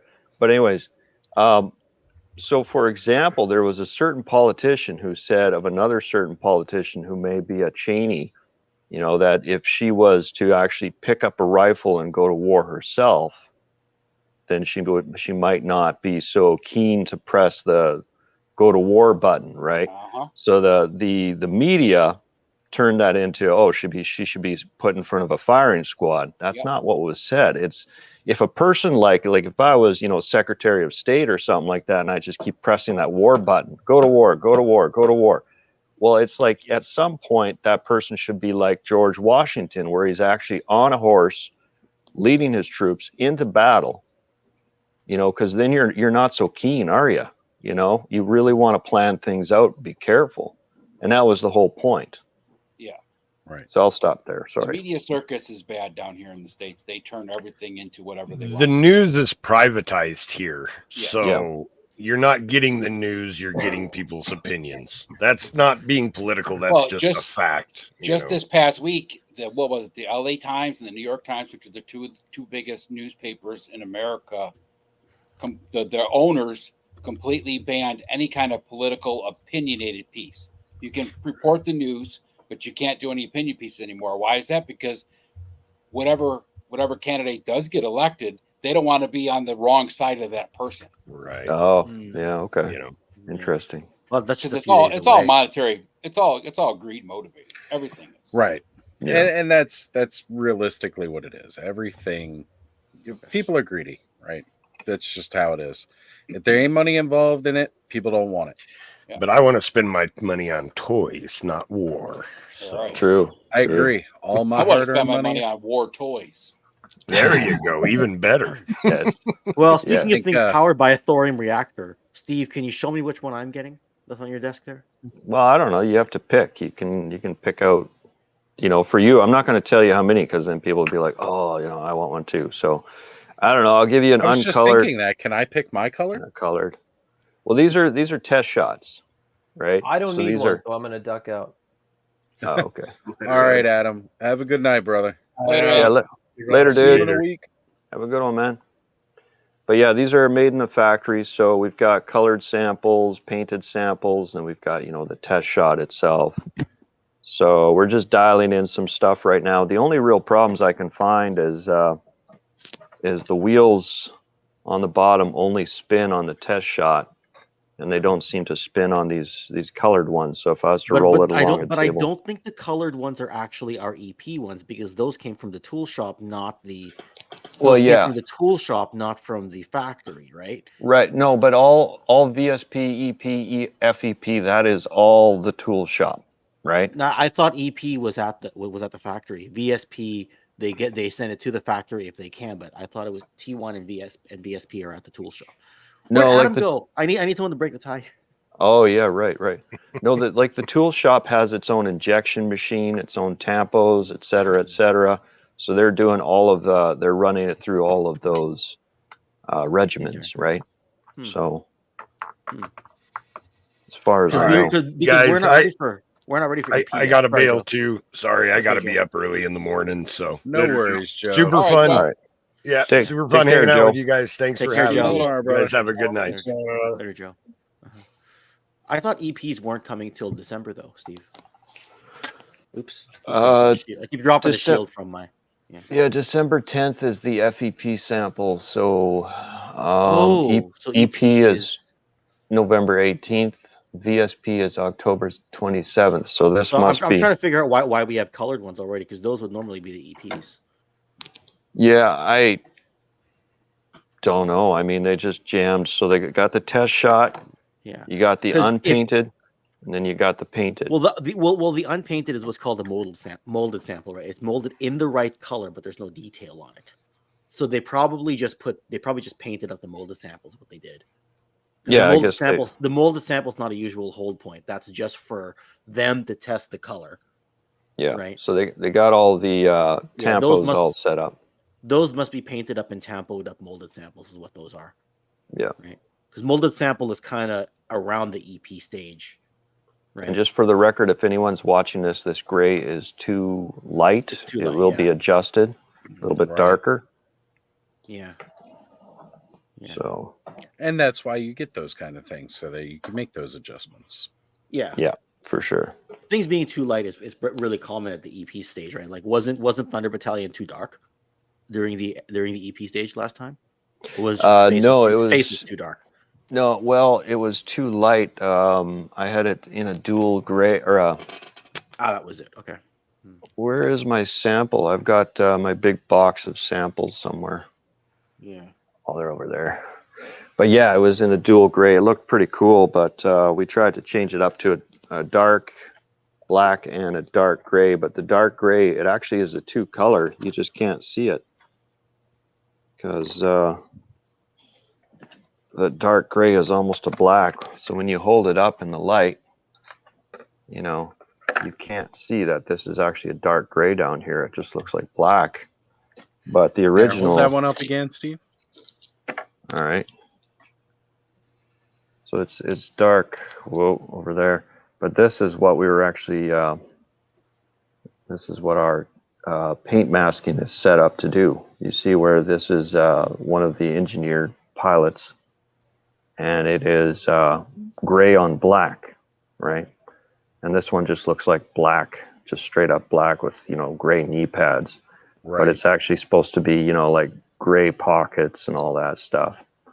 So this was originally what we were going to go for. We switched it to a darker. The darker turned out to be almost black, but people like it, so I'm happy about that.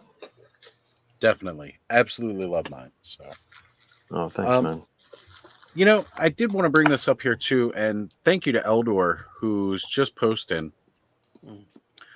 Ed, there was a little talk about a photo contest for Spiro going on a little bit ago. Doesn't Toy Elite have a photo contest going on for the month of November? I know Thanos has submitted some shots to that. Yes, we do. We have Toyvember going on right now, and you can still join. You'll miss out on the pre-registration bonus points, but that doesn't mean anything. You get a point every day for participation, and there's judges that have an allotment every week to give out, and we'll pick a certain amount of winners at the end with some. Who are these judges, prizes. and how do I bribe them? Well, two of them future are politician. me and Travis, and I accept all forms of bribery. And no corruption. I can even make sure you get the prize you want. Yeah. How's that? Yeah. Yeah. So sorry to interrupt, Steve. I got a bit. I kind of went into obsession mode. I looked up our conversation with our project manager. You might be right in this case, because when I asked, I looked up my conversation with Joseph. The EP sample I was talking about, that's 50-50. It might be in the mold shop. It might be in the factory, depending on who is more. It depends on the schedule.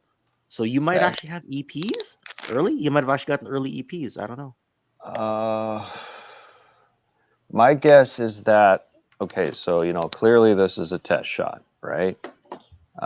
Clearly This is a VSP. My guess is that they were so far along in their work that they just took some VSPs and just applied, the paint mass to it.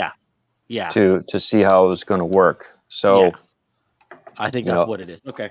So I'd say these are all VSPs. Yeah. There we go. Okay. Yeah. All right. Sorry about that. Very, very technical factory terms. I just got pissed off that I wasn't remembering it right. That's all. You know me when I get into details. I go into complete. I get into complete crazy mode when it comes to details. Okay. So straight from Toy Elite Takeover, we got the first post with the QR codes. Make sure you screenshot that. Oh, well, no, because that was for the pre-register, which you can't get at this point. My bad. I was thinking it would have the registration's still the same. You're just not going to get the bonus points. So this link will still work. Okay, perfect.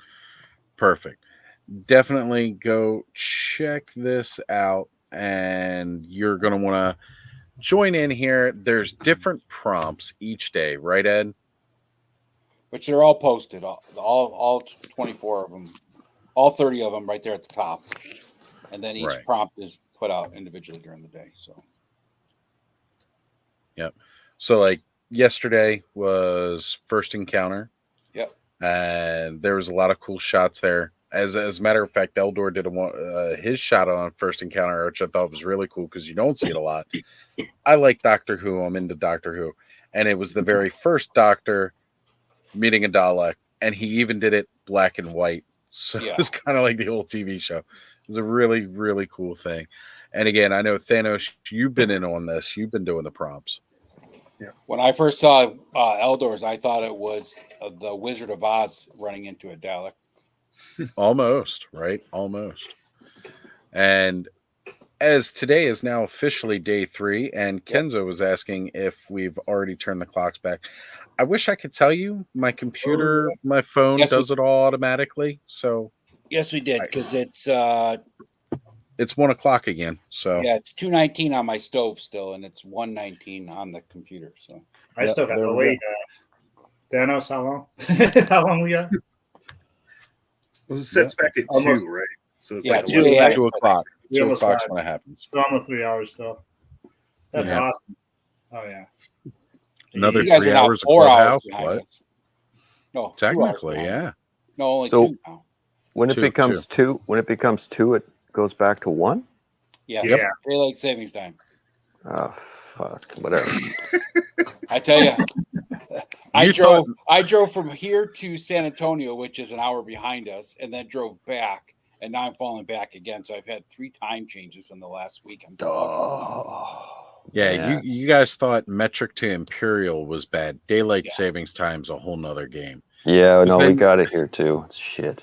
Yeah, we got Arizona, which I like just getting says, a shower. fuck all you guys, we're not touching our clocks. They've been trying to. That screwed me up once with Tony Romo because I tried to get him on a stream and I forgot he didn't get daylight savings. So I messed him up about 2 years ago. Wow. They've been trying to put the law in place that they don't have to do it anymore because there's really no point in it nowadays. No.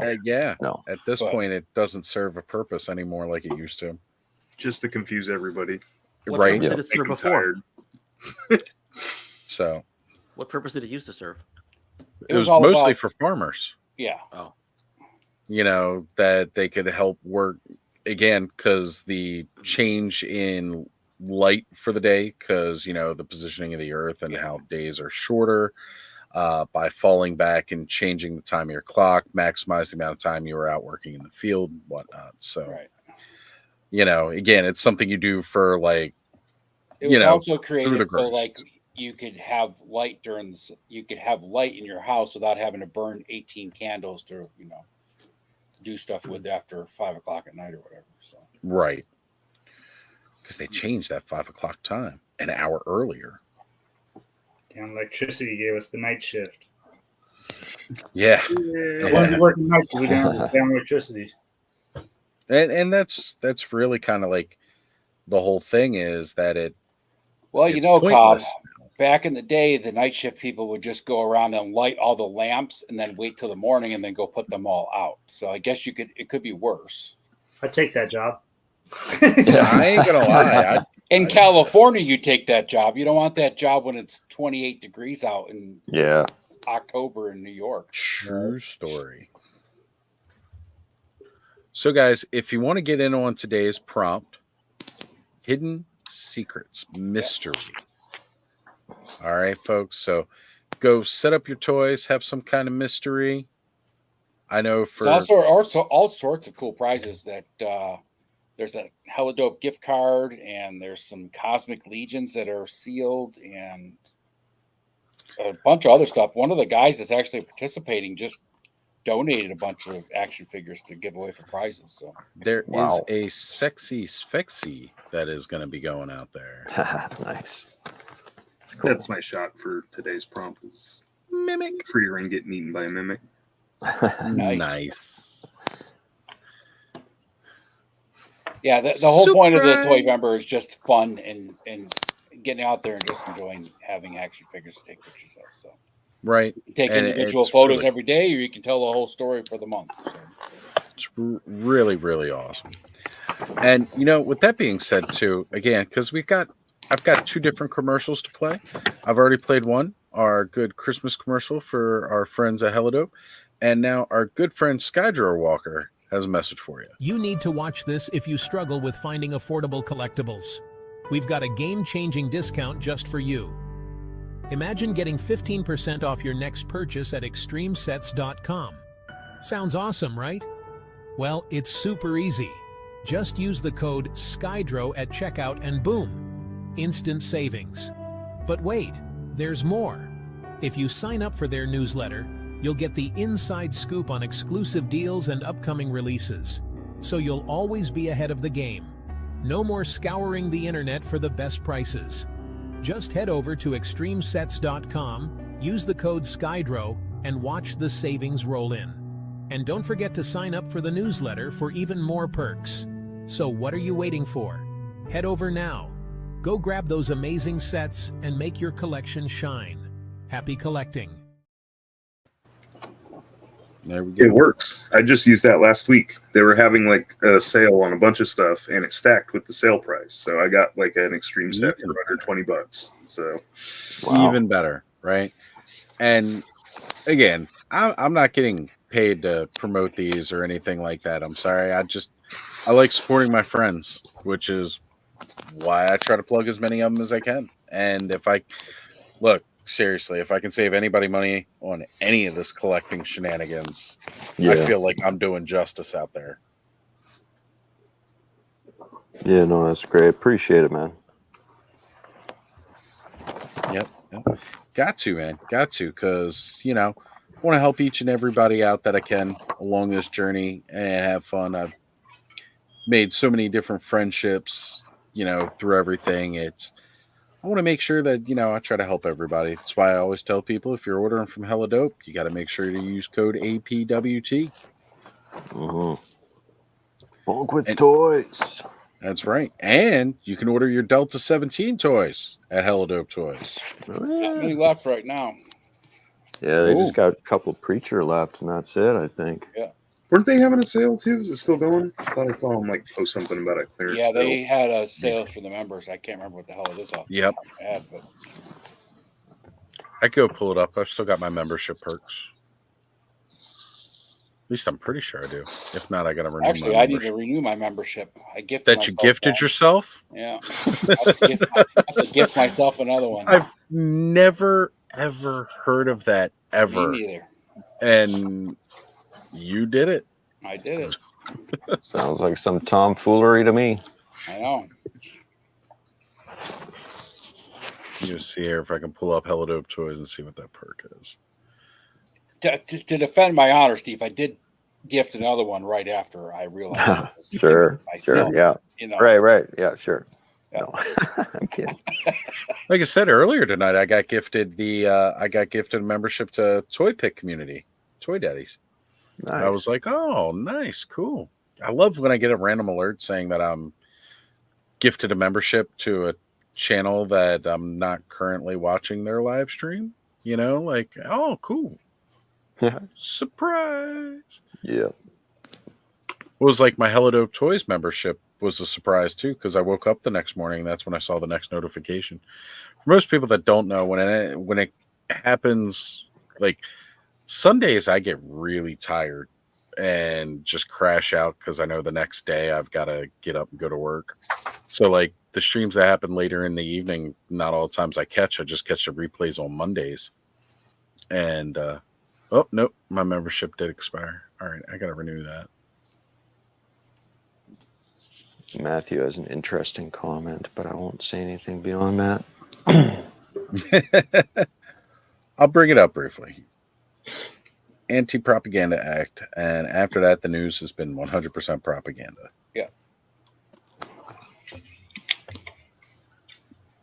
Pretty sure news and media is propaganda by definition. Period. Yeah. Well, I mean, what is the statistic? Like 88% of our news organizations are owned by 6 major corporations. So that's print, radio, and television. So, we'll just leave it at that. I don't want to go beyond that. Yeah. The world's fucked. You're all fucked. Enjoy your place. Hey, look, George Carlin, if you want to hear my thoughts on things, just go watch old George Carlin skits, because the man was You're not a member of the club. Yep. But things are changing. Never before would we have heard of, we're seeing the I should watch what I say.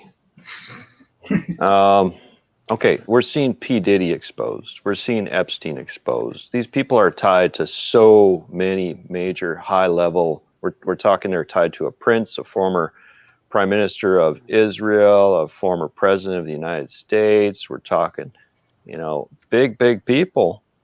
We're seeing the FBI expose, the DOJ, the CIA. Anyways, I'll stop. Yeah. This is unprecedented.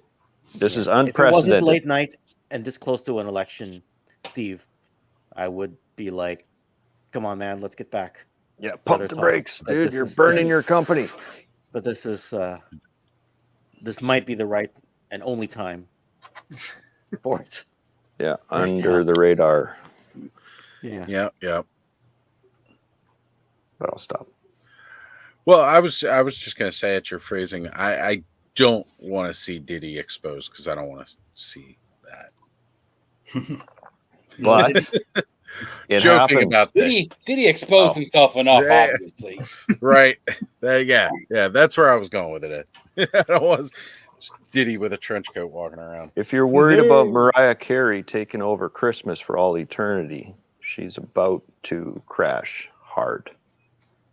Ooh. She was at a party where there was people that were not 18, and it's been brought to light. Wait a second. You mean we might not have to hear all I want? Oh, you'll still hear it. She just won't get any money for it. Yeah, she won't get paid for it anymore. She'll collect her pension in jail. Well, that kind of defeated my purpose of that, what I just said, but okay. So back to Rankin and Bass Toys. Yes, please. It was Rankin and Bass Toys. Wasn't it Memory Lane Toys that put out the Rankin and Bass Toys about I'm thinking 10 years ago? Yeah. Because they did Rudolph, they did I'm pulling it up. Santa Claus Coming to Town. I think it was Memory Lane Toys. I'm trying to see because I found they did a Yukon Cornelius too. Yep, Memory Lane Toys. That's the one. Yeah. Yep. That would be hard not to buy all those. Oh, dude, it was such a struggle back then not to buy all those because they had everything. Like even the constable dude from Santa Claus is Coming to Town. And oh, no way. Burger, Meister Burger. They were all. And they what line I'm? Oh, sorry, dude. They looked like they popped right off the TV.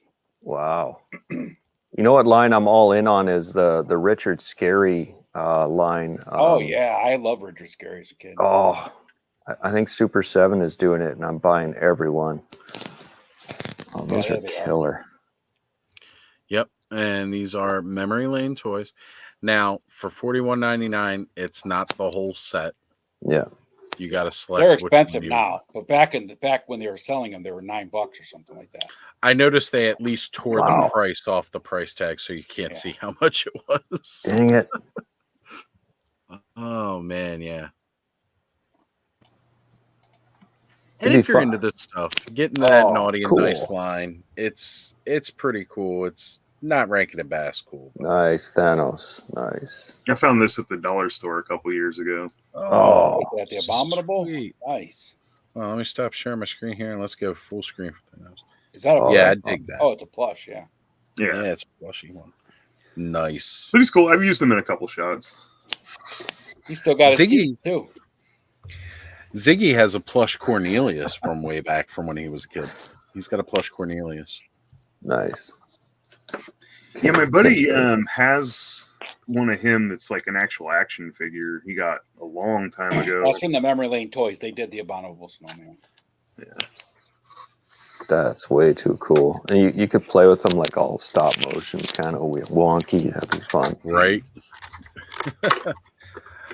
No, I'm digging it. I love looking at this kind of stuff, but then it gets me in trouble because then I go down rabbit holes and I want more. Oh, you know what I picked up? Oh, I should show you. Which extreme set is that, Thanos? It's the one that's modeled after the Ark from Transformers. Oh, but I got nice. it for like 17 something because it was on sale and I used the Skydro code.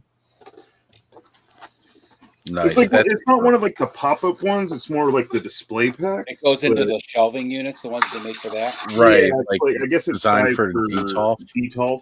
Yeah.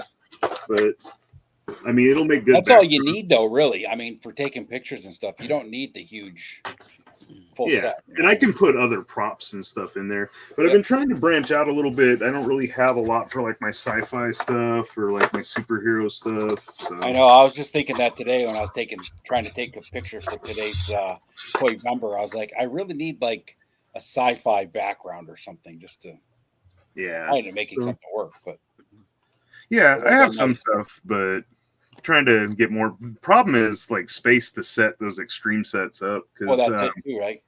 Yeah, they take a decent amount of space. But those things are nice because you can set that up against a wall because it's got a floor and a wall still, and then yeah, if I'm just using a small section of it, yeah. Nice. But even that section's still pretty. I mean, you could put 7 figures on there and still get all of them in the shot with the background easy. Yeah. I think it was Extreme Sets was the one that I bought. I'd bought Connor. He was getting into like all the Imaginext like Batman stuff because we had just done like Imaginext Power Rangers and everything. And I bought like it was like a streets scene, but it had like 2 buildings and then like everything like, you know, you could like there was interior to the buildings and stuff like that. So I made like a little Joker area. I made a Catwoman area. There was a sewer underneath. So like Killer Croc had his lair down there kind of thing. Bane and all like that had his own area. And then I put it on top of like another piece of cardboard because like you could pop it open, right? But then it would like kind of want to fold in on itself. And I took Velcro tabs and put the Velcro tabs on the cardboard that I set it up on and just made like this little Gotham City for Connor to be able to play with all of his Imaginext Batman stuff on it. It was really cool. That's fun. How old is he now, man? 9. He's going to be, he'll turn 10 in February, double digits. Wow. Yeah. No longer a single digit dude. Yeah, check out this score that I got. My buddy had this when I was a kid, and it was my favorite thing that I'd ever seen. Zoids. Oh yeah. Yeah. This is the mammoth. So cool. Yeah, I'm like becoming an addict to like Star Ears and Zoids now. I'm just looking at them way too much. But he had this thing, it's battery powered and it walks and then the trunk goes up and down and all sorts of crazy stuff, right? So I got this with the box that's all mint for like $130. I was really happy. Yeah. And you know, for me, part of the fun of that was actually building the Zoids because I had a bunch. I had like the Liger X, I had the Command Wolf. Wow. What else do I have? Out of Rev Raptor, big Scorpion one. Yeah, they have like a Godzilla one. Yeah. There was the Gojulus, which was like the original like Godzilla one. But then they had Death Soar and all like that later. That was like that. Oh man, So much fun. There's actually a guy I follow on IG, like he's called Zoids Endemic, and oh man, he posts some great shots, and he's got them from like all ages, like from back in the older ones. He's got newer ones. Yeah, I know BBTS actually has some now. Newer ones of the older models that I was kind of like looking at the other day. I was like, nope, you can't spend any money on it. You're going to lose. Yeah, you can't do it. It's But I tell you, expensive. and I also like the fact that like that was one of those toys where you could change the loadouts.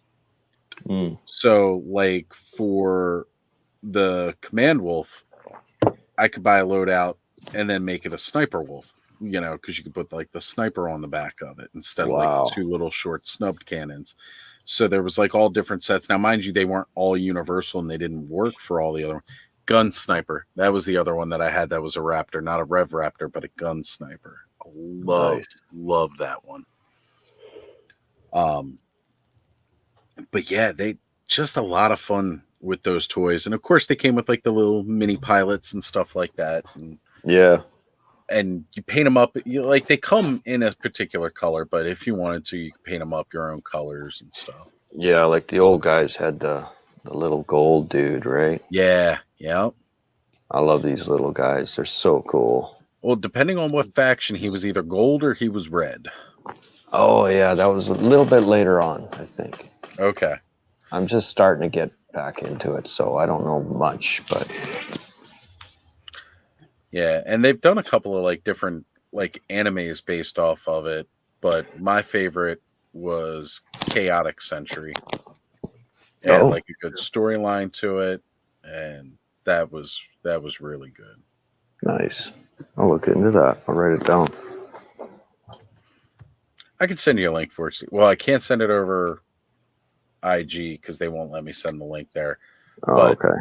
you just send me your number on IG and then I'll text it to you through an actual text message and get it to you. Chaotic what? Chaotic Century. Zoid's Chaotic Century. Okay, got it. Yeah.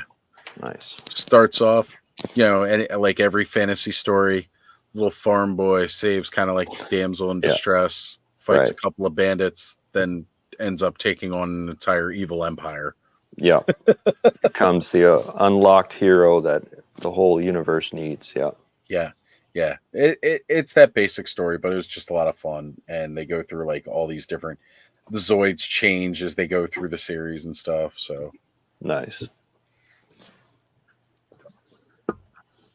Yeah, I got into Zoids pretty heavy when they first, when that show started to pop up. That's when I got into it because they had another show that I was like, I do not care for this.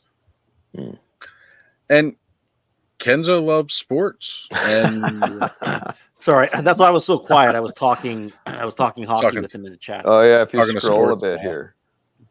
Yeah, we got okay. Say got a little debate going on the side here. Yeah, I'll leave it there. Just leave it there, Oz, because if you have to put Nick Lidstrom into the conversation, we all have to shut up. So.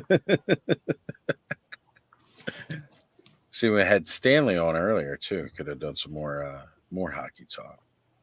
Kenzo keeps baiting me. I'm not going to take the bait on that one. You know he is. He's just on that keep doing it. On that one, Kenzo. There's so much I wanted to say, but it's not a sports talk. It's not a hockey podcast. He's just mad because he's too busy right now working to be able to jump online with us. That's what it is. Yeah, we miss our Kenzo right now. So we do. Yeah. And see, I know he's too busy working to jump online because otherwise I would have already got the message. Hey, can I get an invite? Can I just say I love the clubhouse? I mean, it's such a fun community. It is. And that's what it's all about. Like, there's a lot of shows now where they're doing larger panels with more and more guests on and everything like that on all their shows. But Clubhouse was one of the first ones that did it. Like weekly, we were doing the large panels, and it's created an atmosphere and a community where we all just get along. Yeah. Even you know, get everything here is so it's so judgment free. It's so judgment free. It's except for those guys that like sports. We don't like those guys. well, yeah, I'm not talking about the current live chat right now. Where these are clearly judgmental. I'm just talking here on screen and everyone outside of the chat who isn't talking sports right now. But it's the hard part is that just Cobb just talks our ears off the whole time, right? So yeah. He doesn't Strong let you get a silence. word in He doesn't edge. know when to shut up, that guy. I don't Yeah, know. Strong silent type. Yeah, something cool in the works right here. I was going to say, I what saw is it? some pictures of what you were showing off here. Yeah, it's in the it's on Instagram. Yeah. And I got to tell you, man, you get that out there. So is that like 3D printed parts? No, that's just photo editing. Okay, so just some photo editing. All right. That's what I was wondering. Cut and paste of some man at arms armor. Take a shoulder pad here, chest piece there, add them all together. And I'm just kind of coloring it in. Oh, nice. Yeah, that looks cool. Wow. Kenzo said for you to shut up, Cobb, because you're talking too much. There it is. There you go. Wow. That's cool. Yeah, that's cool. Right? Using that Horde Trooper body and just showing you the small edits you got to do to make it the armor from Revolution. And yeah, that would be the right step, because really there's not going to be a lot else. Again, toy makers save money when they can retool product. They get to use it more. And that was such an individually, uniquely sculpted piece that one limited run on Mattel Creations at $30 a piece just doesn't seem like you're really going to sell or move enough units. Exactly, yeah. So that's when I thought of that. I was like, oh man, they'll probably end up doing this. Yeah. So, like, how could you reuse some of that tooling so that way it's like, okay, it wasn't just a once and done kind of piece. And it's at a much larger scale than most of their other figures, too. So it's not even like you could reuse arm pieces for other figures, because it's just not going to work with that. But that suit of armor would be a good repurposing. Like that whole top piece coming off, that could just be replaced with like kind of like what I just did, just something more manual. Yeah. Yep. Nice. Yeah, because where else are you going to use that? You're not going to use that on just about anything else. One more time. Like, because even if you did a Hordak, right? Wow. He wouldn't be as big as the Horde Trooper would have been. Oh, yeah, the beefed out one where he's all at the end when he's all armored up. Right? Someone needs to make a dome for that. That looked kind of cool if he had a dome on that, right? Oh, it comes with one. Oh, yeah. It's the Horde Trooper. Nice. That's pretty cool. Yeah. Is that a green screen behind you, Thanos? No. I just have like a light, and then like that's my wall of shoe hangers that are full of toys. Right. I have a green screen. It looks like a green screen. I have a green screen. I just don't really use it. I have one too. I have no idea how to even start using a green screen. Yeah. The only time I used it was when I did the Force Awakens things, but then I just used it to hang tapestry. I didn't actually use it as a Cobb just completely edited a photo of a figure and can't figure out how to use a green screen. That's you can figure it out. Some of the shit I could do. You could do it, Cobb. Trust me. Nice. It's just removing the background and overlaying it. It's probably here on YouTube somewhere. Yep. Learn how. YouTube University is your friend. Yeah. I just working on equipment at work. I was like, oh, I can fix this. Look, Ken's doing it right here live using green screen. Oh, is it actually doing that? Is it actually doing it live? Yeah. Okay. Because I didn't. I was trying to look for the OK button to set it. I can't but see I guess it. there is none. Oh, yeah. Right. That's the background I like to use to make people think I'm rich and not a poor toy collector. So here's the one with my lights actually on, because from a while ago. Well, this is an old photo from at least 2 years ago. Anyway. Yeah, I was going to say your background's changed quite a bit since then, Ken. Yeah.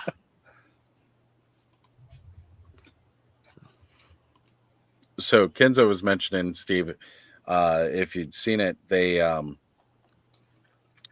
his domed head for the Horde Trooper, he painted the inside of it black so it wouldn't just shine through, and then the visor part lights up. Oh, no way. Yeah, I saw that. made it so it lights up.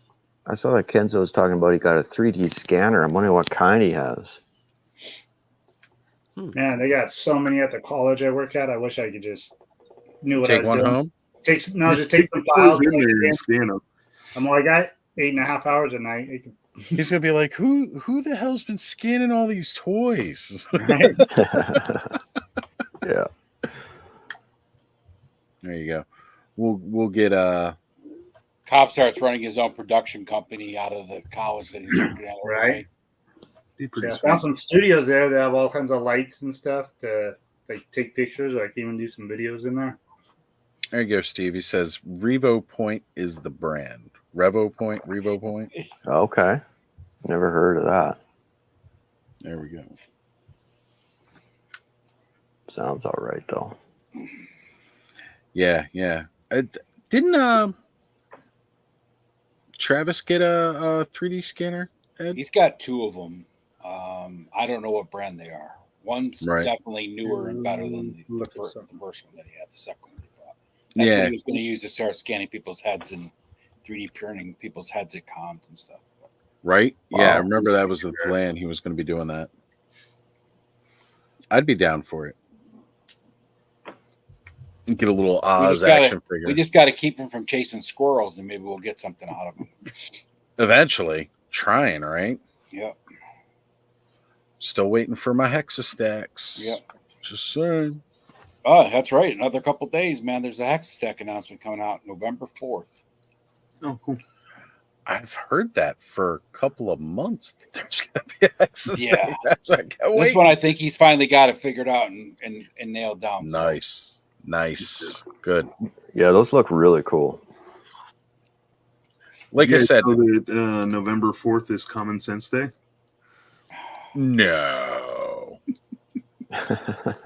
No. I posted that in the clubhouse. Like my calendar at work had it marked, and I was just like, "Oh my god!" Like, this is a day. Like, just once a year, I guess we use it now. So, I don't even. I think that's giving it too much credit.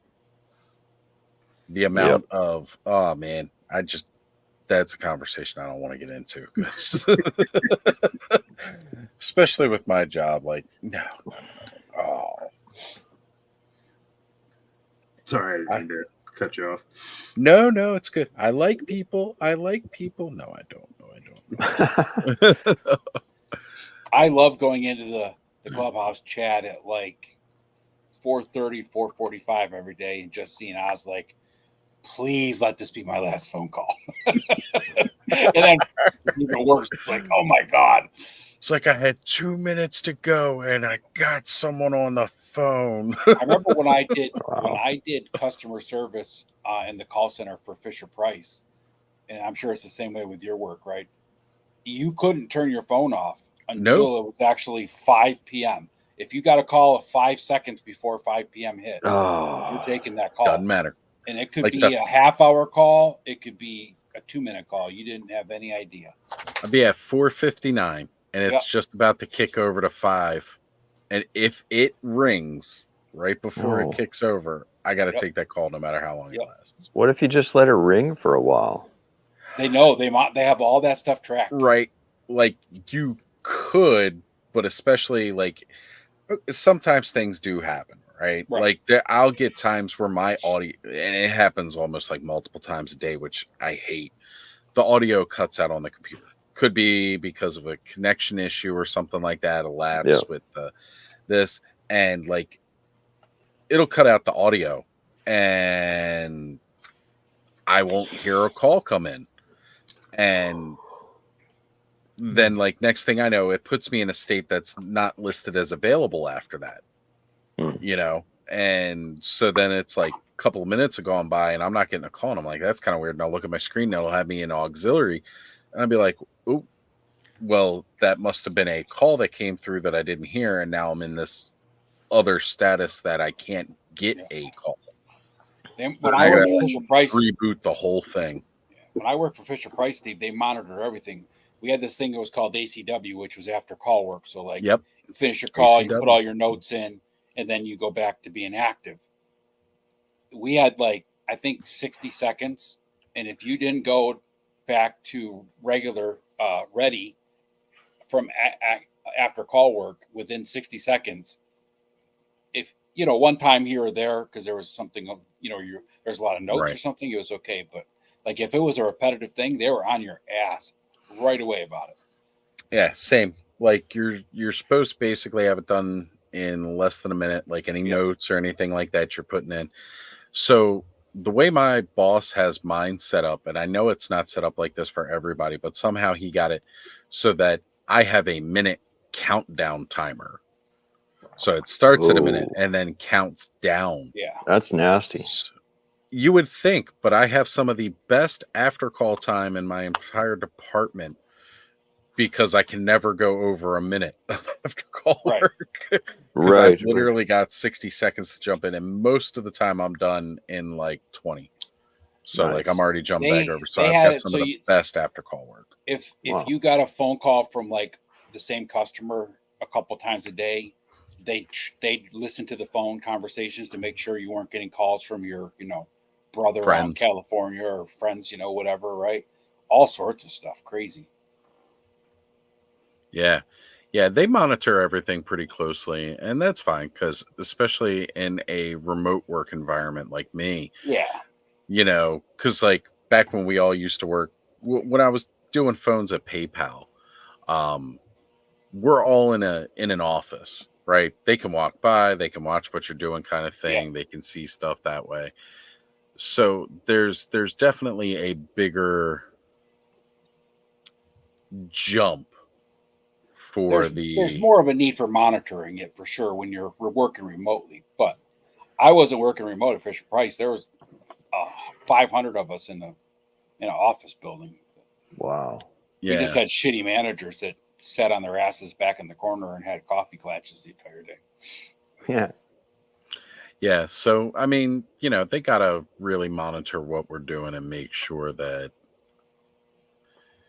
we are doing what we're supposed to be doing. So it's fine having them kind of watch over us, but it's just that 5 o'clock thing that's rough because it's like, oh man, you know, your shift is over and you're just praying that the phone doesn't ring, or like you did the other day when you're on the phone with somebody, you're like, please let this go until 5 o'clock just so I can hang this call up and be done.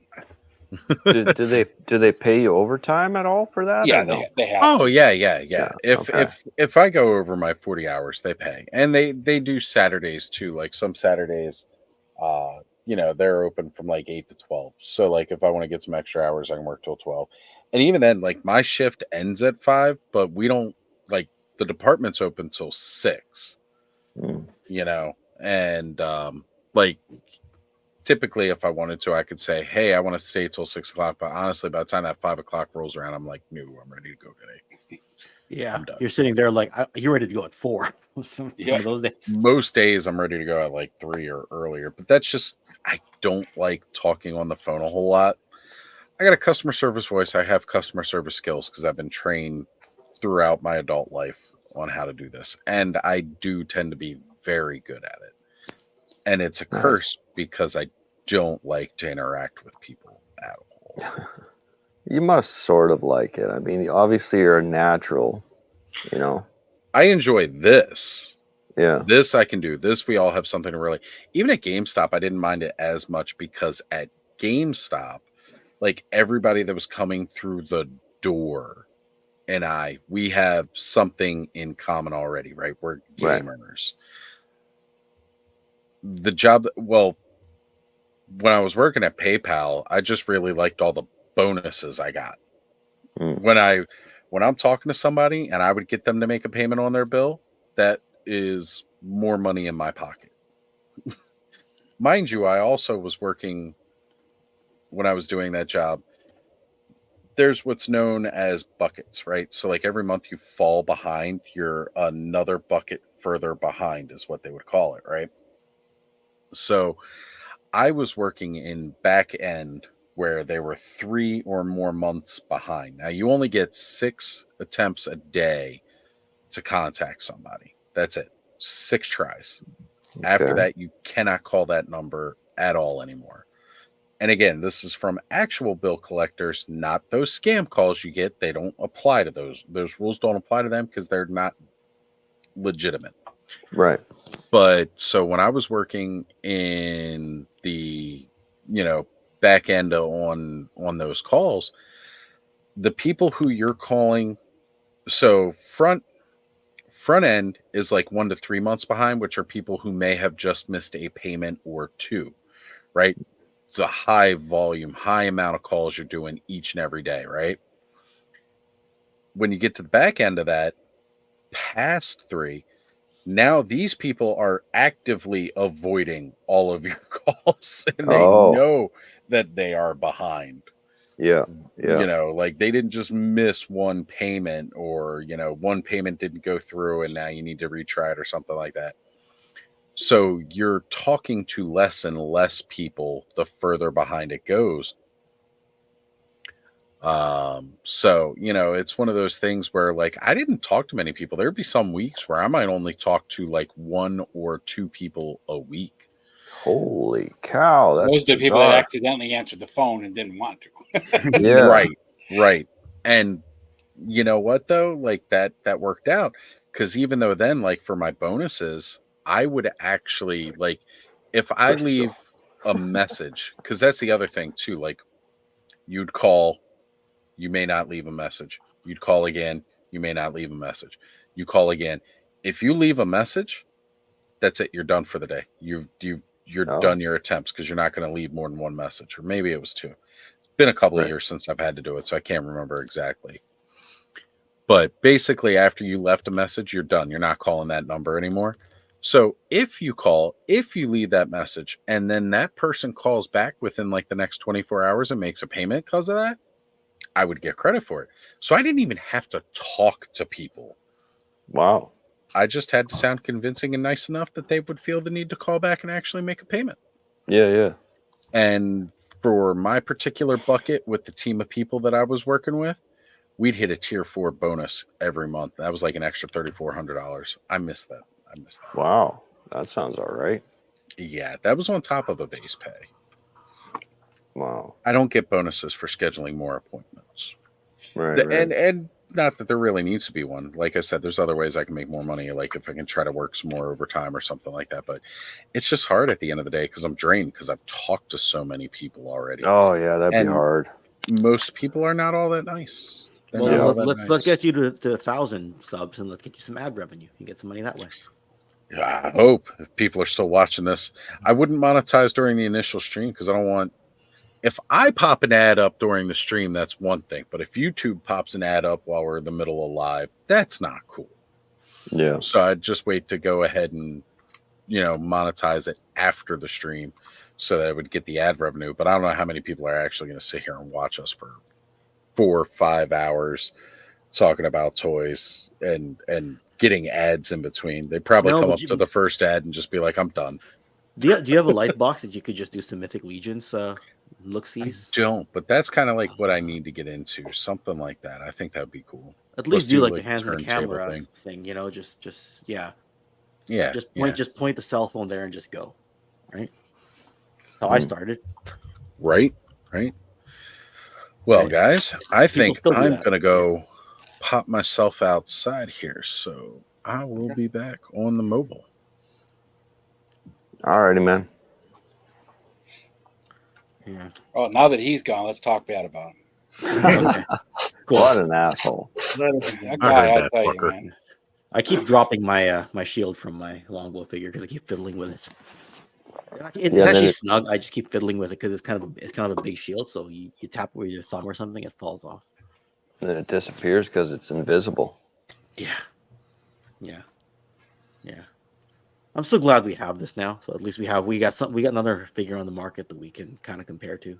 So do those ones have the rotating wrist or whatever? Yeah, they do. Do they? Yeah, they have the swivel wrist as well. Swivel wrist. That's the word. Yeah. I'm working on a collaboration with Troy right now from Call Sign Longbow to kind of get some information out there on these guys. They look really good. They've got some really good design. I enjoy how they're lining up. Like their lineup is quite interesting. I think they've done really well. Yeah. People keep comparing these ones to ours because I was talking to Troy about that last night. It's like one sort of just flows into the other because you have the Cold War era and then like the modern era, right? Well, semi-modern because I think our story set in either 2015 or 2016, Steve. I don't think we actually set the exact year yet, but it's in the 2010s somewhere. Yeah, that's right. Yeah. So, When the fit just starts to hit the shan is when we're popping the clutch. Basically, yeah.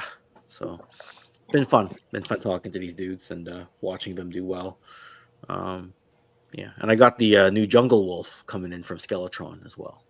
Oh yeah, I got mine already. He's pretty sweet. Yeah. I just ordered mine tonight. Hold on, Steve.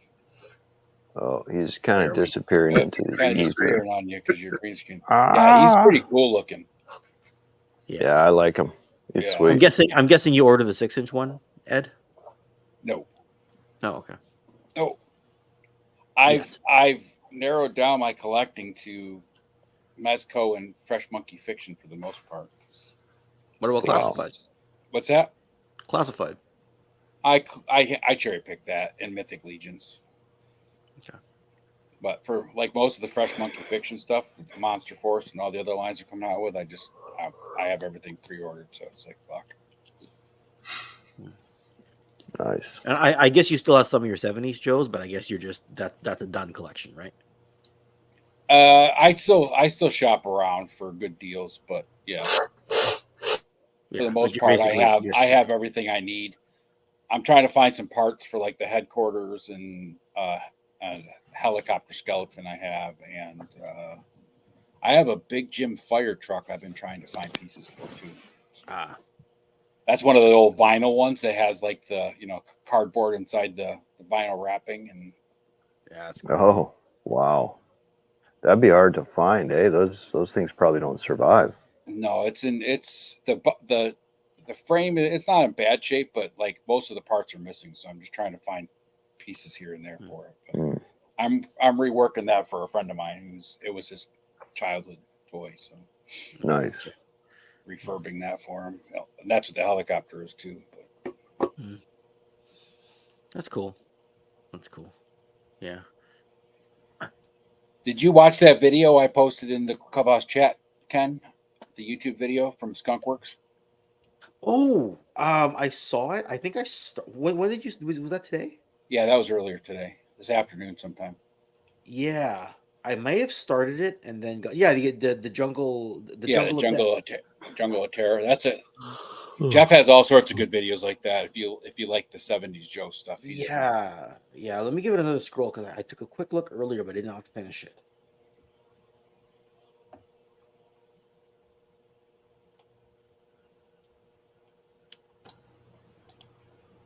I'm gonna hop off. My dog's having some issues, so.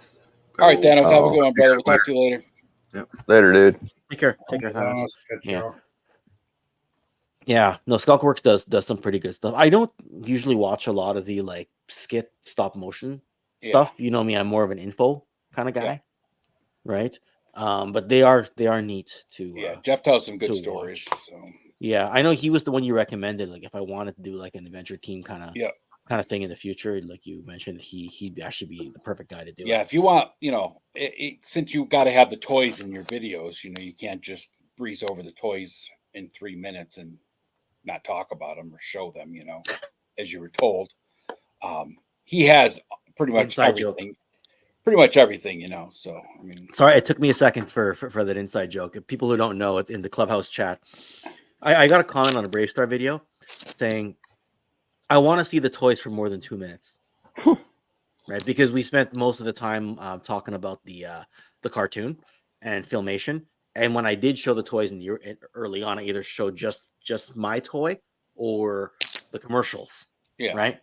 But deep diving into the toy line, we picked a segment in the video, which was actually more than 2 minutes if you count the unproduced section. But I just found that pretty funny that someone. The thing is, though, it's like when we did the Adventure Team video, right? I'd rather hear about people's like stories of having those toys and what they meant to them, as opposed to just seeing the toys. I mean, that's I can go back and rewatch commercials all day long if I want to see that. Well, stuff. that's the thing, right? Right. But you notice the way I did it, I ran it as B-roll, right? Right. Like you would tell your story, and then I would Yeah. flash up a photo, and we'd cut back to you, and then I'd flash up a photo again. I just run it as B-roll, right? Yeah, Right. it's much more enjoyable for that. Like I always wanted to like make an actual like coffee table book of people just telling like stories of growing up with G.I. Joe. Like not like their. I mean, yeah, some people would tell the story like with their first one or when they first saw Joe, but like just some of the adventures or the battles that they had and what they did, with their brothers. I mean, like those kind of things. Just, well, like it's so cool to just collect those from people. And just one of the stories you told was you had an uncle who's only 5 years older than you. Yeah, right. Exactly. And I think that uncle even had another brother or something like that. Yeah, like, I think there was more than one. They of all them had, said, they had another older brother. Yeah, that one Yeah, that was in the military, one that was in the adventure team. Yeah. Yeah. And Nice. but you had the one that was slightly closer in age too. You were saying you were in awe at everything he saw. Oh yeah. Right. Yeah. Because he would have been born in like the late 60s. So he was perfect age to like get the peak of the adventure team. Yeah. So yeah. And yeah, you said like you'd mix up your Tonka trucks with the Joe. Yeah, my big Tonka trucks. Yep. Yeah. So it was just cool to hear some of those stories. Yeah. Right. It's always funny getting criticism like from people who are just like, no, you need to do this instead of that. I mean, someone actually said that Delta 17 has to put out a cartoon. And I was like, what? Like, we're not getting our lore out. Yeah, sure, our toys are out, but where's the cartoon? And it's like, well, pass me like $2 or $3 million, and I'll get you a cartoon, right? Gotta pay the animation studio, the voice actors. Like, wow, like, dude, like, we are not Hasbro. I know. Anyways, we'll leave it at that. Hasbro isn't even doing that. I was gonna say you don't even have that for Joe. When was the last G.I. Joe cartoon? Oh yeah, that's right. There's not currently one. No. My next history video though is on G.I. Joe Resolute. So nice. Nice. Didn't you That's just a good one. do that? Oh no. Say what? Didn't you just do Resolute, or did you show it to me already? I showed it to you, but it doesn't go up till next week. Oh, okay. Sorry, I'm always ahead of the curve, so I'm like, Damn, you're doing the same video over again, Ken? What the hell? Yeah. Nice. See, and look, Briscoe does say that would be cool, and it would be great, but animation is expensive. It's not cheap. Would it be cool? Absolutely cool, right? But yeah. Oz, you actually have that link now as well. Yeah. I put it up on the Patreon. I mean, from the Steve's point of view, just getting the comic book done is a pain in the ass. Right. Can you imagine trying to turn it into a friggin' cartoon? It's a whole nother element. Yeah, that comic took like, was it 8 months? Like just because of like, the artist was busy, and then he, I don't know, it was like, holy shit. 8 months. It was 8 months from when I typed up your script and edited it. You had the audio files before that. Yeah. Go back to that whole thing we talked about earlier too, with the Mythic Legions, right? You weren't on at that point in time, but you got a couple of people that say, "Oh, you got to have a cartoon," but then you have 5 people that watch it, and then it doesn't matter anymore, right? It's like, Right. Now, as much. Okay, so 5 people need a cartoon so they understand the lore, but well, yeah, and then that a lot of comic investment book, for a small amount of return. well, totally, and that comic book took us like 8 months from beginning to end. If the artist was like, available from day one, then it would have been just like maybe 2 months, right? But so it takes 8 months. It costs about what was it, $10,000? Well, we were basically breaking even. No, we haven't broken even anywhere yet. No, what I'm saying is, if we sold everything, we broke even. If we sold everything, we'd still take a loss. Well, we would, because of the 10% discount on the site. All that stuff, right? Yeah, and we gave a few away for free, and after shipping, we lost not shipping. After like just other overhead costs, like stacking it at the fulfillment center. Yep. That's what it is. Renting floor space. Wage your profit. Yeah, we technically it is a loss leader effectively. Oh yeah, no, I think we broke even if we sold everything at full price. Yeah. It's just to get the lore out, to get people excited, and you get maybe like 10 people saying this is awesome, and it's like, you know, so that's like $1,000 per person saying that this is great. Right. And it's like, holy shit. Like, I want to keep doing it. It's a lot of fun. It's very important. But it's But it's a loss leader. That's why right. some people put their Yeah. comics for $10 or even $7, because then Well, per that's why capita- everybody's going to the digital comics now, just because it's less expensive because you're not printing. Right. You don't have the production cost. housing and But that shipping. being said, I still like holding my comic and reading it. Physical contact with the comic book is what makes it. Yeah, the Carlson Longbow comic, I found it was a lot better when I had the physical copy. I'm not sure what it was. Like, I read it online. I'm like, this is okay. It's that And then I tangible actually- feel, man. It's a No, tangible feeling of nothing beats, Being able to you flip. know. Yeah. Yep. I'm not Flip sure what the it was. pages, I go loved through it. Yeah, I kind of liked it, and then I suddenly loved it after. I don't know what it was. Yeah, and you know, like I still read the Delta 17. It's not like I read it once and then I put it down. I actually like going back through and looking at all the art and everything. And I got the Savage Crucible comic too, and picked that up and was reading through that. I like that, you know. I like that tactile thing. I like mini comics with my action figures, you know, because of Motu. But you know, it's an extra production cost, and there's different headaches that come along with that too. That, you know, it does just add more to the mix when your plate's already feeling like it's full. Sometimes do something. Now add animation studio and like I said, voice actors and everything else like that to it. Oh yeah, That's just a whole nother headache. We're spinning plates as it is. Yeah. If Oh, you're gonna totally. do a 1 minute, you know, stop motion video or something that somebody was going to do for you and act out all the voices and everything else, you know, or have him and somebody act all the voices out for you. That's still time consuming to do that. Yep. Well, I'll tell you like what, though, you ever do have somebody act out any scenes and you need a voice actor, you need a voice. You know, I got a good black screen right here and a great voice. Just saying. Yeah, I'll do it for no, I free. hear You you. wouldn't have to pay me. I need I somebody that can volunteer do for a the work. He-Man voice. I need We like still a pay. 3-second clip of He-Man. Someone that could do a good He-Man voice. I can do that What's for you. He-Man sound like? I don't even know. I can do that for you. I got you. What's He-Man sound like? It Oz? worked Do this other He-Man day. You voice. said you couldn't do that, Oz. You're like, all you do a lot of voices. I don't know about He-Man. I can't perfect the original He-Man, no, but I can do my own. And good morning, TJC. I would do the whole He-Man thing, but it's also, you know, it would be 3 a.m., but it's 2 a.m. right now, and I'm not yelling in my neighborhood. I have the power. Clip I did. Yeah, we'll Oz yells, I have the power. All you hear is a bunch of shut the fuck up, asshole. yeah. You'd probably It's 2 hear a.m. gunshots before you'd hear the shut the fuck up. Right here in Baltimore. Smash that like button to go with that little clip I did. There you go. There you go. Smash that like. Smash all the likes.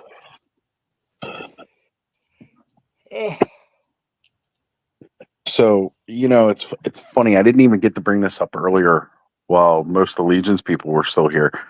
I think part of this announcement and surprises that they're going to talk about, because they're moving into the Great Beasts, is that we're finally going to get the book, The Rise of the Dark Four, that Jeremy's been teasing. So good. people who've been wanting... We've needed a big piece of lore for Legions for a long time. Right. Yeah. People that have been wanting the lore, I think, because it seems like Jeremy's been hinting at it, and the way the last couple of blogs that they put up, it just seems like more of it's like kind of complete now. I think we might finally be getting the Rise of the Dark Four book announcement.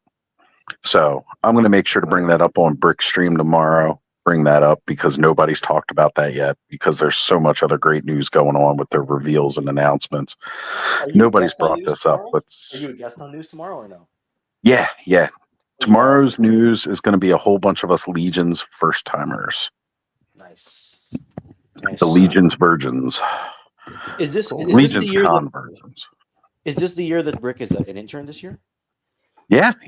Brick's going to be intern for a day. Nice. Lucky jerk. beat the rest of us out and, managed to get that raffle. I mean, it's a raffle, so, we all had the same amount of opportunity as Brick did. Brick's name just got drawn from the hat, so. So now he's a Spiro's guy and a Mythic Legions dude. Well, it's just for the day. He gets that experience. So, intern for a day. I mean, I'd love to go to intern for a day and turn it into a job. Just saying. Yeah. I'd love to work for those guys. They're so they're the rock stars, and it's funny. I never even thought about how I've just followed them through my life and what I've enjoyed with toys, from McFarlane to Masters, and now have moved into Mythic Legions. It's these guys have been the ones that have been doing it all along, and I'm like, oh man, yeah, wow, pretty badass. They didn't officially form Four Horsemen Studios till 1999, but they had all been working together. Yeah, they were all working together under Todd as sculptors, and then in '99 they became their own studio, and moving into that because this year is the 25th anniversary. So, of them as a studio. We were all hanging out for a couple of years. We didn't call this clubhouse until last November, was it? Yep. Yeah. It was a little bit before November. It was basically it was October last year is when I finally just started calling it the clubhouse. September or October of last year. Nice. We kind of found the niche of what this was, and I was like, all right, I'm going to label it a clubhouse because that's what it is. We all hang out at the clubhouse on Saturday nights. No, I mean this is great because there's so much that goes on in our lives, and just being able to come here and the rotating cast, Cobb is pretty regular, Steve's semi-regular at the late night. You got you, Ed, Joe, everyone, Adam. Yeah. Punk most nights, Payne's early on. Payne's and I rarely cross over, though I did jump in before you went live earlier. So right. Say hi. Right. Everyone, Thanos, Bud. Right. I was going to say the last we heard for Bud, he was surrounded by gummies and hungry. Oh, no. I really hope he didn't eat them all. That was the last we heard from Bud. Bud won't do that, right? And normally he will pop back on with a face reveal. He's not here. I'm a little worried. Oh no, you'll get a message in the morning. He probably just passed out having too much fun. So yeah, it's just nice to have kind of the support network, whatever you're kind of going through. Yeah, we all kind of got each other's back. It's really nice. Exactly. And we just enjoy spending time with one another and getting to do this thing, talk about this passion that we share. Yeah, because we have our day jobs, right? And we have our daily lives. We struggle through certain things. We love certain things. But we all kind of come here, and it's like the Cheers hangout. Yep. Yeah. Yep. Kind of. Yeah. That's actually what Brick called it a couple weeks ago. He said, "Toy Cheers is what Clubhouse feels like," and that's exactly it. It's also, a more 90s example would be Central Perk kind of thing. Right. Exactly. But that's the kind of atmosphere that I have enjoyed cultivating with this, and I feel is a space that's needed. We call you the team captain, so I'll wear that. See, I'll wear it. You do it well, man. Thank you. You're a gentleman. I do appreciate that, Steve. Don't let the word out there that I'm such a gentleman. I'll lose my street cred. Yeah. Right, eh? Nah, everybody knows this bear's got teeth when he needs it, and he's had to use it on a couple of occasions. You had to use it a few times, yeah. So, but that's how you don't become a pushover. If people know, if you have to grit your teeth, you will, right? Yep.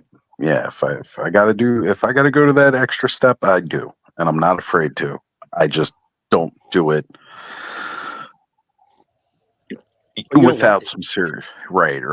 I only do it in the extreme when it needs to be done, and it's only been done a handful of times, thankfully, right? Yep, where I've had to really put that kibosh down and set some rules and stuff. So, but fortunately, everybody here is just very respectful and everything else. So it's not something that really needs to happen. And those that weren't respectful, they've been removed permanently and won't be back. So yeah, absolutely. But then there's no drama. Yeah. See, I don't like that. Well, we bring the drama in once in a while just to keep things lively, but then we kick it off for 6 months, and Right. Yeah, no, we don't do that. We try not to. I'd have a lot more views and a lot more clicks if I did. Yeah. Well, just have me on more with when I'm unfiltered, then you'll lose half your subscribers and I'll lose half my customers and we'll all be happy. Yeah, that's exactly what we want. Yeah. Well, guys, I think it's really winding down here and all like that, but this has been an amazing stream. Glad to have spent it with everybody. Had some great people from the Mythics community in. Spent a great time with some people that I'm actually going to meet in person finally in the next couple of weeks. And, there's still some people here that I'd like to meet in person. As a matter of fact, the entire bottom row, I know one day we will all be spending time together in person. Oh, heck yeah, for sure. And I can't wait. Joe Fest 2025. It's going to happen. Well, maybe not for Cobb. But at least for Ken and You got to Steve. make it, Cobb. Come on, man. We can wish for it, Cobb. Yeah, Cobb, what's your problem, man? It's not that far. If fucking Prince Adam would drop the furry trunks and dangle his balls, fucking Cobb would be there in a heartbeat. Joe Fest. There you go. There you go. Yeah. Let Thanos do the driving. I'm sure he'd love that. Just drive some more. All right, everybody. I want to do another special shout out right here to everybody who chimed in with the super sticker from Todd C, Hyperdelic with the super chat, K-Roll with the super chat, and Allison Troy as well with the super chat. You all are awesome. I don't know if I'll ever get used to being able to see that I earn super chats in a stream. Yeah. But, hit the wrong thing there. Sorry. Didn't mean to blank out Thanos's comment there for sure. See, look, road trip. He's down. There it is, Cop. You guys are making it Joe Fest 2025. Talk toys in person. Thanos will have a special workshop, how to lose subscribers on IG. Maybe Thanos could steal like a ambulance or something from the work, and then There you you guys go. could get there really fast. You just have the lights on. Right? Just hit the lights and go. Change your Jeep if we're going to Joe Fest. Here we go. Grab an Ecto 1. Right there. There it is. We got Briscoe saying go 6 more hours, guys. Look, we already we had the 136-hour stream last week, and that was enough. We did 24 hours earlier this year. Next year, we've already said there's going to be another 36-hour stream drive. There's going to be more with the we're going to do another 24-hour San Diego Comic-Con stream. And you know what? There will be plenty more really long live streams, but 5-6 hours are pretty good for a Saturday night, I'd say. And coming in with the $5 super chat from Mr. Home Arcade. Thank you for being here, brother. So there's another one for you, brother. Thank you, Mr. Home Arcade. I'm pretty sure Mr. Home Arcade's going to be heading to Legions Con. Oh, pretty sure he's going to be there, so I will see him there. That's cool. All right, folks. We will see you all next week. Ed, if you are up to it, you're going to run the clubhouse? Yep. I'll be running it next week for sure. Excellent. I'll do it right here. Hey, if you're tired and you need a break. All right. Well, guys, we will see you all next week. I will be popping in with many guests from Legions Con. We'll join in and say hello to everybody from there. So we will see you all next week, guys. Take care, everybody.